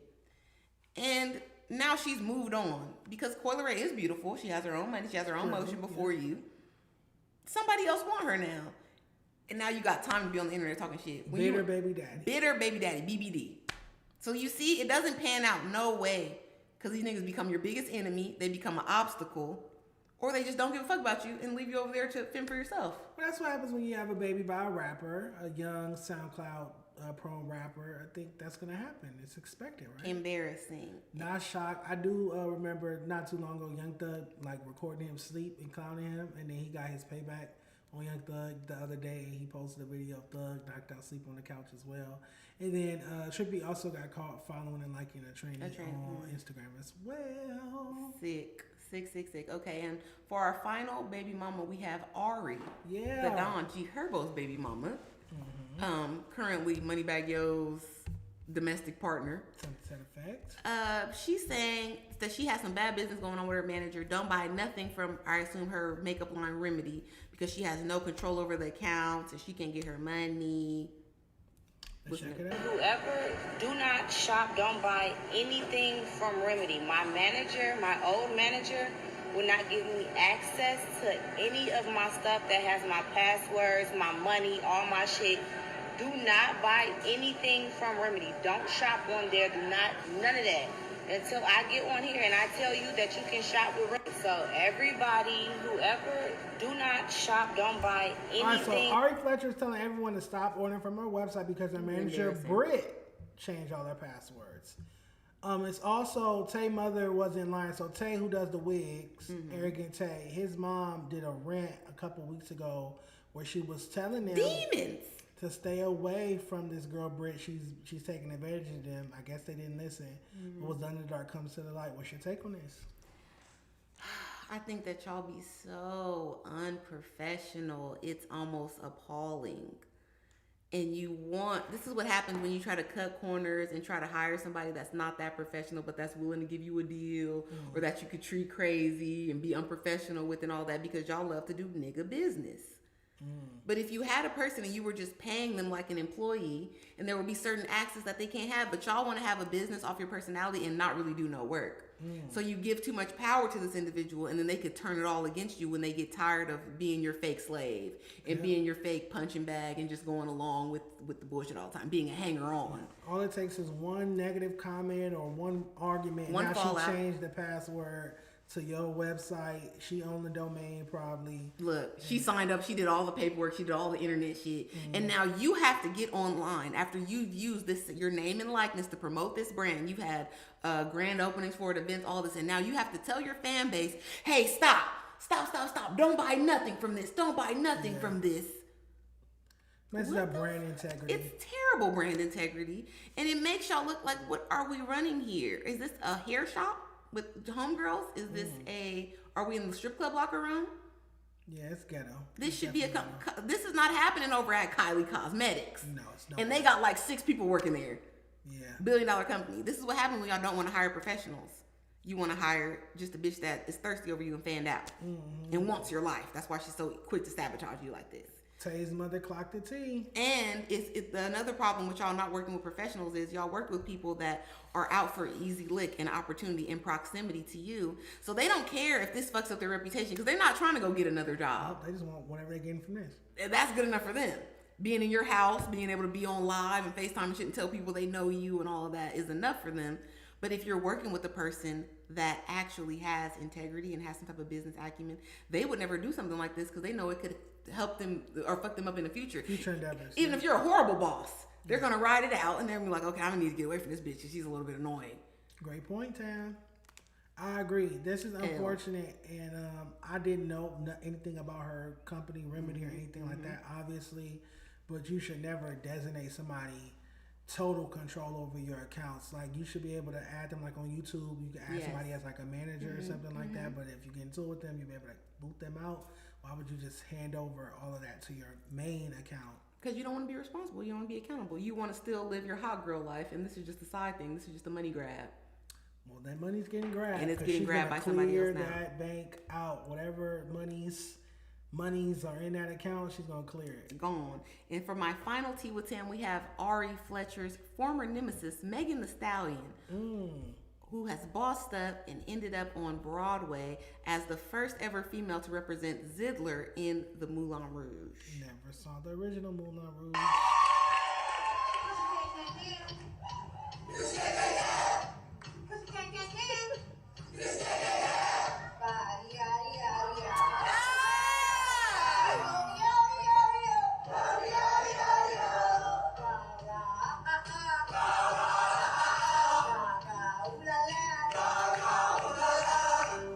Song from the original Moulin Rouge?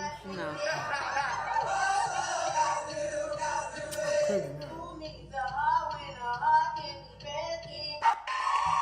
That sounded terrible. It did, but I saw her on the Can line. That's why I was like, well, we should. But I think that she did for what they want her to do. Come perform a couple of her songs as if it's in the Moulin Rouge. Okay. She did Body, and then she did another song, and the crowd is up. It does not look like a regular stiff Broadway show. The crowd is up. She does Savage. Oh no! I thought she was doing something that's gonna get her a Tony Award or something. I know. This is too contemporary. Yeah.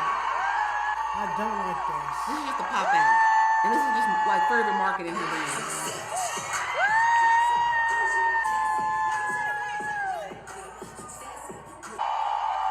And that's why I don't like Megan Thee Stallion, especially since she teamed up with Roc Nation. She just comes off as too much of like a forced product. I'd have respected this more if she went and did like an actual role on Broadway and show artistic expression.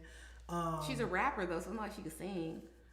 Nene Leakes did Cinderella and Chicago and did great jobs. They had stellar reviews on Broadway. Lunel has done Broadway. Candy Burst is a singer, but she did good. Now she's producing Othello. She also did Chicago. Like, I feel like it's that to me, Broadway as a thespian is something that you should take serious. It's not, why are you up there performing your contemporary songs? Because it's Moulin Rouge. Like, this is like a more of a pop culture fandom type of thing where they're getting marquee names to just drive people to buy tickets to come to the show. Oh, so because Moulin Rouge is always there. Yeah, it's a cash grab. So when I think of Moulin Rouge, I think of Lady Marmalade. Okay. And I know it's a movie because it was on a soundtrack. What's the movie Moulin Rouge about? Okay, last thing I want to say, Queen Latifah showed up opening night to support Megan Thee Stallion. Love their friendship. The movie Moulin Rouge is essentially a burlesque club, like a strip club for back in the day. Okay. And in the movie, there is the main girl, Nicole Kidman. And she's like the top, she's the diamond at the strip club, if you will. And back then, because you don't fully get naked, they would have a bunch of patrons. So like dukes, lords, rich guys from around want to come and they want to give money. They want to bestow gifts upon her and all of this to get her favor, to get her attention, to try to like be out, date her type, and maybe even have sex with her. And then a poor guy comes who's like a composer, and they fall in love. But it's against her, like it's against her playerness, her wholeness, because he broke. And she's like, one of the best songs in the movie, we should be lovers. And she's like, we can't do that. So yeah, and then, you know, she ends up dying because she has the whatever tuberculosis where you cough up blood. Oh, really? She dies. It's a very beautiful movie. And they're on absinthe. What's that? It's like alcohol that makes you have hallucinations and shit. Oh, okay. Never seen it. Beautiful Only know movie. it because of Lady Marmalade. Stellar costumes. Lady Marmalade was the driving force behind the marketing for this. Okay, cool. Well, congratulations to Megan Thee Stallion. But yeah, I definitely wish there was a different approach for her being on there. I think I would have took her more serious, especially with a Queen Latifah co-sign. It's like Queen Latifah coming from Chicago fame, winning an Academy Award for that. It's like, I want to see you get your acting chops on. But I think she's trying. So, because she was in some ABC show or whatever where she's like the male girl. And she was also in Hulk. You want to read that super chat? Hulk, okay. Waiting on Tam to realize this 100-viewer, no-motion Teletubby is dragging her down. Flacco, I offered you to be in a fake 4-clout relationship with me and you didn't want to do it. So don't come disparaging me at my job and talking about my co-host and my boss. It's unnecessary, Flacco. You don't want to split that bag with me. You splitting the money with T-Rail. You got T-Rail opportunity. She-Rail. So, Flacco, until you have what the check say, Aunt Hefe, don't do this. Because you could have gave me this $10 and you could have texted me this. Well, thanks for the $10 that goes directly to Tam. Yeah. Somebody morbidly obese that weighs more than me and stutters like a wildebeest and got spat on and is an excuse for a man. Calling me a Teletubby is crazy, especially when I have videos of you saying I have Hall of Fame recoil and you like the way my butt moves and jiggles, you F-A-G. So, when you spell it, you piss me off. Yeah, but anywho, Flacco's brother is a pedophile, so there's that. The Jala name has smut on it. But when you was in here like, and you're online popping it like a bunch of F-A-G-S's. Why the S's? Why is the S's plural? But yeah, shout out for the $10 from the wildebeest, man. It's greatly appreciated. Thank you for tuning in. Fan behavior is what it's given. Was that T with Tam? Yes, that's T with Tam. Thank you guys for coming. I appreciate you. Absolutely. Also, if that wildebeest can post a photo, I don't care if you're a billionaire, if that wildebeest can post a photo in a major record label, we will not go live for a week. You're not invited anywhere. You don't have access anywhere. You're getting that $1 million stuck in some crummy apartment because you can't go outside because you're a nuisance.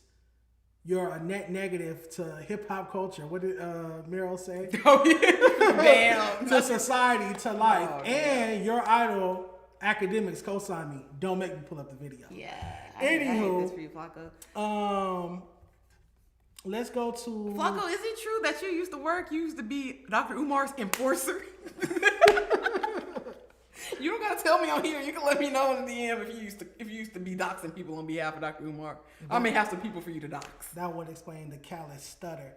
But Dom K versus Larry June. So I have this versus going viral on Instagram right now. I collaborated with a page called NorCal Next Up. I had them pick their 10 best Larry June songs, and I gave my 10 best Dom songs.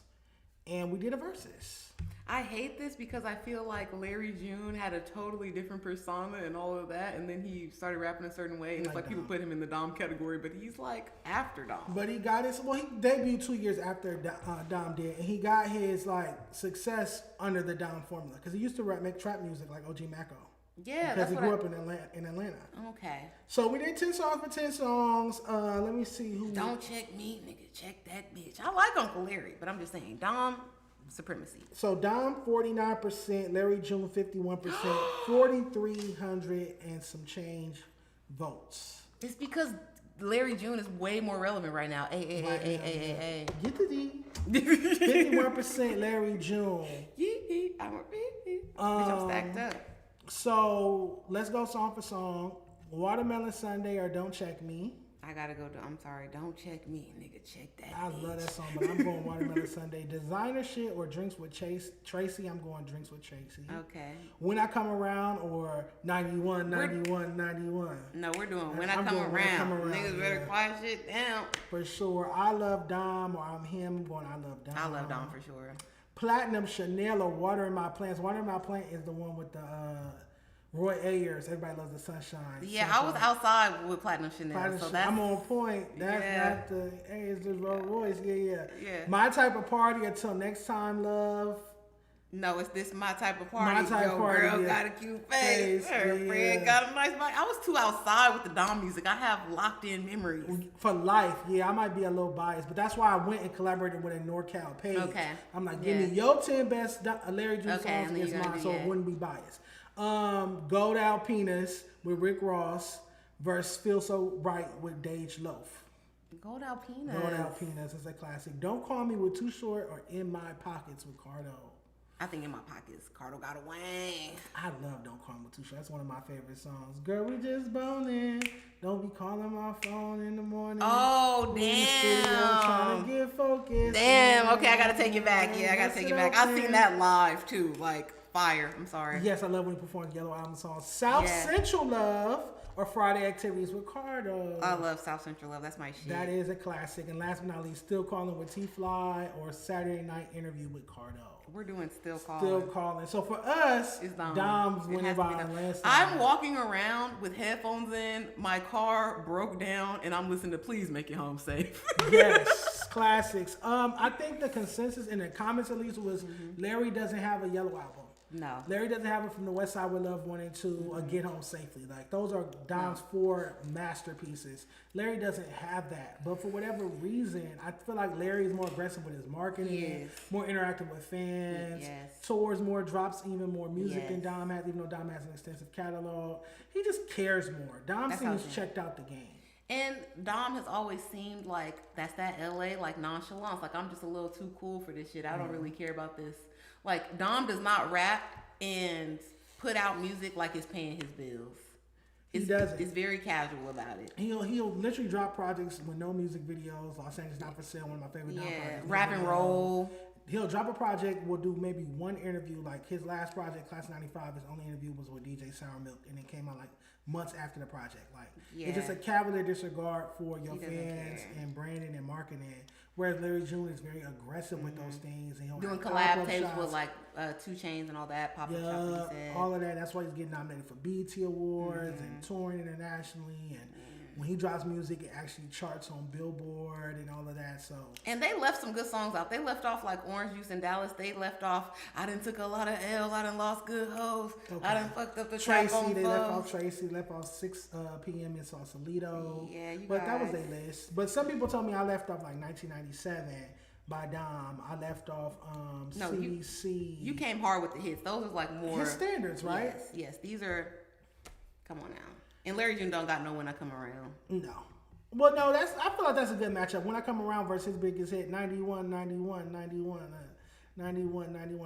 1991. Maybe the Larry June music, because I do enjoy a lot. I have him on my playlist. But it's like so repetitive that it doesn't like stick to me as much, or I don't have like the same affinity towards it for Dom's music. I love both. I listen to both every day. I can sit and listen to Larry June for hours. I can sit and listen to Dom for hours. I just have more of a relationship with Dom's music. It means more to me. Like if I had a wedding, like we're playing Dom Kennedy. We're definitely playing Dom Kennedy. Someone said, Treefish said, respectfully, guys, people in the South are on Larry more than old Buddy. Of course, because he's more relevant right now. That's what we were saying. Like, he pushes more. He has collaborations with artists in the South and all that. Yep. Dom talks openly about, on his songs, about not even liking the tour out there. I couldn't buy a house in Georgia, man. Them people racist. Yeah, I just feel like Larry cares more about music and his fans right now than Dom does. And Dom's not making it past New Mexico. He did his Class of 95 tour a year ago. He had some dates in New York. I just, like we said, I don't think that he cares to. DC. It don't seem like he give a fuck for real. I will not be doing anything with the Stuttering Wildebeest because I don't like hateful, envious spirits. It's like people can have more than you. Somebody can be richer than you, have more than you, and still be envious of your spirit and the attention you get and what you're doing because you've never seen me in Flacco's chat or caring about what he's doing. But this is not the first time he sent a super chat to our chat. He's hit you up as soon as we got done filming. And all of that, it's like, so that to me, that lets me know that even though you are a millionaire, you still care about what I'm doing. Because it's not, I don't care what you're doing. I don't watch what you do. I don't care what you're doing. But all right, we're gonna close with this. While we were at Ethika, another brand that Funky Fred has never been invited to. Wiley Sensei, remember I showed you what he posted, his rant? Yeah, this is my 03 flow. That's the only song I know by Wiley Sensei. And so Scandalous. fly in this bitch. 50 Dodger on me, Blue. don't try. Yeah. He had some cuts, Scandalous, Tarzan, Bomped in the Calabasas, 03 Flow, Dodger Blue. His new song with K Camp is cool too. So here's his rant. He posted this, caught me off guard, you guys. It says, Travis and Pluto, aka Future, came to fuck with me before any of these old weak niggas in LA. Niggas only want to wrap they arm around you when their career going down the drain and when they trying to get next to these out of town niggas. Only niggas fuck with me is Kendrick, E40, Greedo, Ty Sign, and Problem. All the talent in the Westside Power rules to the point we don't need you niggas anyways. So we had to throw a gang into it. Clearly, because WSP means Westside Power rule. Yeah, that doesn't make any sense, friend. What's your take on Wiley's rant? He named several people that helped him or that fuck with him in LA, so that's crazy. Kendrick Problem, Ty Sign. So do you mean that they weren't willing to offer you a deal like Travis did? Because I don't. If he is he talking about Pluto as in Future or who? Did Future. Future co-signed him, did a song when I put him on in his music video and tried to sign in the Cactus Jack. Okay, but Kendrick also gave you a look, and so I feel like this is just warped. Like seems very direct. Personal. Like who do you want to fuck with you that didn't? Was it Snoop Dogg? Was it Dr. Dre? He's subbing somebody. Yeah, he's subbing somebody. Old West Coast nigga, so he's subbing an old. Yeah, so it's like, is it Snoop Dogg? Is it Dre? Is it Ice Cube? Like who did you want to fuck with you? If it ain't directed, it ain't respected. When I get at people, I put a name on it. Wiley, before he had this deal with Cactus Jack, Wiley was signed to Capitol Records for years. It just didn't work out. They couldn't get another hit on him after 03 Flow. And then once he performed at the Pop Out, then Travis Scott saw him and signed him to Cactus Jack. It hasn't really worked there. He didn't have a hit record there. Oh, so wait a minute. I love Travis Scott. I don't know if Cactus Jack is the best label. I feel like the only successful person over there is Dom Kennedy, and that's on his own. Yeah, Don Toliver, my bad. And that's on his own merit because Don Toliver has been writing songs. He wrote Company that Drake and Travis Scott are on. Like, so come on, guys. Okay. He didn't need this. But Wiley the Sensei, if you're saying nobody in LA fuck with you, but the only reason why you have the deal that you have now is because Travis Scott was not watching your platforms. He wasn't A&R. He wasn't digging in the crates for no new artists. He saw you at the Pop Out with Kendrick and was like, oh, okay, we can have a singing nigga over here with us too, with Sofago in them. Yeah. That's crazy. We need to have more coastal pride because it's like you're quick to big up a person from out of town because they gave you a look. Kendrick gave you the look first, so you shouldn't be bringing up West Coast people not supporting. But he bigged up Kendrick in this one. That's why I don't get it. It's like he's saying West Coast people don't co-sign him. But he named a bunch of West Side people that co-signed him. Problem's not from your era. Kendrick's not from your era. No. And E40 damn sure not from your era. Definitely not. So you got love from Ty Dolla $ign not from your era. Okay. So you got love from niggas from a previous era. So it's like you contradicting yourself in this post. And again, I'm big on OGs from the West Cost. You need to sign, develop, and pass the baton. but you literally contradicted yourself in this rant.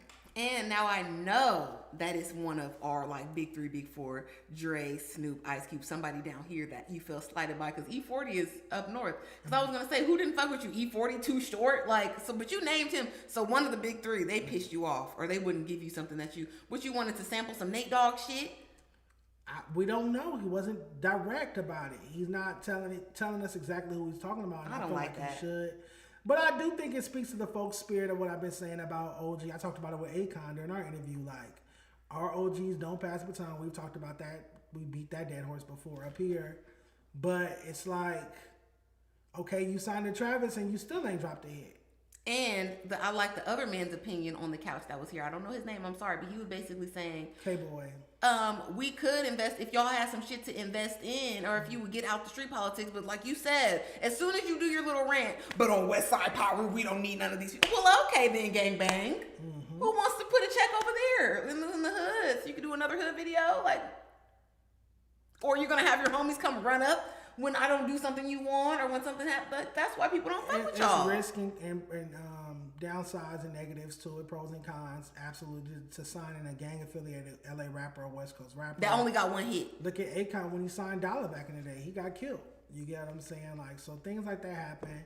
I just feel like Wally needs to lock in, get some writers, and come with another hit. Go back to that 03 flow formula, soulful singing over a contemporary beat. Sing your heart out. I feel like his singles, like the Dip Dip record with Ty Dolla $ign and Blige, I forget the name of the record he dropped with Roddy Ricch. It's too flexing. It's too Lamborghini. I'm fly. I'm rich. I already made it. No, we want to hear you sing broke nigga blues from the hood, the struggle music. That's what we want to hear. You have your voice says it. So when you try to sing rich, it don't match up with your voice. Your voice is a nigga that's hungry and struggle, wife beater, singing in the hood, trying to sing his way out the ghetto. Even though you made it already now, because you got the Cactus Jack check, I still need to feel that in your music. That's the disconnect in my opinion. You need to be like, the only comparison that I have is Nate Dogg. Like the soulful nigga on the rap hooks. Yeah. If I could give you some sort of male R&B archetype, who's tough? Like Life Jennings? That's a good You can make that kind of music. Tyrese. Must Be Nice type. I feel like Tyrese might be a little too sexy because Wale the Sensei, he's gang banged out. He don't give me. He want to sing to the hoes. Okay. He want to sing to the niggas. No shade. So you need to make struggle music like Rod Wave type. I'm so sad. My bitch left me. They charged me child support. Soul and blues. You have a bluesy voice, and just lean into that bag, and hopefully we see some improvements. I'm close with his manager, so I'm supposed to be meeting with his manager soon. Hopefully we get Wale on the show. I've interviewed Wale several times. He's been on the cover of Dan Lay magazine solo, and he was on the first ever freshman cover. Okay. So hopefully we get him back on the platform, and we make peace. Me and him been on the odds lately, so he has talent, but he needs like shaping.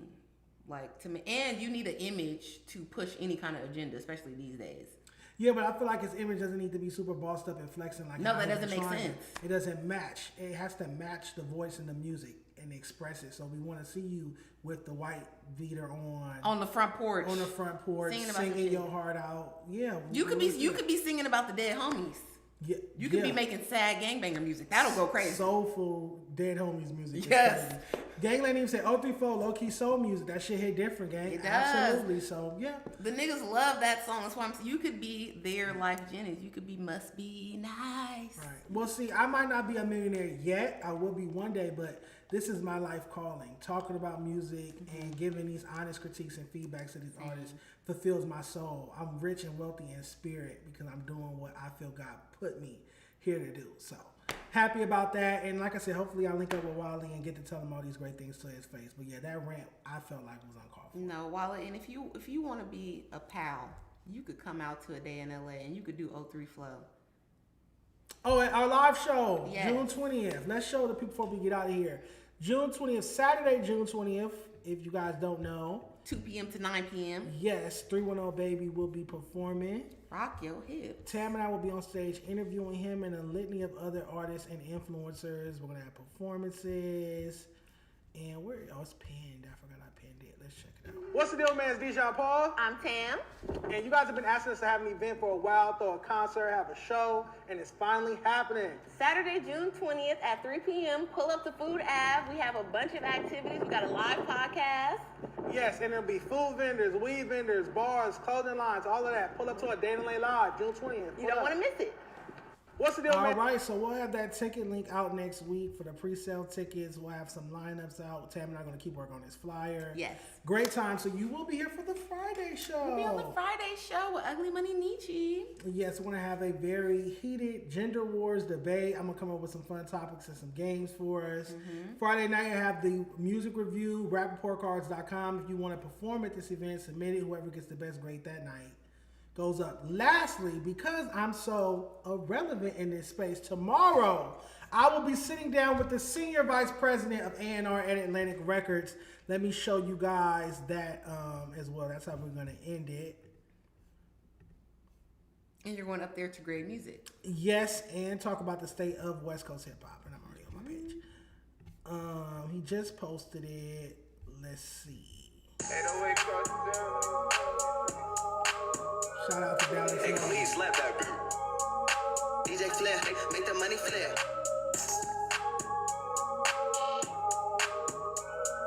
So make sure you submit your music to there as well. I'll be on there with the senior vice president of Atlantic Records tomorrow, reviewing your music. But that's pretty much it. Subscribe to Welcome to Tams. Like this video. Comment some fire emojis or something. Shout out to everybody who watched, everybody who tuned in. Had a great time. See you guys Friday.